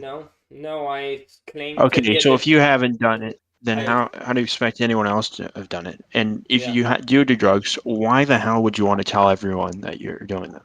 Because it's sort of a part of my life, and I'm just like, yeah, I'm just fucked up. It sort of gives me an excuse to be retarded, right? I'm retarded because, dude, Yeah, of course. Yeah, but yeah, I But- claim, yeah, I'm a degenerate for doing all this shit. I'm just trying to cope through fucking just garbage and all. And it's like, yeah, you shouldn't do that. I haven't told anybody that they should try drugs and all. I'm just like, Yeah. oh So yeah, dude, I'm fucked up on this. I'm going. Let's go. So if that's what it's like for you, where you don't usually tell anyone else about the drugs you do, then why would anyone else doing drugs be like? Shouldn't you also expect that other people doing drugs would do the same, in the sense that they're not telling other people about the drugs they do? Well, yeah, they wouldn't tell people, especially outside of their friend group. But like, yeah, it's like if I did fucking. Okay, so there could be a cocaine, whole bunch that do drugs that you don't even know about. Then. I mean, but people who are going to lean into drugs, firstly, like peer pressure, that I don't see that. I've never seen that. But like people who would lean into. By the way, drugs- I've seen it happen. Like, Yeah. But yeah, from personal experience, I've seen it happen. Yeah, people who would lean into drugs, it's because like they already see their life is going downhill, And and then, they're like, I just wanna kill then when it did happen, the person it happened to got into huge trouble. Yeah, and of course there are regrets, and a lot of the time the regrets that come with drugs is that you take bad stuff that's maybe laced with something and you end up dying. Like that can be a very bad thing that might come with being a drug addict. So what if it was you laced with regulate- something, but you didn't read, but there was a label that said it was laced with it, but you didn't read it? Well, it would like that's not really how regulated drugs work. If you say, look, I want to buy this drug, they aren't gonna just give you a drug and be like, oh well, you should have read the label. We fucking killed you, and the pharmacist just, I don't know, is just a terrorist trying to kill a bunch of people. That's What usually not what happened. You tell them, the I want that. pharmacist? Okay, usually before the drug is even prescribed, the side effects are described by the doctor prescribing it. Yeah, but like I don't know, you'd probably buy these drugs more like at a vape shop than like I just bought some shrooms. Could you believe that shrooms at a vape shop? Which I'm I'm pretty drinking sure right now. even I'm pretty sure that even vapes. I mean, I don't know, but I'm pretty sure that even they would have to on the have a label that explains the contents of the vape. Yeah, but like I mean like, dude, my weed. The guy who sold me this weed that I'm like holding up to my webcam, there's no label Huh? on this weed, dude. Okay, well, that's probably why it was a guy selling it to you. Yeah, The that's what fact. I'm saying. Wait, These guys are hold on. The fact it was a guy who sold it to you, and you didn't like buy it at a store or something. Like, why? What Yeah, but what that could have easily have been something else. no, And if that's it, my no, that's my manager at work who sell me the Cali uh, weed, bro. And he got the best oh, weed in town, bro. He got the good deals in it. okay. So I know So he got good sources, bro. He got okay, so I want you to imagine all the other managers at work that do the same thing, but probably sell a drug worse than weed. yeah. Let's not have them have to do that, because let's just legalize all drugs and have it regulated so that it's not laced with anything. That way, like that doesn't have to happen, and all the drugs have labels, and you could just not be a retard and read No, them, or you could just ask where can I get that, and they'll just tell you. Like, wouldn't that be no, much better? no. Here, okay. I think the reason why you think that legalizing all drugs would solve it is because you hear the arguments about legalizing all guns. No, I have never heard any argument pro or Oh, against until I made my whole video like against the Second Amendment and vegan gains, like destroyed every like argument that I made. Like before then, I sort of just gone with my intuitions, and the no. I could show you that video, by the way, that vegan No. gains reacted to that I made, but Okay. So if we don't want people like doing drugs, I don't think like I genuinely that probably hurts a society, right? I mean, but they should get to choose, even if people want, like that's like physician-assisted suicide. Like, of course, if somebody kills themselves, they aren't going to be productive to society anymore. But like the whole point of the society is to like make citizens get to enjoy their liberties as much as possible and get to. So if we're gonna restrict the citizens, like possibilities to be free and to do whatever they want with themselves for the sake of making the society strong. Like at this point, it's closer to a police state than a democracy. Like if we're just trying to, or a communist state or whatever the fuck. Dude, wait, I'm gonna be right back. I'm gonna go take a piss, dude. Okay. My left leg, I can barely feel it. Holy.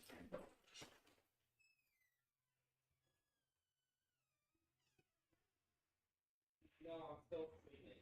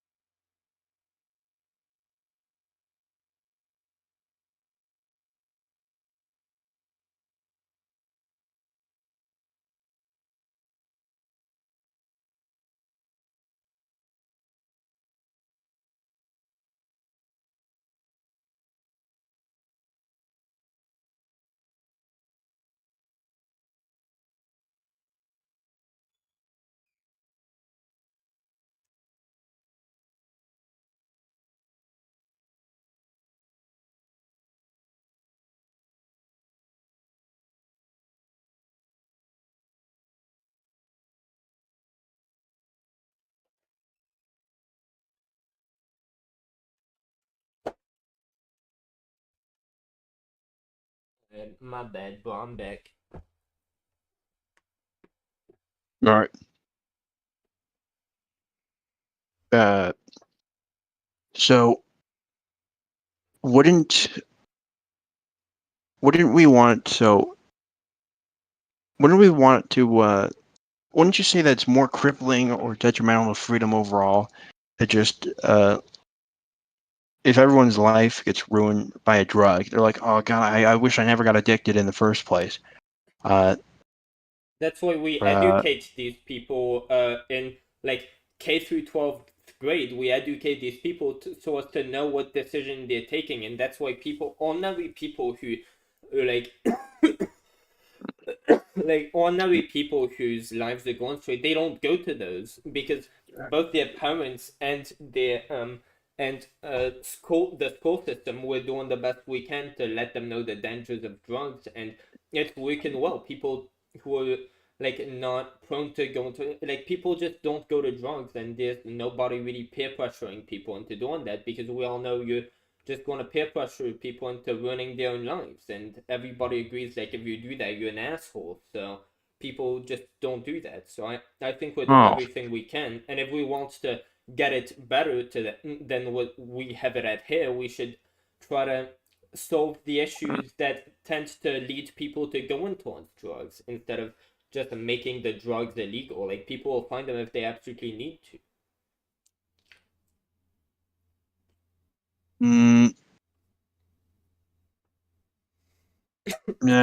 Wouldn't we want to?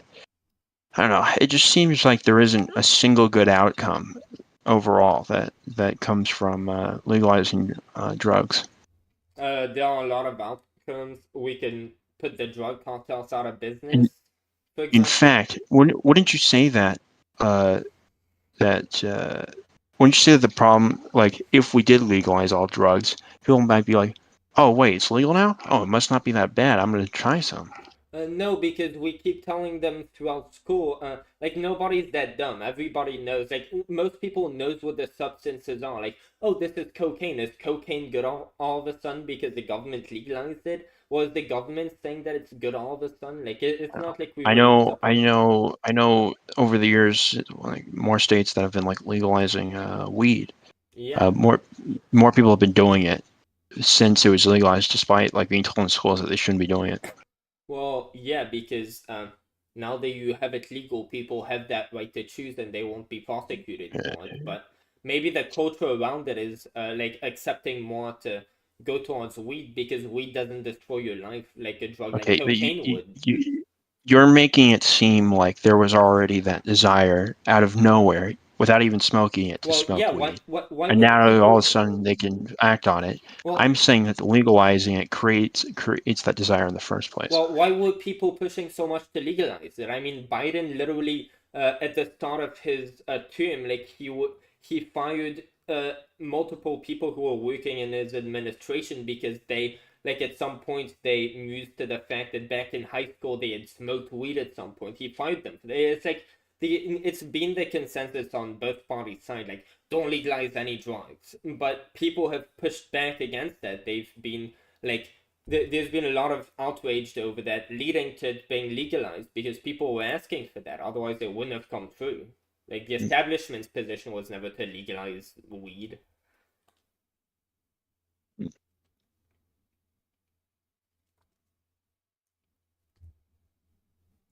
I just think if you start legalizing things like meth or But people know, like, you were saying, like, the culture, because we legalized weed, people, like, and I was saying, like, if we legalize those drugs, specifically weed, like, that is meant to do with the legalize all drugs argument. But what the premise that came with legalizing weed was we want this drug legal because we think we should get to smoke it, and we want to smoke it. But if it's shit like cocaine, it's like, oh, well, these drugs are going to get smuggled in, but, like, we want to put these smugglers out of business because these drugs are going to be on the market, and since they're going to be on the market, they might as well be regulated and, like, not be laced with stuff, and we're going to put the violence out of business because these people just competing to be at the top. Like once you killed Al Capone or whatever, like the lower downs, they would just start Oh, competing to be the new top dog, and there'd be more well, violence that escalates. Like if you put that whole thing out of business, you regulate it so that like if somebody, since that market is going to exist anyway, like it clearly has despite the war on drugs, because when you take out the top dog, there's just more competition.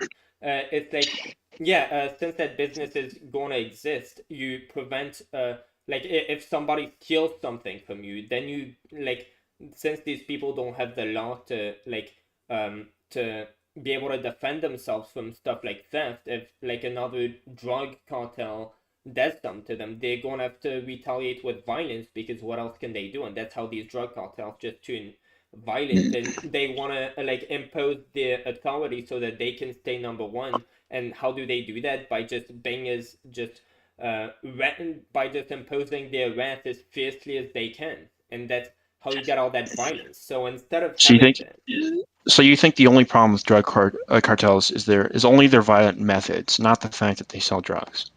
yeah, they should absolutely get to sell drugs. And I think when you do Oh, when you're selling drugs, I think drug dealers should be seen as heroes saving people's lives rather than because so like the thing is, that if you go to drugs, it's told to you enough that when you go to drugs, you'll be ruining your life. And it could be like when you're taking drugs, gonna that could make your life just start turning downhill. So people whose lives are going well, they aren't gonna turn to that. They know that it's a last resort, and people, like, nobody wants to kill themselves. People who end up going to that stage where they end up wanting to commit suicide, like, they're just out of options. They really want to get better, but they can't stand the okay, so misery let, that they're let me ask you facing. something.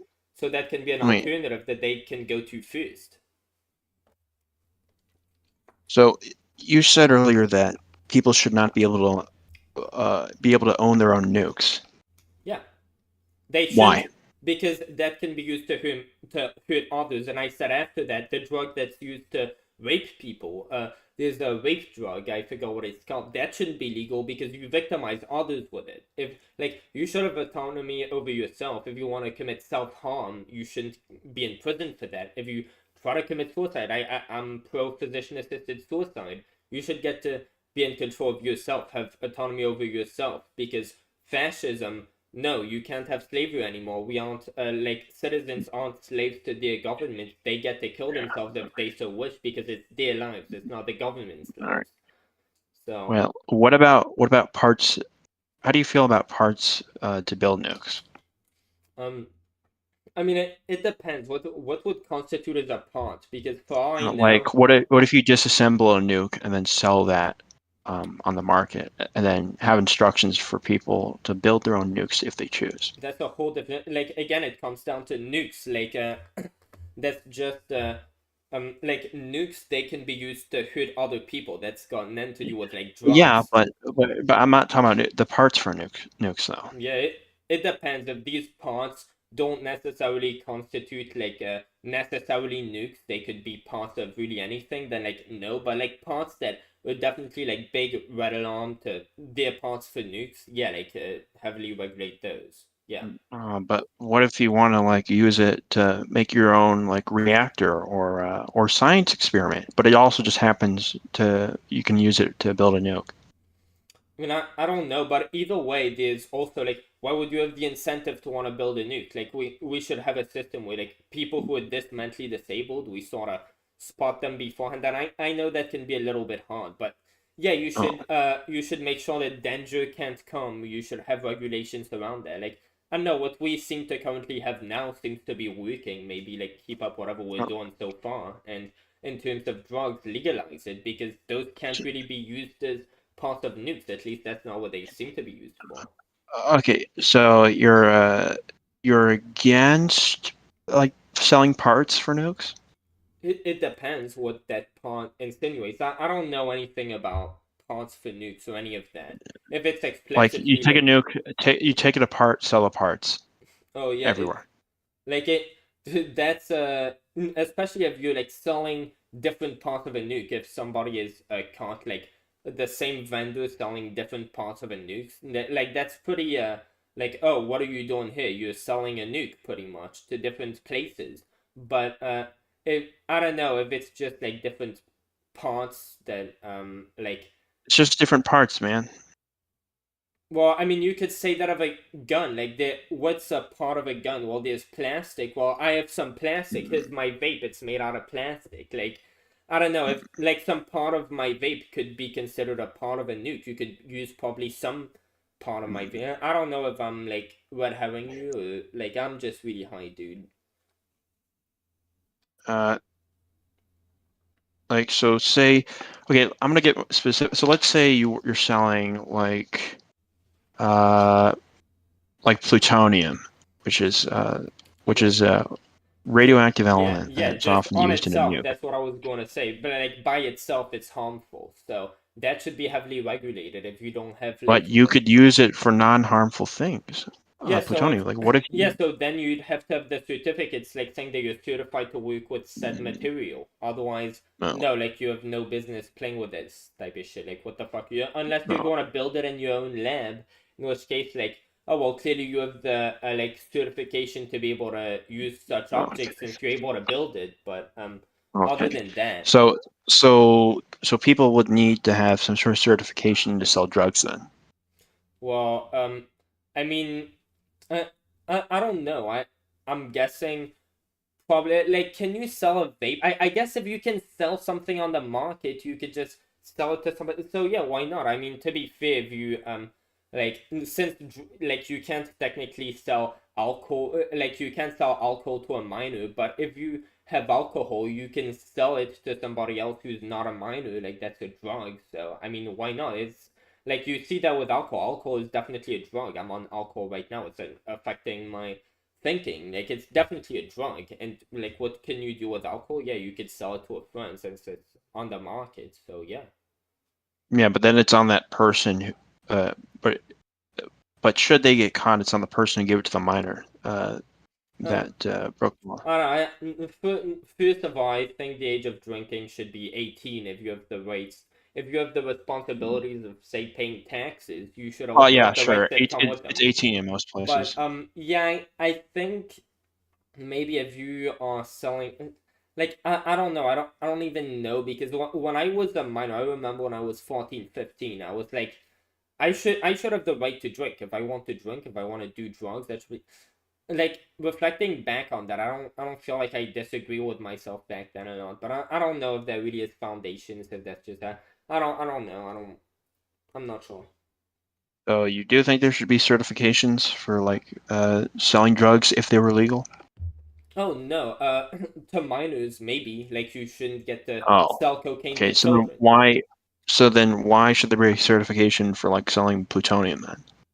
Because that can be harmful to others. Like it, unless if you're going to drug somebody else, like you shouldn't get to sell drugs that are laced with something that's obviously with ill intent. But if you Hmm. sell the drug that you're saying you're selling, like, and of course somebody could use it, I don't know, put it in a person's drink to kill them. Oh well, bleach kills people. Should they not get to sell bleach? So that's like another argument there.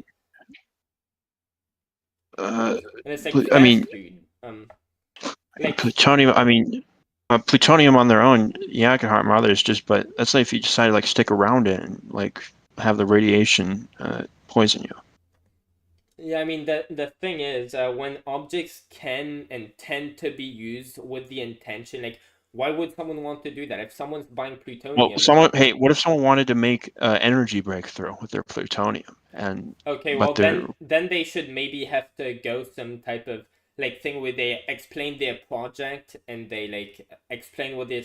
I'm not really sure on the specifics of that, but in terms of like selling drugs, I think I know like what was it called? I forgot what I was about to say, but yeah, fast food. Like a McDonald's, they get to sell you fast food. Well, guess what? Fast food, it's easy, especially to like it. Everybody will tell you, oh well, you shouldn't go get fast food. It's unhealthy for you. But if people do it, you can't really blame the government for making you fat because oh well, McDonald's is open. If you want to go there, you can oh, go of there. course, You can choose I to. would blame the parents at that point. Yeah, and you could choose to fixate on whether you want to have a healthy life or not. If you want to start working out, stop eating fast food, like that's up to you. If you And that's why most parents they should raise their kid not to do drugs. They do raise their kids not to do drugs. Some parents don't care about their kids' health, don't care about their own health. If they, like people who don't care about their kids' health, they don't care about their own health either. People who just give them shits and all. But we can put that on the parents, though. Yeah. Yeah, of course. Okay, but so back to the plutonium thing. So there needs to be some sort of like proof of intention or something. Some type of regulations around hazardous materials, sure. Because you could have some insane person just buying things so they can nuke all of the United States. Like, let's just have some guy with like hyperautism and hyperschizophrenia who fucking also like was dropped on the head as a kid. Like, that happens though. Enough people in the United States have somebody like that with fucking high functioning autism, and like, I mean, you have to watch out because one person and they could kill just a bunch of people if you let them have the right material to do so. So I definitely get the like extreme caution behind that type of stuff with hazardous material like that. Yeah. Well, what if like you like pay someone else to sell someone you don't like drugs so you can get their life ruined?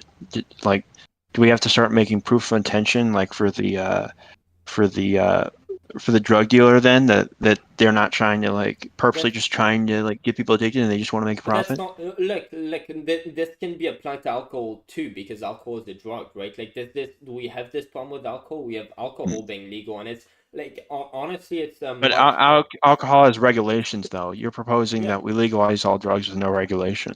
No, I'd say like I think it genuinely like the same regulations as with alcohol, I think, but like make it 18 instead of 21. So I think same thing as we have with alcohol, just 18. I think that's probably the most reasonable thing. Like then I'm like, oh, I don't know. When I was 15, I really thought, like, I should get to do whatever the fuck I want, dude. But like, I don't know. Maybe I was wrong. I think it's. Oh yeah. Also. Yeah. Also, alcohol doesn't like.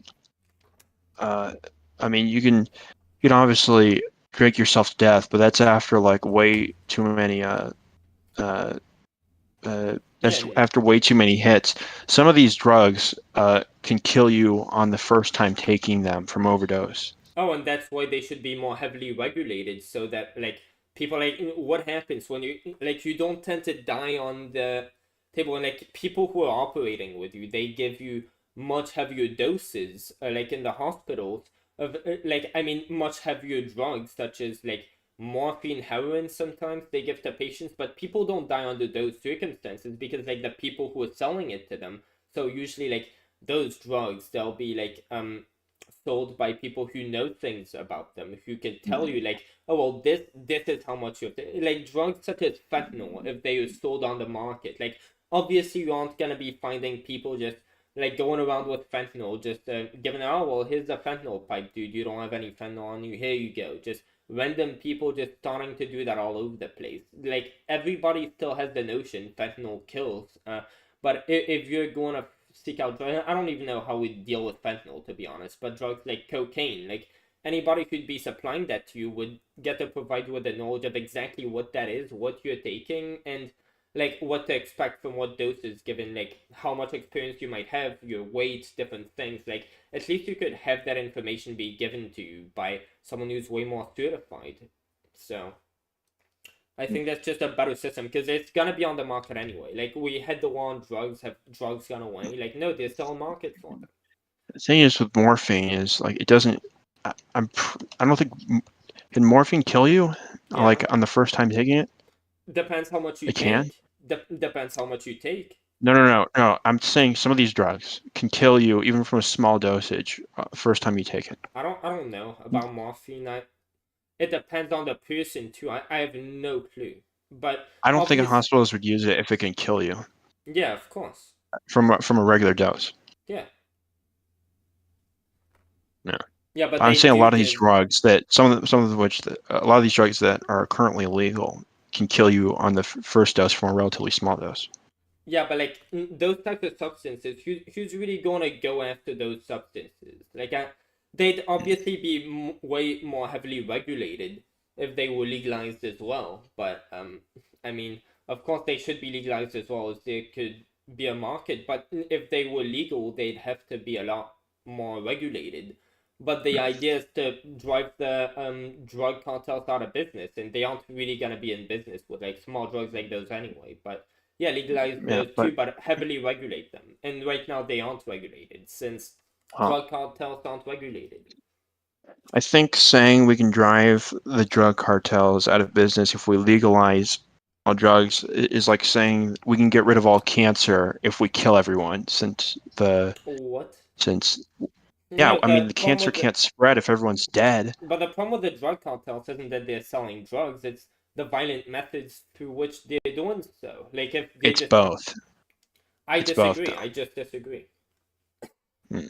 I think you giving somebody the like tools they need to carry out their autonomy, that's a good thing. That's just you're giving people the liberty, and as long as you give them the information of just getting to know what these substances will do to you, which is the point of public school amongst many things. Like you're not doing anything wrong. You're just giving people freedom, and freedom is a good thing. Okay. I'd say it's. I feel like you take away a lot of your freedom. You, without knowing it, choose to give up a lot of your freedoms and you start doing drugs, because then you're addicted to the But drugs, and then it starts controlling your decisions. yeah, but the thing is, how do people get to that state? Because you're told enough times as a kid, like all the time, if you start doing drugs, that'll take over your life. Nobody's going to resort to these drugs unless they come to a point in their life where they're already messed up. They're already like messed up on the inside. Their life's already just like screwed over. They just need to cope, and they're either going to commit suicide, either do that, because that's really a last resort, just like suicide. Like, why do people commit suicide? Not because they want to. Why would anyone go on drugs when they know that it is probably going to ruin their life? So probably because they don't want to kill themselves, and that's the only like reasonable assessment I've ever gotten out of it. I remember I debated some my first ever debate on a server I'm now banned from. Fucking dumbasses, but yeah.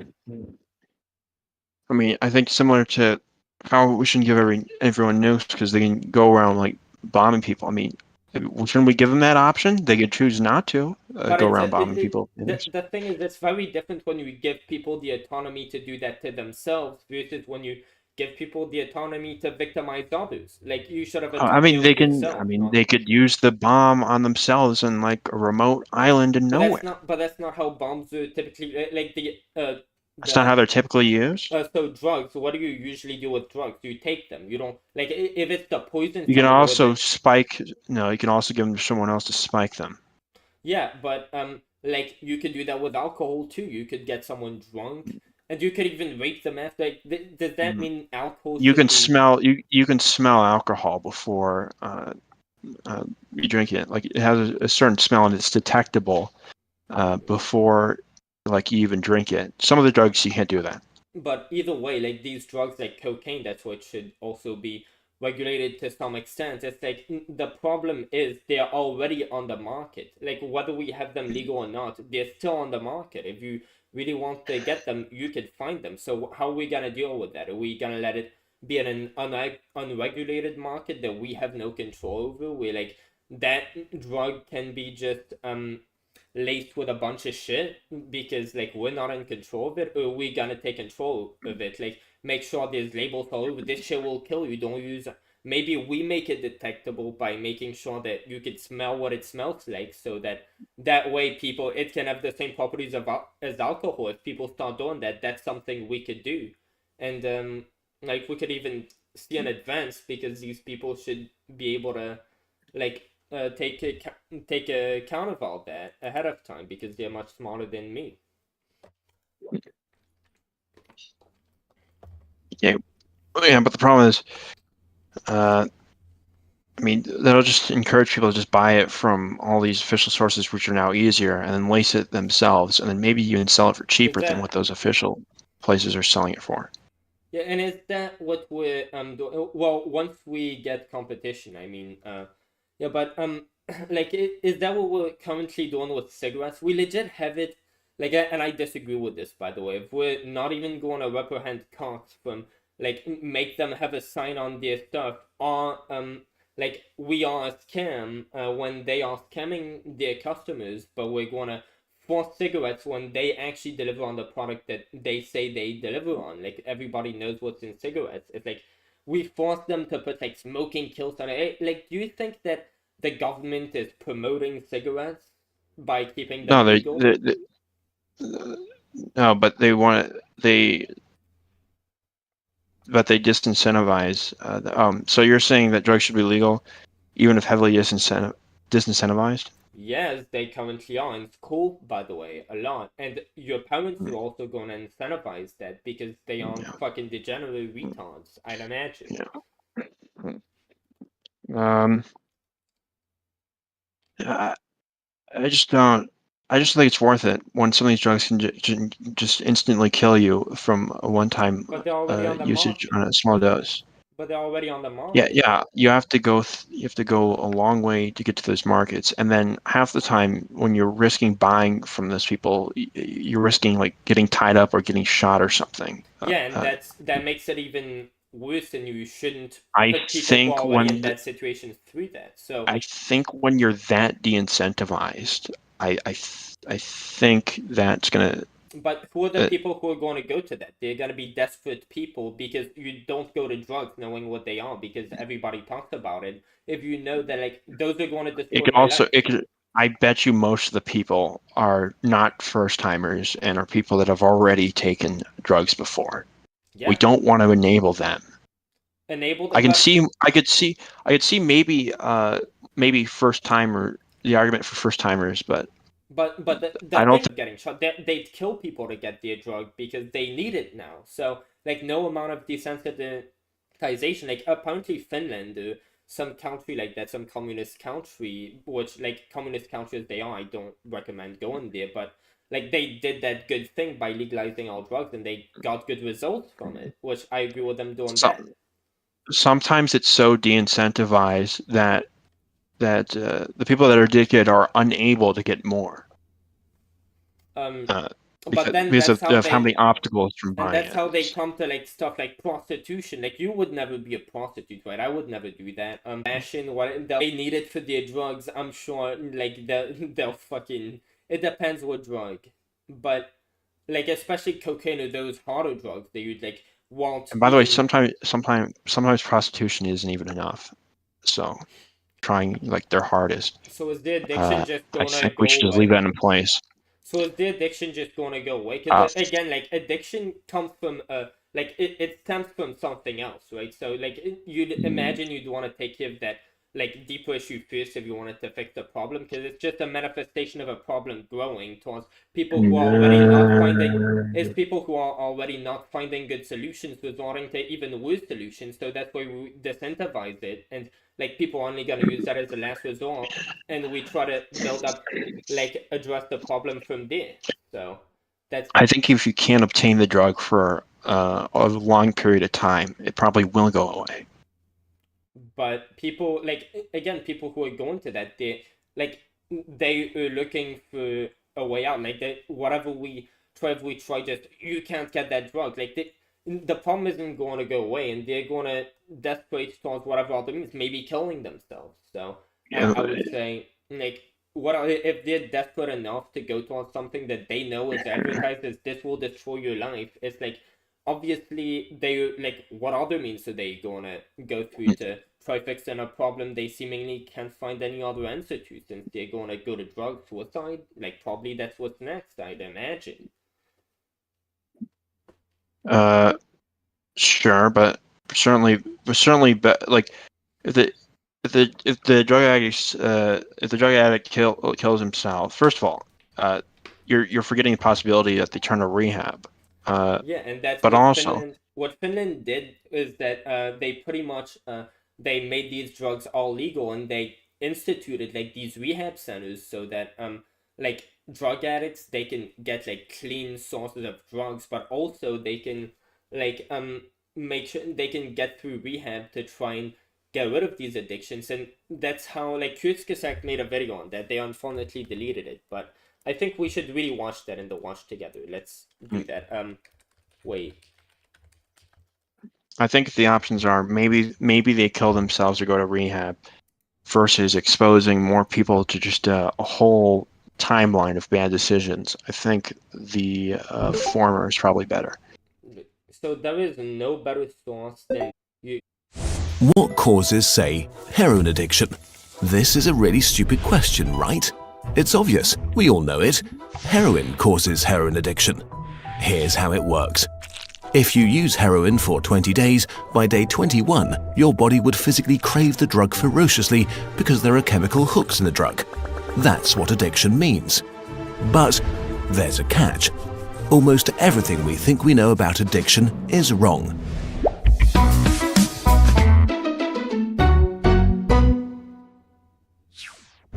If you, for example, break your hip, you'll be taken to a hospital and you'll be given loads of diamorphine for weeks or even months. Diamorphine is heroin. It's in fact much stronger heroin than any addict can get on the street because it's not contaminated by all the stuff drug dealers dilute it with. There are people near you being given loads of deluxe heroin in hospitals right now, so at least some of them should become addicts. But this has been closely studied. It doesn't happen. Your grandmother wasn't turned into a junkie by her hip replacement. Why is that? Our current theory of addiction comes in part from a series of experiments that were carried out earlier in the 20th century. The experiment is simple. You take a rat and put it in a cage with 2 water bottles. One is just water, the other is water laced with heroin or cocaine. Almost every time you run this experiment, the rat will become obsessed with the drugged water and keep coming back for more and more until it kills itself. But in the 1970s, Bruce Alexander, a professor of psychology, noticed something odd about this experiment. The rat is put in the cage all alone. It has nothing to do but take the drugs. What would happen, he wondered, if we tried this differently? So he built Raven for rats. It's a lush cage where the rats would have colored balls, tunnels to scamper down, plenty of friends to play with, and they could have loads of sex. Everything a rat about town could want. And they would have the drugged water and the normal water bottles. But here's the fascinating thing. In Rat Park, rats hardly ever use the drugged water. None of them ever use it compulsively. None of them ever overdose. But maybe this is a quirk of rats, right? Well, helpfully, there was a human experiment along the same lines, the Vietnam War. 20% of American troops in Vietnam were using a lot of heroin. People back home were really panicked because they thought there would be hundreds of thousands of junkies on the streets of the United States when the war was over. But a study followed the soldiers home and found something striking. They didn't go to rehab. They didn't even go into withdrawal. 95% of them just stopped after they got home. If you believe the old theory of addiction, that makes no sense. But if you believe Professor Alexander's theory, it makes perfect sense. Because if you're put into a horrific jungle in a foreign country where you don't want to be, and you could be forced to kill or die at any moment, doing heroin is a great way to spend your time. But if you go back to your nice home with your friends and your family, it's the equivalent of being taken out of that first cage and put into a human rat park. It's not the chemicals, it's your cage. We need to think about addiction differently. Human beings have an innate need to bond and connect. When we are happy and healthy, we will bond with the people around us. But when we can't, because we're traumatized, isolated, or beaten down by life, we will bond with something that gives us some sense of relief. It might be endlessly checking a smartphone, it might be pornography, video games, Reddit, gambling, or it might be cocaine. But we will bond with something because that is our human nature. The path out of unhealthy bonds is to form healthy bonds, to be connected to people you want to be present with. Addiction is just one symptom of the crisis of disconnection that's happening all around us. We all feel it. Since the 1950s, the average number of close to choose stuff over connection. The war on drugs we've been fighting for almost a century now has made everything worse. Instead of helping people heal and getting their life together, we have cast them out from society. We have made it harder for them to get jobs and become stable. We take benefits and support away from them if we catch them with drugs. We throw them in prison cells, which are literally cages. We put people who are not well in a situation that makes them feel worse and hate them for not recovering. For too long, we've talked only about individual recovery from addiction. But we need now to talk about social recovery, because something has gone wrong with us as a group. We have to build a society that looks a lot more like Rat Park and a lot less like those isolated cages. We are going to have to change the unnatural way we live and rediscover each other. The opposite of addiction is not sobriety. The opposite of addiction is connection. Yeah, so that was the video. They also did a video on the wand. Just let me see if I could find that. All right. So I have a question. Yeah. So let's say someone like he's really President Richard successful in school and college and stuff, and has like a lapse where they're super depressed and then isolated, but then after a couple months they're out of that and go on to win the Nobel Prize. Yeah, well, there you go. As they said, like, well, drugs give you that bit of comfort when you're in that place. Yeah, Otherwise, you're... and then they can't get out of that. It's like, well, well, and they go they'll on never to... win the Nobel Prize, It's like... because there was that one time where they were depressed, and otherwise a series of triumphs It's like then they completely derailed their course. Well, you know what else can get in the way of you winning the Nobel Prize? If you go develop an alcohol addiction, and like we have alcohol is legal here. Like, does that have like if people are going to go to that, if they're really serious about it, they could find people out on the streets. So there's already a market for that, as I said. But like people, if they're really going to be serious about going to that, to the extent of going through with it, not just thoughts, like, they're probably not gonna win the Nobel Prize, I'd assume. But like, there are some incidents, but like those people, like life just has roadblocks, and it doesn't matter whether it be like people who are gonna, I mean, whether it be your mind just. There are people that have won the Nobel Prize that drink regularly, though. I don't. Is there anyone that? Yeah, but I'm talking about when you're drinking to like cope with. So that's why people want weed legalized, by the way, because. Like people, they don't necessarily drink or smoke weed. Like smoking weed is actually less harmful to the body, and in many ways, it's less unhealthy than alcohol is. And like people can take these drugs sometimes just to like enjoy themselves a little bit. But like people who are taking it to cope, that's a different story. And like people who would have like gone on to hard drugs, for example, like if instead they went on to drinking alcohol, because maybe if they couldn't get these hard drugs as easily, they would have gone to drinking alcohol. Well, people who drink alcohol compulsively to deal with these problems that they would have possibly gone to like meth for, like that is going to take over their lives. It's not like drinking regularly, like some people who might have the Nobel Prize regularly do. Like it's not the same type of drinking. It's way worse for your liver. Like I know weed can like damage your brain cells or whatever, but it's not going to cause long term like it might make you stupid and shit, but it's not going to kill you. It's like it's a plant, and it doesn't really tend to have side effects other than making you a dumbass. But alcohol can have like it can really damage your health and like make you develop illnesses or have kidney failure, all of that shit. And it tends to be a really bad one, like combined with certain medication or like I don't know, you can't overdose on the weed, for example. You can overdose but on the difference is health complications like that are treatable. How do you treat a dumb, like making yourself dumber, like from a drug? Is there any way to combat that? The health consequences, like, well, yeah, you could quit weed and like it's going to be over a long period of time, but you can get out of it. But like again, the health consequences of alcohol, they're going to come over time. They're going to be like chronic diseases, and like then coming back out of that, that's also going to be hard. A lot of times these hit you like when it's too late. Like you have kidney failure, you like just overdose on the alcohol. That's going to happen. Was weed, you can't really overdose on it. You'd have to smoke like legit pounds and pounds of it in like a matter of an hour to be able to I know, but you said it messes up your brain over time.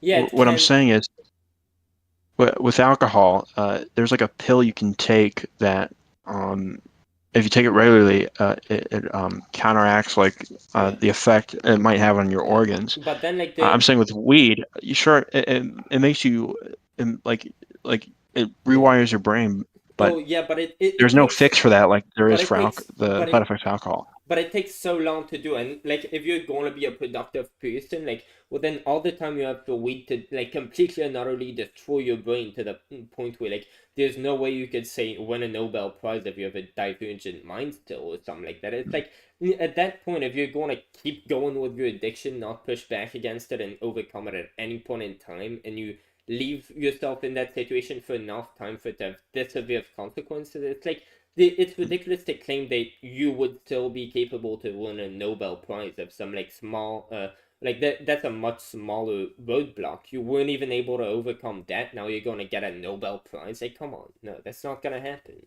I don't see it. Is this for weed or alcohol? Any drug that you're going to use compulsively to the extent where it's going to ruin your life, where you wouldn't be able to like get your way up to winning a Nobel Prize while having such an addiction. So it could be weed, it could be alcohol. Like not if you just drink it like casually on a like Sunday night or some shit, but like I mean actual addiction that's like taking over your life.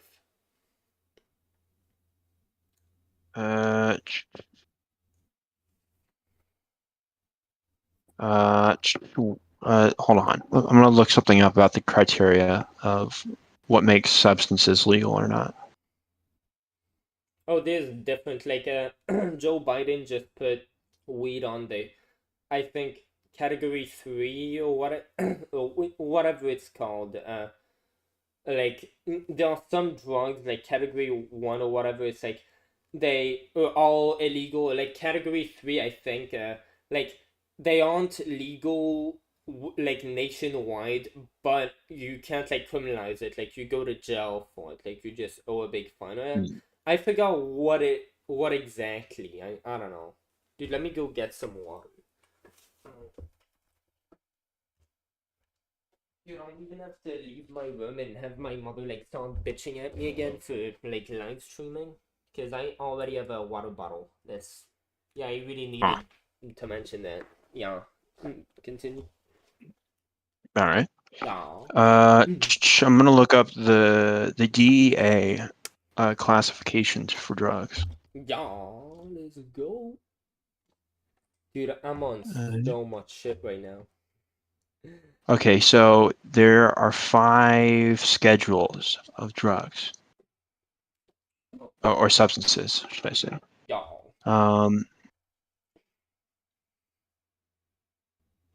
So Schedule 1 are Prohibited. chemicals that. Here, actually, let me post you what I'm reading. So, give me a second.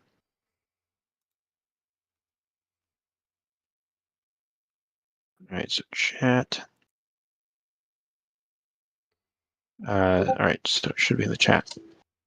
So, Schedule 1, substances or chemicals are defined as drugs, no currently accepted medical use, and a high potential for abuse. Some. Oh, wait, let me start from Schedule 5, since that's the lowest.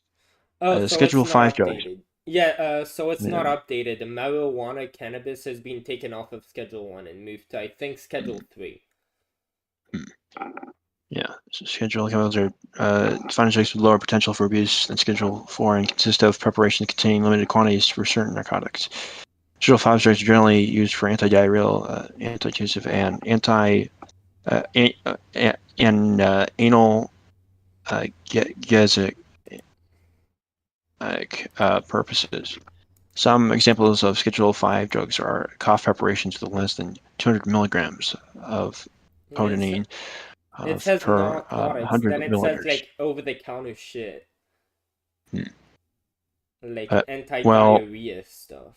What? I don't know if this well, I is mean, over that's the lowest. That's the lowest classification. Yeah. Okay. Did you want to watch this other video on why the war on drugs is a huge failure by Kurzgesagt? Well, the war on drugs is a huge fail. No, not right now. Okay.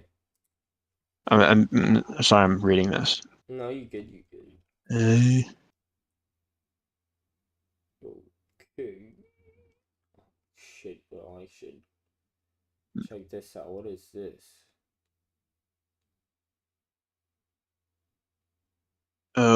Yeah. What I know about weed is it's not inherently addictive. How addictive it is inconsistent from what I know. Oh yeah, like it depends, like whether you're someone who just does it casually. It's sort of like alcohol, you know. I think it's sort of similar, and except the thing is, some people will drink alcohol, like some really super, I don't know, super British type people who are super about manners and all. Like they'll have a wine glass to drink at the table or some shit. Like a bunch of people, like they definitely are not doing it to get drunk. They're just doing it as a formal like habit that they have. But weed, it's like you use it specifically to get high. Like nobody's gonna like. But other than that, it's like no, it's not more addictive than alcohol would. It's a drug. Well, cigar is also another formal thing. Yeah, and it's like, do you think that should be illegal? Like tobacco, obviously. Cigars aren't illegal. No, but do you think, like, I don't know, because to me, if you don't think alcohol should be illegal, if you don't think that, say, weed should be illegal, if you don't think that nicotine should be illegal, despite them obviously being like harmful, like we shouldn't promote that people start using that, as we should promote that people eat a healthy diet. It's like I would be more on board with weed being legal if like what it did to your brain was reversible. I mean, it is, but again, it's taking such a long time. If you stop smoking weed, I'm sure that like there are some people that doesn't reverse it. That just stops it. Yeah, but like look at Kid Rocks. Like he's functional to the extent that he is. I mean, has he ever been functional? Whatever. Who the fuck knows? But like people are still like able to speak. Like to a decent extent, they're capable of doing whatever they might be doing. With having smoked weed for a long time. So it's like alcohol can have really bad side effects just like weed, but I think in general the side effects of alcohol just worse. So like it's not the type of shit that like you're gonna smoke it for 4 years and it's just you're never gonna be able to think again. Or like I think it's after like 20 years or something. But a lot of alcohol side effects are reversible though. Yeah, but it's like the amount of people who like by the time that weed would have such a huge toll on like your life that like it would bring you irreversible side effects that would just even if you quit smoking weed, your life is heavily going to get impacted by it. I think by that time, if you replaced weed with alcohol, you'd have been dead by then already. Like that's the vibe I got. No. Why would you be dead? Because alcohol, it's like you keep drinking like that much for 20 years, you just drink to the extent that like with weed you'd have to keep smoking for to ruin your brain cells. I told you though there's a drug you can take after like heavy alcohol usage that dulls the effects should you take it daily. It dulls the effects that alcohol has on your organs. And I'm sure there's something similar for weed and like there isn't though. That's why I have a problem. But on top of that, if we legalize weed and like be serious with it, we can also just try to come up with some alternative to weed that will not have these side effects. And I think that's something we should go after. Maybe we should put more. Sure, yeah. Yeah, we should invest. I guess that'd be fine. Yeah, like we should definitely invest more into that since like drugs are always going to be whether we legal we just go hard on them and make them illegal, make it so that like clearly that doesn't take them off the market. If we're going to have them on the market, because we sort of have to if we're going to put that like other market out of business, we are going to have to probably invest some time into doing the research to maybe make an alternative to these drugs or make some like other some other mutation of these drugs, since weed is a plant that will not have these side effects long term, will be less addictive. Like we can try to make things with that because we're scientists and we're like most I say like a lot, like the richest nation on earth. So yeah, we could do that, and we should do that. That's how you take care of the issue. You make drugs that are similar but don't have these horrible side effect properties, because as long as they're on the illicit market, like those people, they're going to want to have as much business as possible, since they aren't regulated by like ethics boards or whatever the fuck. Like, yeah, they're just going to want to make their drugs as addictive as possible so that their customers can come back. But if you legalize and regulate it to something to that extent, it's like, yeah, you make it so that you can't sell drugs like that are like designed to try to make these customers come back. And that'll also have the better side effects. Like they won't have all these horrible side effects that these drugs currently have. So, or maybe also before putting these drugs on the market, we should do that and experiment more with them to like to modify them to be less unhealthy and less dangerous. I don't think there's any way we know how to do that. I mean, we could invest more research into doing it. I mean, why wouldn't we be able to do that? Okay, I guess we could do that, but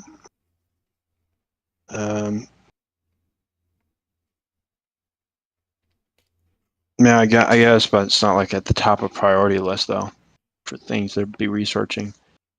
I mean, to be fair, with the amount of like different, I mean, if we're going to legalize all drugs, put a drug cartels out of business so that Mexico is more safe, I mean, that's a big priority, since like Trump literally run on the borders, so that's how he won. Maybe Americans seem to be thinking that this is a big priority, the border. Well, we could fix the border crisis that way by like having that. So I think it definitely is a priority for many people. But like, what are we using our money for currently? Like, why wouldn't we be using it for that, since we're using it like what the Pentagon failed 6 audits in a row?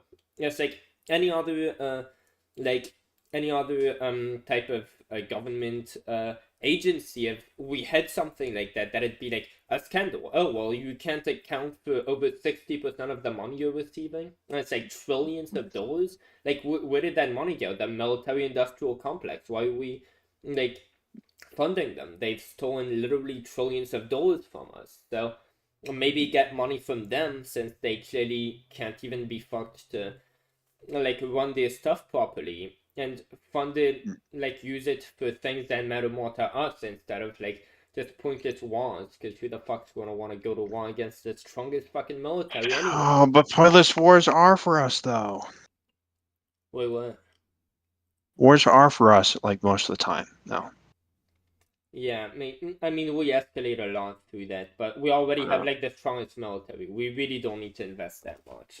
Like if we like it makes it a lot easier for us if countries have to adhere to like our interests. So I'm just saying, like we help ourselves by helping others. Well, yeah, but the military still can be defunded when it fails 6 audits in a row. That means that it's scamming us. Like, it's not doing what it's supposed to.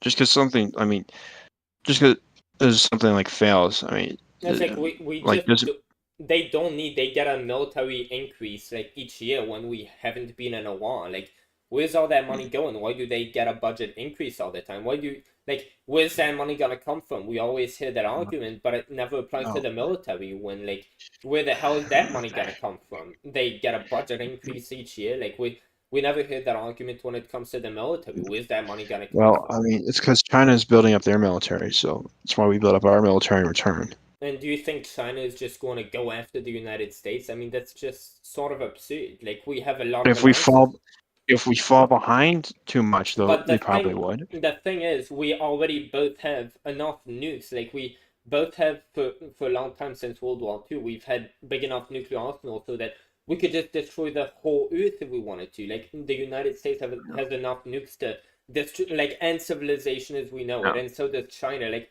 how can more, like, stronger weapons? We can't have stronger weapons than all of the force already have, and that's why, like, us having nuclear bombs, that sort of sets all the UN nations to where they won't go to war against one another because they all know that we all have collectively like so many nukes that we're all capable of just destroying the face of the face of the earth if you get to war with us. So.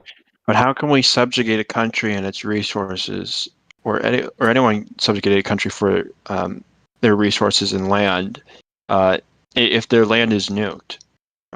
Because as you know, when something's nuked, it becomes uninhabitable. But we see a nuke coming, and when like if the United States were to get nuked by China, they would retaliate with their nukes immediately. Yeah, but the goal is usually to build better weapons that aren't nukes. Such as? Have you ever heard of the mother of all bombs? What can it do more than eradicate the whole Earth? Because that's what we've been able to do. Every country like China and the US and Russia have been able to do since World War II. So can we really need more than that? Is anything stronger than that? No, but we also the problem with nukes is that it leaves the area it hits uninhabitable. Yeah. For a very long time. That's why. And do you think so usually use that when you want to conquer another country, like it's not just for the sake of conquering, it's because they've got stuff that's beneficial to you. But any country can't. Like China knows that if they did that to the United States, they'd have the whole Earth on their shoulder. Like every country would declare war on them because they're breaking international law and just and that's the whole thing we have in place. You can't do that because every country will retaliate against you, and you'll have destroyed yourself in the process. Do you think Russia should just use nukes against Ukraine? Then they have nukes. No, they shouldn't use nukes because why not?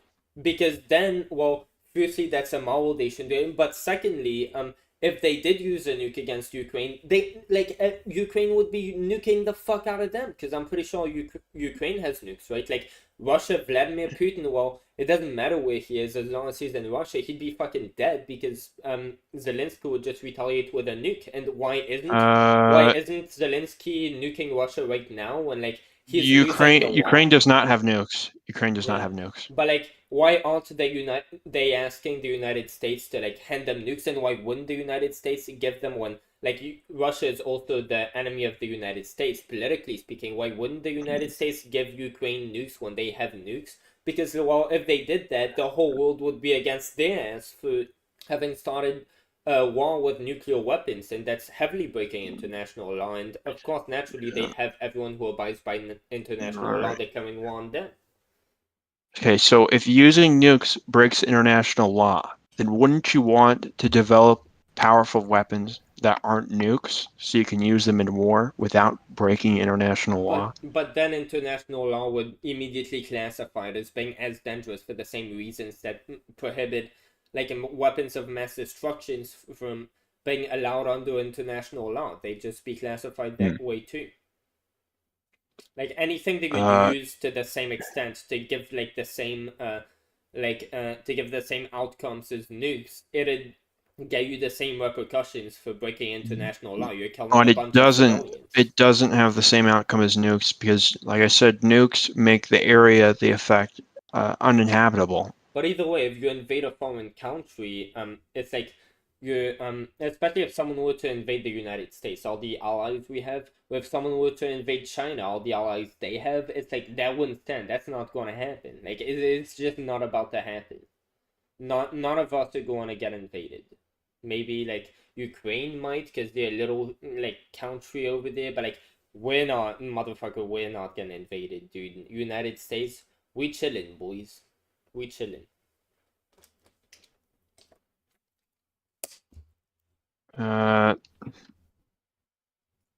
Oh yeah, back to my earlier question. So now that you know that that Ukraine doesn't have nukes, all right? Let's say ignore the moral component. Pretend you're Russia and your goal is to, well, actually, just ignore the moral component. Why hasn't Russia used nukes against Ukraine yet? Since their goal is to take it. As I said, like after the moral component, because the whole like everybody who abides by international law, all of these big countries that have nukes would then legit have to under international law declare war on you because what you did, like that, you have to do that. Like if a country does that, we can't stand for that, and the rest of the world is going to turn against you, and you can't win that war. Like you're fucked. Oh, also here's another thing. So nukes only became against national law after they were used, meaning they were allowed that first time, right? World War II. But like the whole thing with World War II is that we don't allow this to happen again. Some like the Holocaust. Right. Was any nuke used during the Holocaust? No. Like, but we're trying to prevent the Holocaust. So that's the idea we're trying to prevent. So although it happens with nukes, it's like that's a thing where a lot of people are genocided. So anything that's going to genocide a lot of people, that's going to, like, you're invading a foreign country, all of that is prohibited by international law. So anything that you develop that's new to like carry out those goals, they're also going to be prohibited because international law isn't new and they like it applies to any of them. Okay. So even if something a new weapon would be against international law, we would actually have to use it first in an immoral way for it to be considered against international law first. So that would allow us to use it like one time, and that would be yeah. I doubt. I mean, Why do you doubt it? if you just the act of invading a foreign country or killing a bunch of civilians, whether like What if you declare war? Wait, you can declare war first before invading. well, I'm pretty sure Russia declared war on Ukraine, but They did if not. They just invaded. okay, well, either way, they're getting a lot of sanctions, and they've like Ukraine. I mean, Russia's been getting pummeled, and like anybody who's not insane like Vladimir Putin is like they aren't going to do that shit. But it's like again, the countries that are going to be like who can carry out such an attack on a like different country, it's gonna be like China, the United States, and Russia. It's like any other country like North Korea with like the insane fucking lunatic that was in like power over there, he can't do shit, motherfucker. It's like if he wants to nuke the United States, Trump can legit openly say, motherfucker, I can nuke you on Twitter, and it's like he can't do shit about it, dude. What is he gonna do? He's gonna just stay fat and fucking die of heart disease, really. And Okay. I don't even know why I mentioned that, but yeah. But what if it's China though? It's like what Wait a is second. but everybody, if they do something that is like as potentially disastrous as a nuke, international, like everybody's going to turn on them. If they do that to the United States, they're fucked. Everybody's going to turn on them. Everybody's going to be on the side of the United States, and they can't win that war. If the United States does that, say to China, everybody's going to be against the United States, and they can't win that war either unless they just kill everybody, which they again have the arsenal potential to do that, and no one's done that yet. For like Have you ever heard reasons. the phrase "if you can't beat them, join them"? But you can beat them because as soon as anybody does that to anyone, everybody is commanded by international law to turn on them. So, like, if you can't beat them, join them. That actually goes with the mentality of, well, we have international law as the basis. That's what we have right now, and it's working. So, like, you sort of have to join in with that international law and not break it, because if you break it, everybody's going to be on your ass, and so far that's worked. So, I don't see what the problem with it is. Well, if ever someone feels that they are more disadvantaged by abiding by national law than allying with a country they broke it, then they're probably going to ally with the country that broke international law. Yeah, but I mean, there are going to be some people on the. It's not like in Gaza. I'm sure in Gaza there's a bunch of people who are going to be just radicalized by terrorists to be against. But we're talking about people out there. Like, Gaza isn't going to have shit to say. And like, if China invades a foreign country, they aren't going to have shit to say about it. They can talk all they want, and then Israel could shoot at them for speaking. That's about all they can do, really. But like, when it comes to like the rest of the world who isn't going to be involved directly into the incident and be indoctrinated, like they're all going to turn against that country. Okay. So I get another question. So if they let's say China, like the US gets like bombarded by China after they declare war, like by a bunch of warships, and it's because they just have way more warships than us. But we Uh, like it doesn't really work like that anymore. Because like any small country, like if China tried to just invade Taiwan, right? Which they've already tried to, like, we're going to stand by Taiwan. We're not going to let it happen. And it's like even Taiwan, a little country like that, they can't even invade it. And it's like, how come? Well, because international law works. no, China 100% can invade Taiwan right now. They're just waiting for They really a good want to. opportunity. Why do they need a very good opportunity since they're like we're in number 2 in most powerful nations? Is Taiwan anywhere near that rank in the list? Like, no, they aren't. Like, why would China need to wait for the perfect opportunity? And don't they think maybe if that opportunity hasn't come, despite them having wanted to do that for a long time, it's because if they do it, no matter what, there'll be consequences. Maybe if they're waiting, they really still have that ambition. It's like maybe either they hope that international law will change or that the whole like that the whole world will just change and the axis it's going in with like the progress we're making. Either that or they'll know that maybe at some point they'll be able to bear these consequences a little bit easier because again Taiwan is such a like little country as well. But I mean it seems that international law is doing a good job so far at doing it. It's not perfect, I'm sure, but like what can we do? And also, China, I feel like, what if they so you know what China's been doing with Taiwan? They've been flying their jets right over like Taiwanese airspace, and even sometimes like over the line, and they keep doing that to see how much further they can get over the course of. So they fly their jets over like restricted Taiwanese airspace, and they keep doing that to see how far they can get within the airspace without like setting off an alarm. Jesus. So if they get close enough and like one day like Taiwan shoots down a jet or something, and then like it's like, yeah, we were in your airspace, but you didn't do anything about the other times we flew in your airspace. So how did you know? You know what? This is an act of aggression. You attacked us first. We're gonna attack you. And since we're defending, But I'm it's sure not a Putin. breaking of international law. I'm sure Putin. Obviously, Yeah, Putin probably had a similar thing. I think he said, "Oh well, this is already ours. Like we're not invading. We're just like claiming our righteous land." Like if somebody has a like ridiculous explanation like that, like everybody's gonna end up knowing about it, and like people are gonna catch on to your bullshit. Especially with the United States, like Fox but the News is gonna difference is Putin's explanation is an appeal to his own rules. yeah What China did would be an appeal to like their own rules. technicality. No. Technicalities of international law. But if like the thing is Because they're that would smart enough to do that. But that would come with an escalation, and like everybody, especially if they're waiting for the right moment, if this ends up coming at the right moment, everybody around who's smart will pick up on that and talk about it, and like that'll like we'll be able to pick up the intentions because they're gonna execute it with a good plan. Some like that isn't gonna come easy. Like there's gonna be traces of it. We're gonna be able to know what happened. Like oh well, yeah, these people.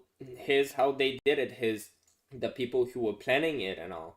Like that's a big decision. Like things are gonna get leaked over there.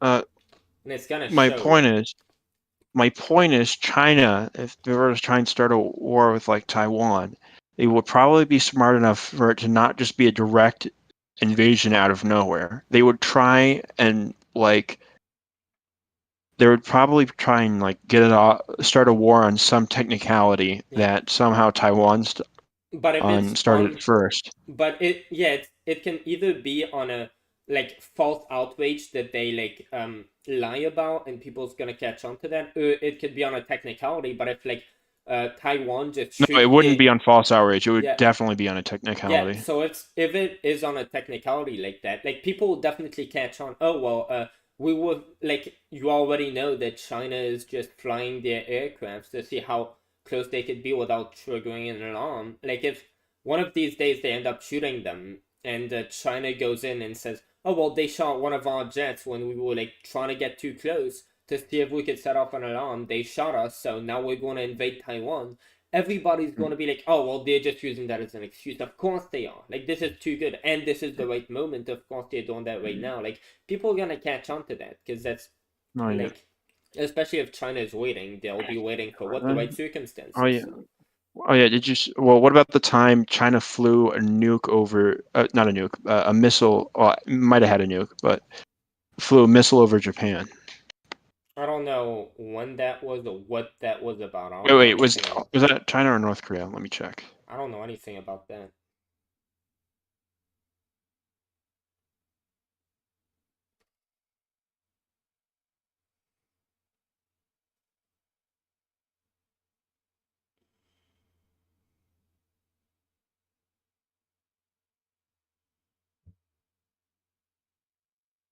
Sorry, that was Japan.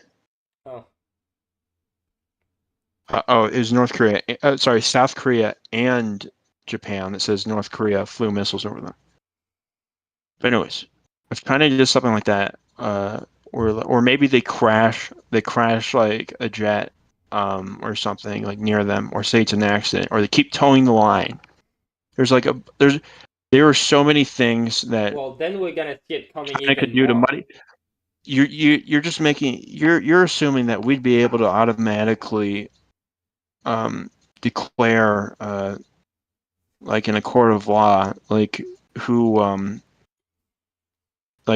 started it first, even if it might be obvious optically. But I mean, yeah, and everybody's gonna have, like, the public opinion is gonna shape that. And especially if they escalate from that, if somebody's trying to do global jihad or something, like take over the world, that is gonna be a pattern very quickly, and that's what Hitler was trying to do. And international law was legit started based off of that. So you damn well better assume that these people are going to keep that in mind if somebody tries to do that, and there's clear signs of it.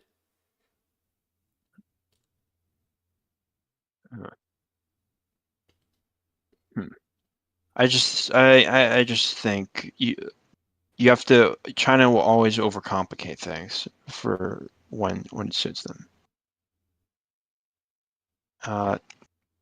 Who's the leader of the CCP again? What the fuck is the CCP? Chinese Communist Party. Karl Marx. But China. Ching Chong. God damn it! Where's the? How do you spell the name of China? Who is the leader of the CCP? Oh, that's how you spell it. It's with an X.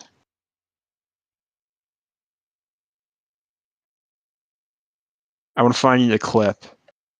Have you seen the clip where he's vowing to take over the world? Xi Jinping. Xi Jinping. Oh, I don't know. Yeah. How long ago was that? Let me see.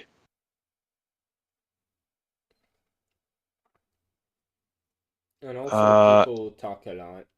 Imagine if Trump. I'm not sure when he initiated because it seems he stated that multiple times. But I know there's a good clip of him like giving like a speech and saying that. Well, I'm trying to find it right now. How old is this guy now? Like in his 60s or? Probably, I think so. Yeah, he's probably gonna die soon. Fucking dumb retard. No. Chinese people live for a long time. Oh fuck, that's right. So isn't that Japanese? No, that's them too. Fuck, dude. It's both. Dude, no, that sucks. I mean that no, that's a good thing. But him, dude, that rule shouldn't apply to him, dude. Oh, dude, I didn't mean to say that sucks in such a way, but it sucks about specifically him. Okay, I can't fucking find it because China's Communist Party probably paid off news outlets to censor the shit. But the point is that I've seen clips of him like saying that his goal is world domination. Huh. Well, that's bad. China's goal Their whole MO is to take over the world. I mean, they definitely don't have the means to do that, so thank God for international law then, what can I say? Not yet, they don't, but they're working up to that. So how do you think we should prevent that? By like abolishing international, like I'm just saying that international law is good, whether it's enough, I'm not saying that. We but seriously need to stop trading with them. how we get, like, you want like what Vivek wants, like all of our medicines are from them, like how, I mean, declaring independent, like if we want to start making more products over here, it's like that's fine, but like what are the repercussions of that too? Like there might be a chance that if we start trying to get less and less of our products from them, they might start ripping off products we need from them, like medicine that we have too much trouble making over here. And it's like, who knows where that could lead us. If we try to like be more diplomatic with them, and we maybe try to sort more things out, that could It's work not. probably better. It would definitely be difficult, and it's not an immediate process. But I'm saying over time, slowly, we need to cut ties. Yeah, because who It can't knows be if, immediate. yeah, and if yeah, because okay, because yeah, if we're gonna do that, who knows how their response will be. If we're gonna slowly stop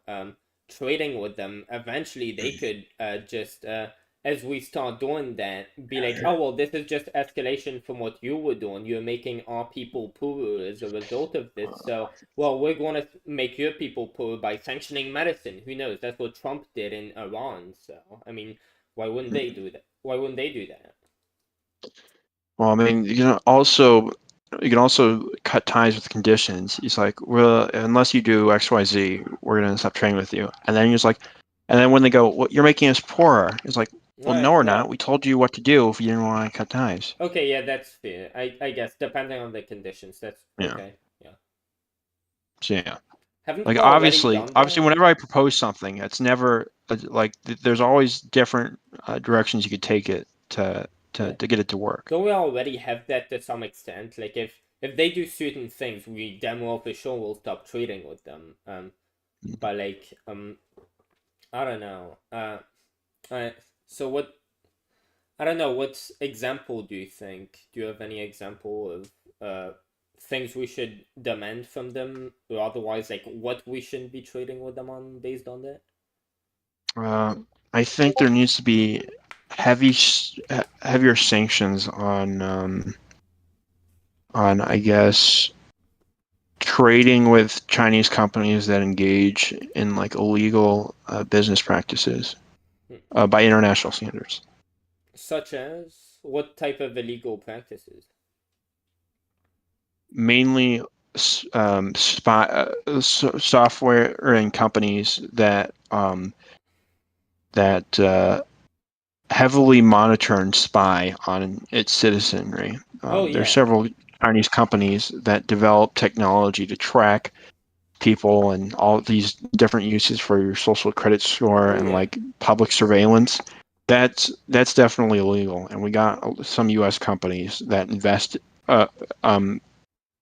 Some U.S. investment companies that are fucking investing in those. Yeah, and that's totally not right. Yeah, and I would say to that, yeah, just like child labor, we shouldn't be buying for that too. But on top of that, I would add, like, we shouldn't be accepting APAC money because they are influencing our elections with like just their far right agenda, and they are pushing progressives out of the line with their donations. Like, should we not take money from APAC? Because I agree with you there, but I would just extend that to maybe we should abolish APAC since they're having anti-democratic effects on our elections. Like, they will literally spend hundreds of millions to destroy a certain candidate, and as a direct result of their money spending, that candidate will lose. Like, that's not democracy by any I think there's a shit ton of things China does to interfere with our democracy. Yeah, so we should go after both of those.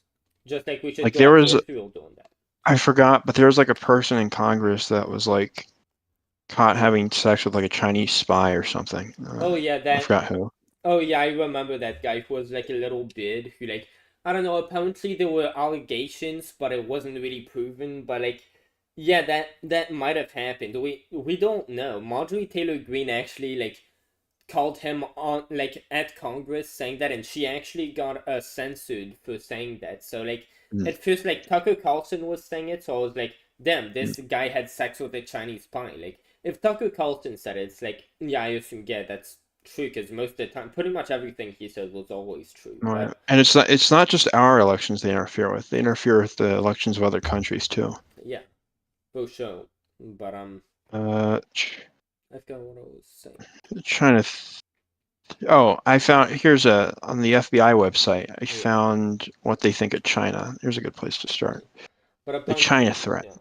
Yeah, we're not sure if that guy really had sex with a Chinese spy. I mean, he's still in Congress, so there's no. It seems that there was no like definite evidence to single him out as definitely having. Still, what the hell? Still, I think if there's someone that's even involved with a spy, to like. Yeah, so there like, was no conclusive if evidence that he was involved. Like if there's just like a spy that's involved with any like political figure that's from another country, like what do you think that spy's there to do? Maybe probably not something good. Yeah, maybe that's why there was maybe no evidence. It was just a conspiracy that he even was involved at all with that spy. Maybe some other people who he was close to who were jailed for having done that were, and he just didn't know that his colleagues might have been involved with spies, and after they were caught being involved, they went to prison. I don't know the specifics of his case. I mean, to be clear, I'm not blaming it on the Congress side. I'm blaming China. The fact that they're even getting spies close to people like in high positions of power, like in the government. Look at Russia. Like there are people I'm sure who have had sex with Russian spies. Like in our government, that happens. Like there's a lot of corruption in our government. Have you noticed that? Like maybe that's why we should get rid of money in politics. That tends to corrupt people, get them to push for an agenda, push for a lobby because they're paid off, and that tends to bring bad intentions a lot more than like I mean just China doing that. Like if we got the people to decide instead of having money in politics, because I'm sure China is very influential, they can put a lot of money into affecting our politics, and maybe we just abolish money in politics. That's one step closer to. Like again, that's why I think that's definitely worth putting. Oh my god! All right. Like the degree of I can't. It's really hard finding a list on this because China probably. There's probably a bunch of like Chinese. My bad. Like the Google probably can't make money off of China, or companies that are associated with Google probably have their. The amount of money they can make limited if they talk shit about China. So that's probably why I can't find. I have a really hard time finding shit that they do. But I know over the years I've heard like there's like a bunch of shit that I've heard about them that's accumulated. What? Just use a different search engine, I guess. I don't know. Use a you know what? Sure. Yeah, I'll use. Use Tor. Use the Tor browser. I used to use that to play Core Math after like 9 o'clock because after 11 o'clock because my mother had set some firewall on my computer while I wasn't at home. So I used the Tor browser to be able to access the internet because otherwise it'd be blocked. So I had Minecraft and I had the Tor browser. Yeah, use the Tor browser, dude. It's cool. XD. And it's actually pretty slow. No, don't use it. It sucks ass, dude. But like, if you wanna buy cocaine, you could use a Tor browser. That's another way. But yeah, don't do that. It's not good. Yeah. Yeah, I'm gonna use DuckDuckGo. Oh yeah, DuckDuckGo. Let's go. It's pretty good. No, I don't really care about being anonymous on it. Like to me, this whole thing, like fear mongering over like, oh, the people who are going to spy on it, like it's actually good. Like people gathering information on you. Well, what are they using that on? Well, to like enfranchise you more by like putting ads that are going to be more relevant to you, for example, or like just what type of information are they gonna gather on you if you're not doing anything wrong? Like the average person, like I don't have an ego that big. It's like nobody's gonna care about me enough to try to like take me down by using information in my private life. The average person doesn't have any reason to fear this over, like, I don't know, to me it's just like, yeah, you're just having info tracked on you so that like they take into consideration your keywords so that they can recommend you what will be better for you, and they do that so that you use the site more, because that way they can put more ads and like they can get more revenue for it. So they try to like enfranchise you more, so help their customers so that their customers can use the site more because it's good. So I think that actually helps. It's a win-win.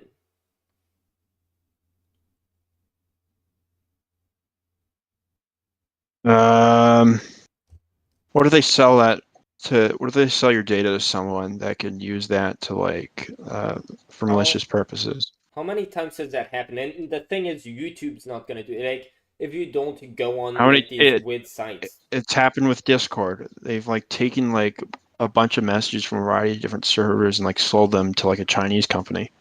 But like that doesn't happen with it. Like ordinary people don't have to really worry about that normally. Like it's so rare, and it's like I'm sure there was a lot of outrage over it, just like school shootings, even though those don't make up nearly as many deaths as say the war on drugs make up. And like there's a lot less outrage over that. But dude, I'm a like talking point machine when I get fucking super drunk, aren't I? And I'm on like some weird type of. Bro, I told my boy he could slide in tonight. No, okay, he hasn't messaged me. Yeah, what?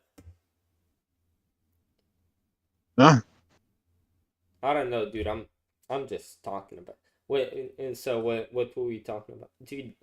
I really want this. I'm trying to find a list of things China does to undermine the United States. Oh, look at a list of things Israel does to undermine the United States. Oh man, China does it worse than anywhere else. Oh man, Israel. Oh. Israel also doesn't state that they want to take over the world, so.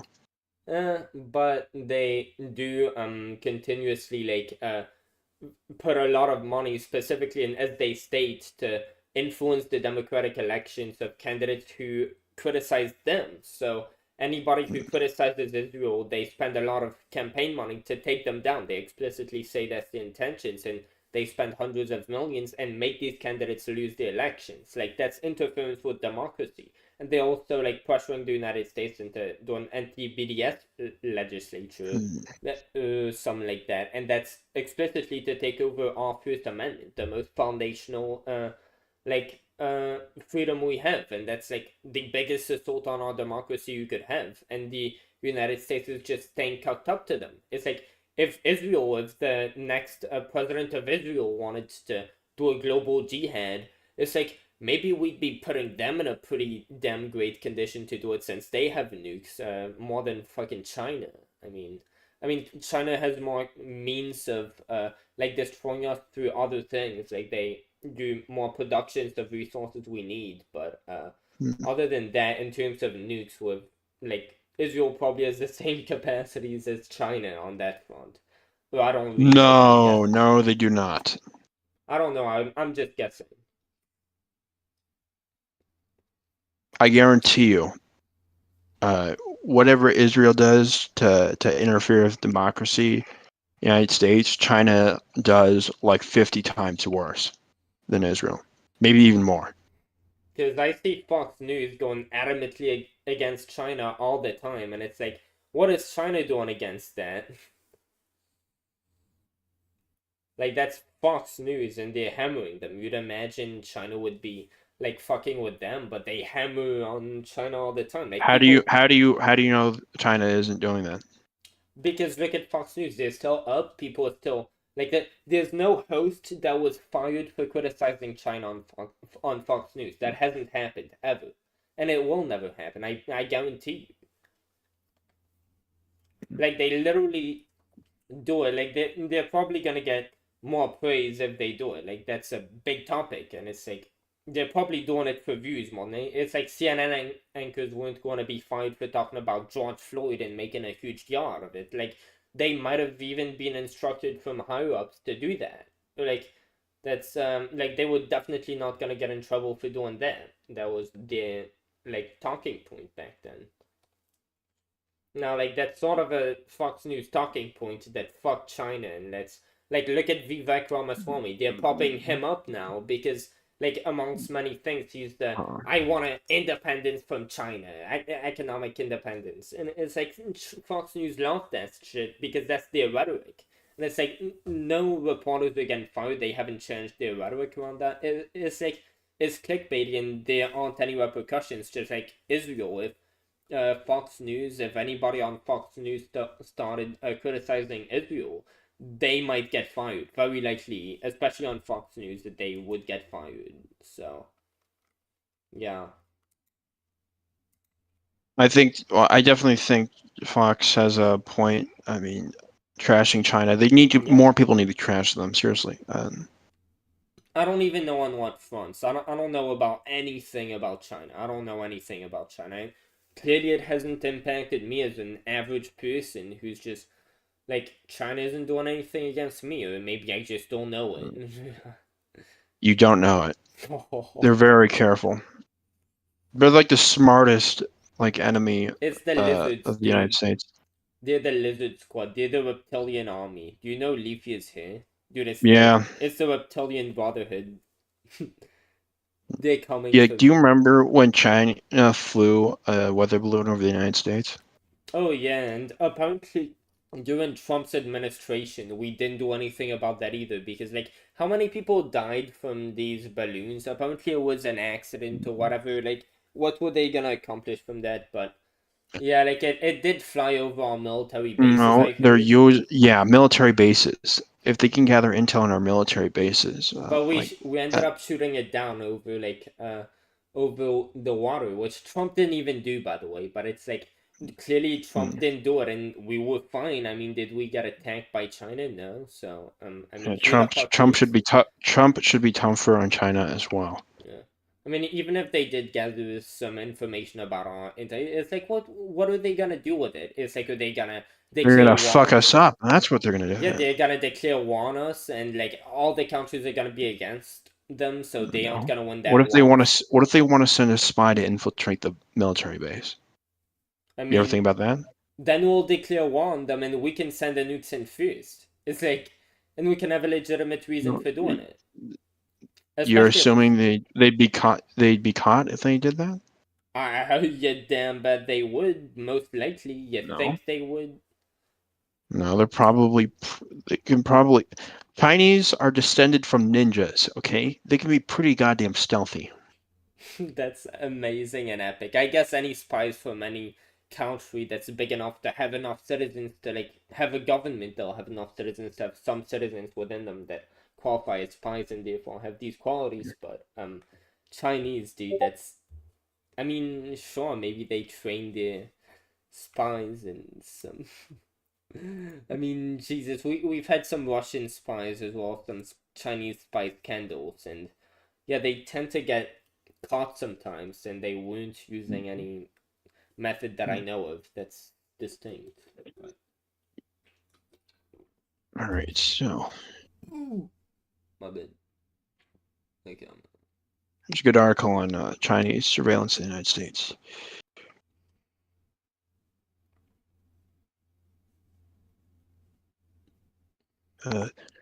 Oh yeah, did you hear about the time that that they like collected a bunch of people's Gmail's accounts or something and had access to them? I mean, that seems to suck ass. I would disapprove of that happening. Yeah. It's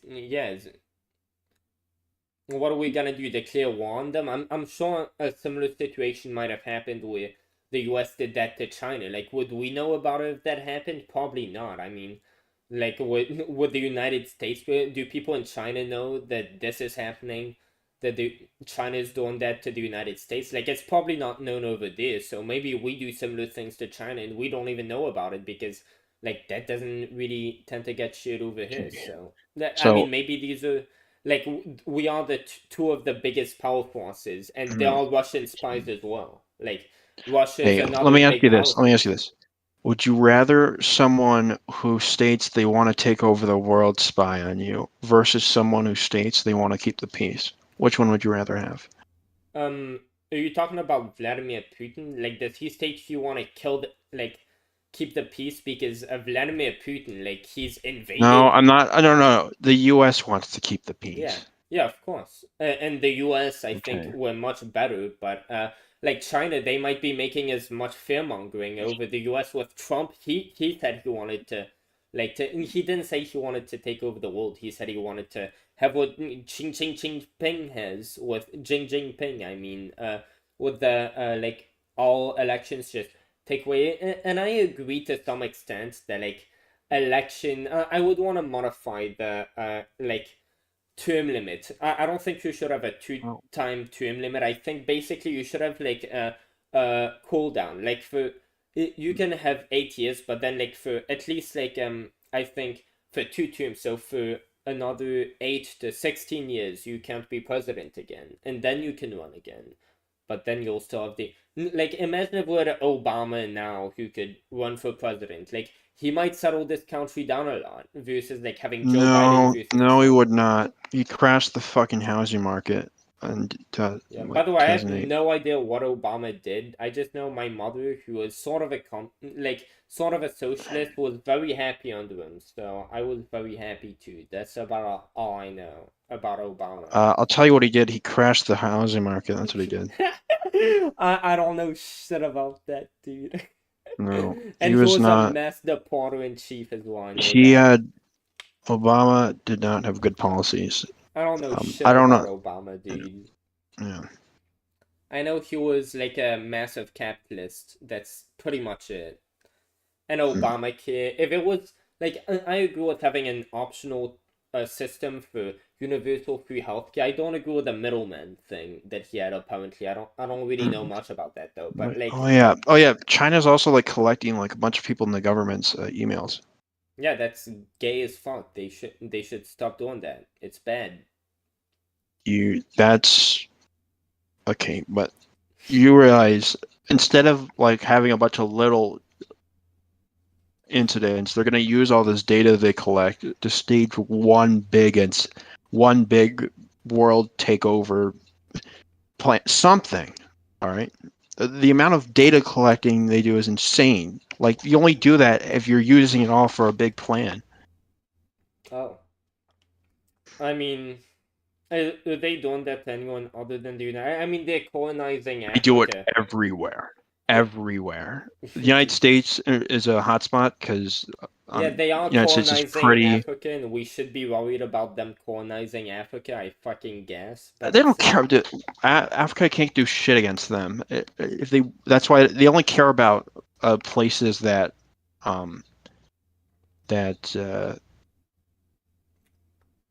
like places that pose a threat to them. So if it's just a bunch of dudes with spears in Africa, who the fuck cares? Yeah, no, that's pretty fair. But yeah, damn, dude, China sucks ass. I guess I don't know. 100%. Like I know you see on like Fox News, like oh, it's just a Fox News thing if they talk about China, but I mean, Tucker I Carlson feel was saying it, so it must be legitimate to some extent. But I mean, I don't no, know. I don't. no, no, they're really scary because they like teach on their TikTok. They like teach kids to like be patriotic and like do good in school, and like they also have people that are doing really good in school. They're building up their military. And what do you think they're doing in Russia? And Russia is trying to invade Ukraine, saying that it's theirs now. And I'm sure, like, if Vladimir Putin, he's pretty insane. Like, maybe he wants to take Okay, over the but world. but the difference is China has the means and is much smarter than anyone in the Russian government.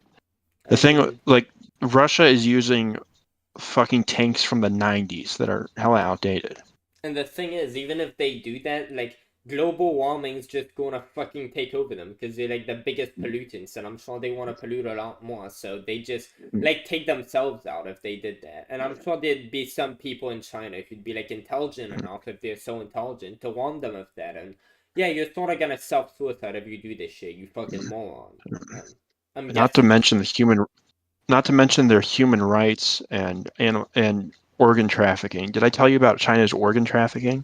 Oh, you might have. I don't think you might have texted me something about it, and I like probably didn't look at it. But okay. So the thing with China is as you know, there is no freedom of speech in China. As I know, yeah, communism sucks. It's gay. When they throw you in, Not gay. they can throw you in jail for the entire life for speaking bad about them.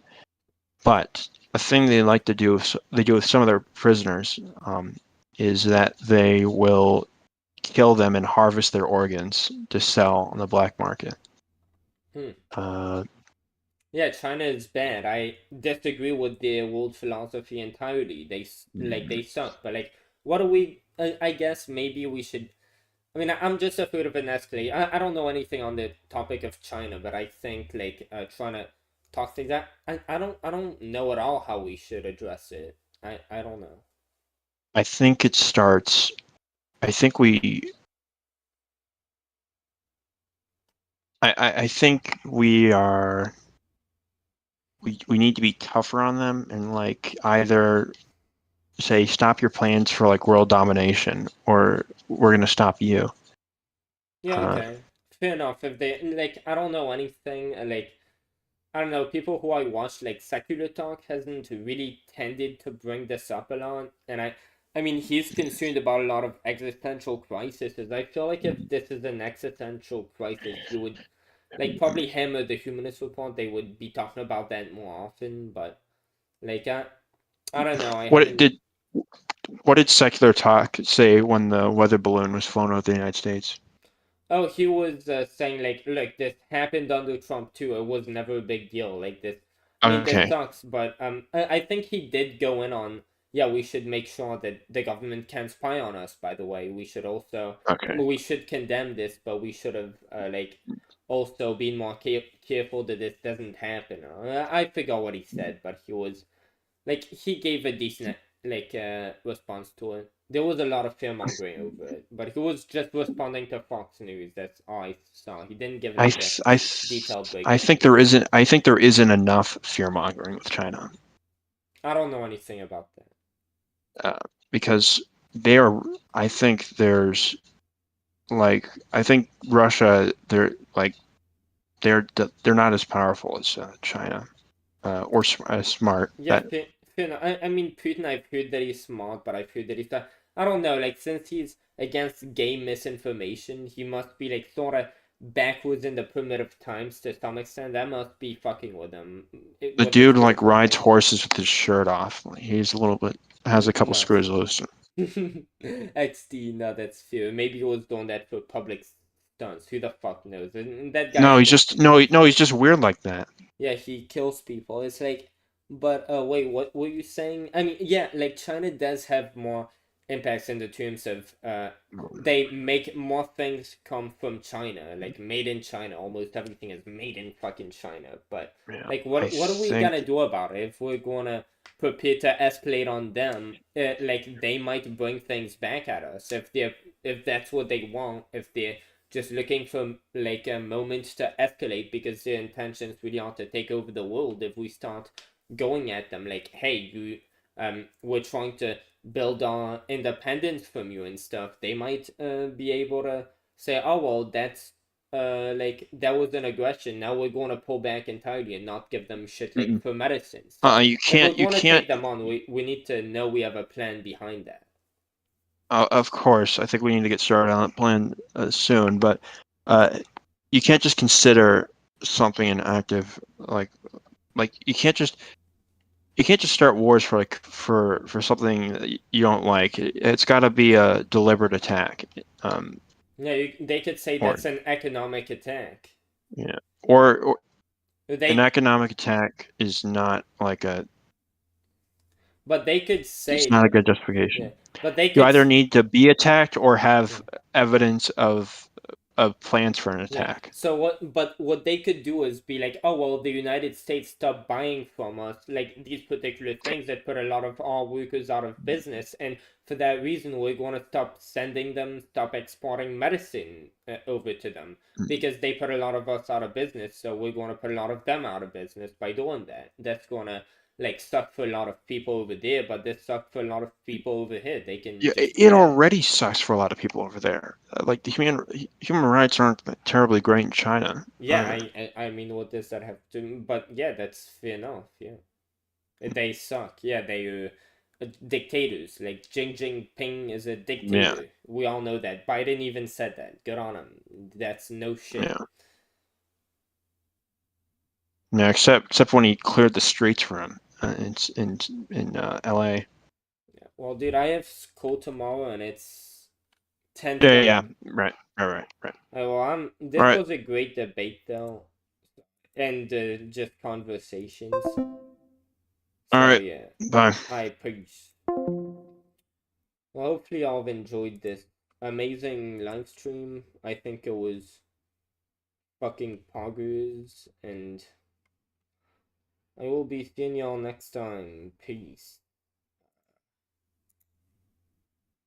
Epic.